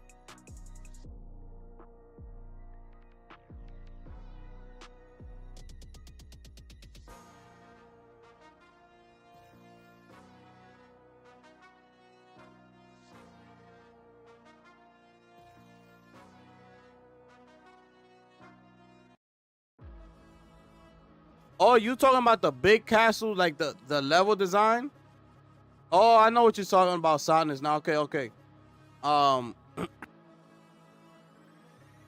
You're saying it like as, like, yeah, like the level design of it. That how they made it so you should do stealth and all that, like stealth action and all that. That's what you was talking about, not the hideout. Yeah, bro. It was fire, bro. Painkillers. Rank Punk is good too, bro. It's not in this one either.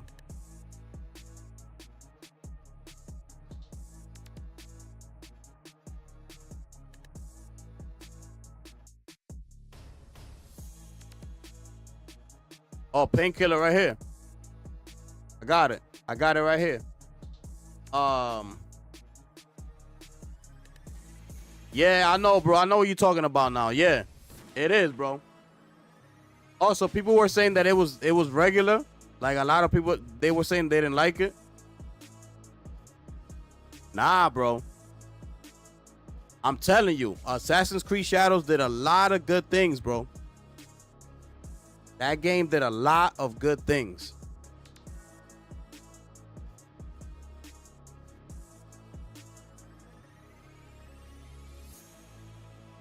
Let's lead up to it, Albert. Let's lead up to it. This is the one previous to it, and it's coming up next.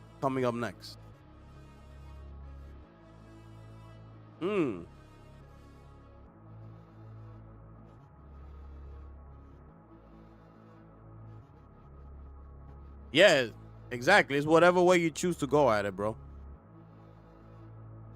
Yo, this looks alright. This looks good. Get smacked up. You're me. The rail gun. You saw that? My man picked up the rail gun.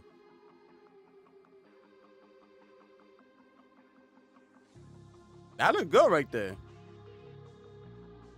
This one.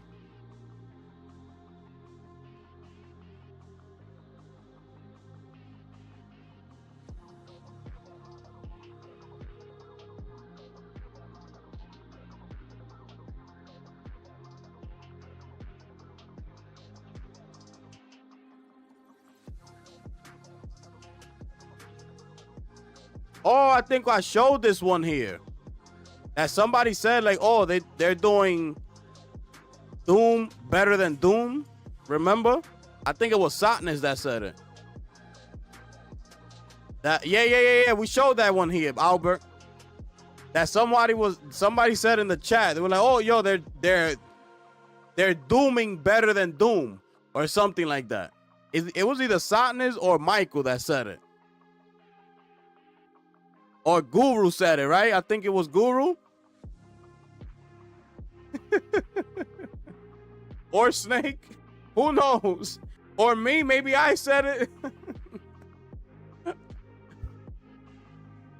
But yeah, we did show it. Yeah, that game looks crazy, bro. That's why we was like, yo, that game looks like is better than Doom. And it's a Doom type of game. Yeah, that game looks crazy, bro. It looks fire. That game looks fire. That's why I was talking about Doom.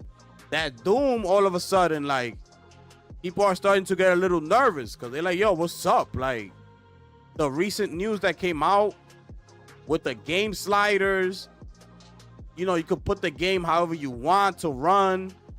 Kind of like, is it making it easier for the fans? You know, they're trying to get more of a casual gamer to buy the game. I don't know. But yeah, that game, that Painkiller game, that game looks good, bro. Facts. You dig?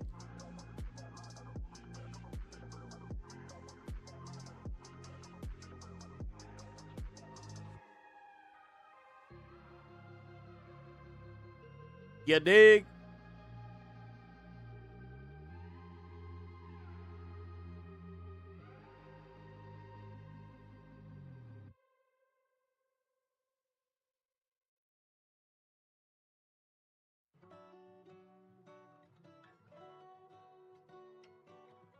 Crazy. Oh yeah, that's the new character trailer they put out.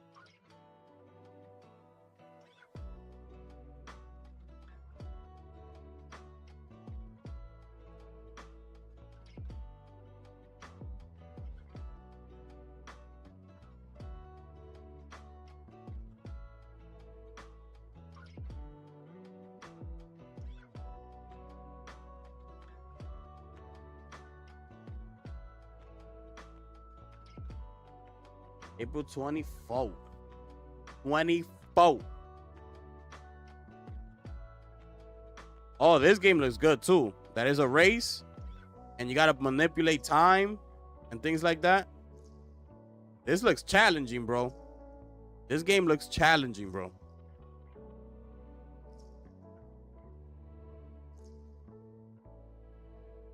Oh, there's an online demo out right now. Oh, and that game is coming to PlayStation too. I don't know if y'all saw that. It was like a Toy Story type of game that is like in a you know, like inside a bedroom, like with a bunch of toys. I forgot the name of that game. They made an official announcement that it's coming to PlayStation. Let me see if I can find it.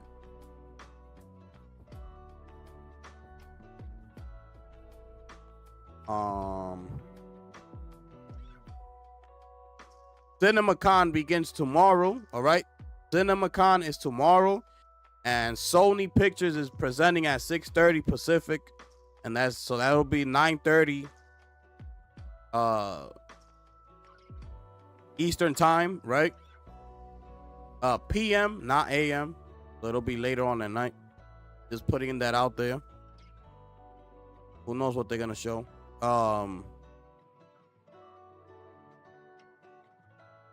Let me see if I put that. What was I talking about? Oh, that game, right? Let me see. Hopefully I saved it.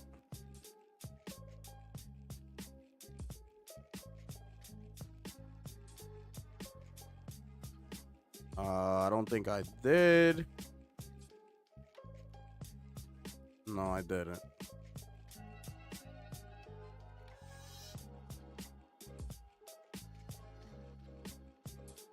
But yeah, it's a game about like basically like a Toy Story type of setting.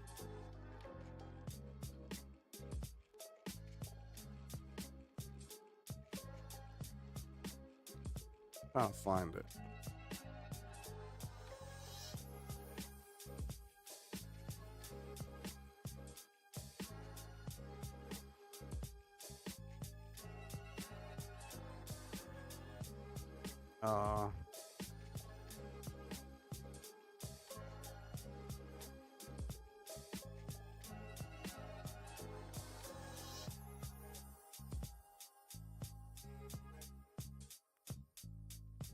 Keep an eye here tomorrow for press hands on impressions and new gameplay for Doom the Dark Ages. So it's looking like we're getting something new tomorrow for Doom the Dark Ages. From the official Doom account. So tomorrow we should be getting new gameplay and things like that, new information about the game. I don't know if y'all saw that Crimson Desert engine that they put out. And listen, man, let me see if I can show you this real quick.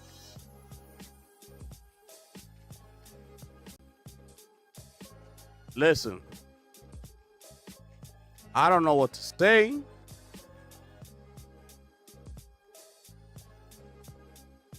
But how this is gonna run on a console, I don't know. Because this looks unbelievable, bro. Look at this. Look how that looks, bro. This is off, and watch the engine. Look at this. I don't know how that's gonna run on a console, bro.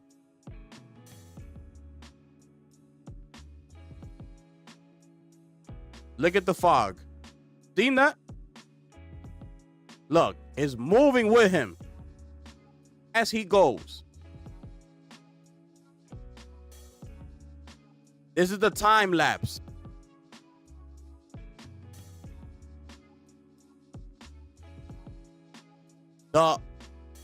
This open world is gonna be massive, bro.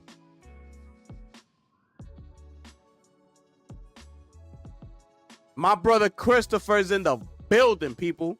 Salute to you, my brother. And yes, sir. Yes, sir. Michael, I don't know what the story is about this game. I haven't really looked into it because all we've been seeing is like random gameplay here and there. But I'm waiting for them to really like make it known. Okay, the game's coming out. This is what it's about. You know, break it down, man. But look at this, is what I'm trying to say. Like, look at this, bro. GPU-based cloth and hair. So they're focusing on the cloth and the hair. Look at how all that moves. Y'all tell me what y'all think.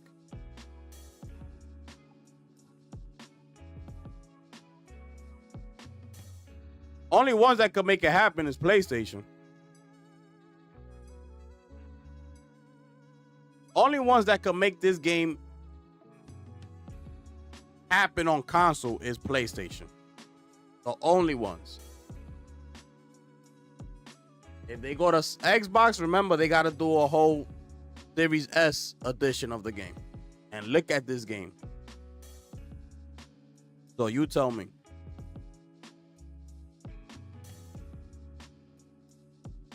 But yeah, that was the new stuff that they had dropped. I just wanted to show y'all that. Y'all tell me, bro. What y'all think is happening with that?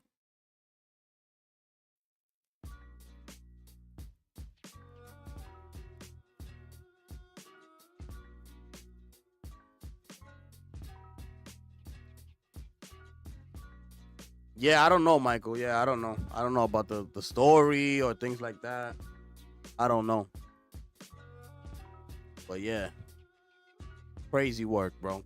That the way that game is looking, I don't know how they're gonna bring it to the console. I don't know, bro. It's crazy, bro. Basically, bro, you're gonna be able to basically do what the hell's going on here? You saw that? What's up with this game? Bro.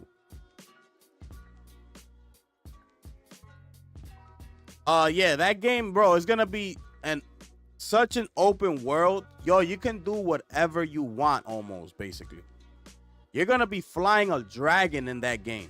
You're gonna be in the sky flying with cities built in the sky, bro. It's gonna be something crazy.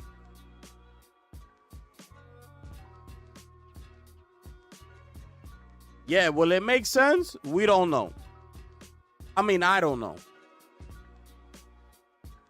But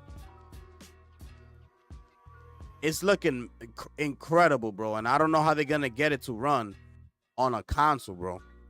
I don't. It looks crazy, bro. But yeah. I think we're gonna wrap it up here today, people. I think we had a good stream today. Man. Appreciate everybody pulling up on a Sunday, you know? Appreciate y'all, man. Thank y'all so much. If you are new, please consider subscribing, hitting the like button on your way out. The memberships is pinned at the top of the chat. Make sure y'all go ahead and click that and take a look at it. And we coming right back tomorrow, people. We starting off the hopefully we get some fresh news for tomorrow. And we're gonna start, we coming back, people. We back, ladies and gentlemen. So thank y'all so much for being here, man. Rocking out with your boy, the gifted one here, people. Salute to everybody. I hope y'all enjoy the rest of y'all night. Shout out to everybody who pulled up. Thank y'all so much. And with that being said, people, and remember for the members, go check the post community tab. The Discord is there for the members, all right? So go ahead and click that and join the Discord, because it is sending out the live streams, right? It's notifying you. It's doing a better job than YouTube. So, click the link and join the Discord and say what's up when you get in there. So let everybody know that you in there. And yeah, so shout outs to everybody. We coming right back tomorrow. We back. Let's talk about the news that's gonna be out there tomorrow. Doom. We should be expecting new gameplay footage and new information about the game. So let's see. We were just talking about it, so let's see what happens there. All right. So with that being said, thank y'all so much for being here, rocking out with your boy, the gifted one here, ladies and gentlemen. And I'm gonna catch y'all on the next one. I'm gone.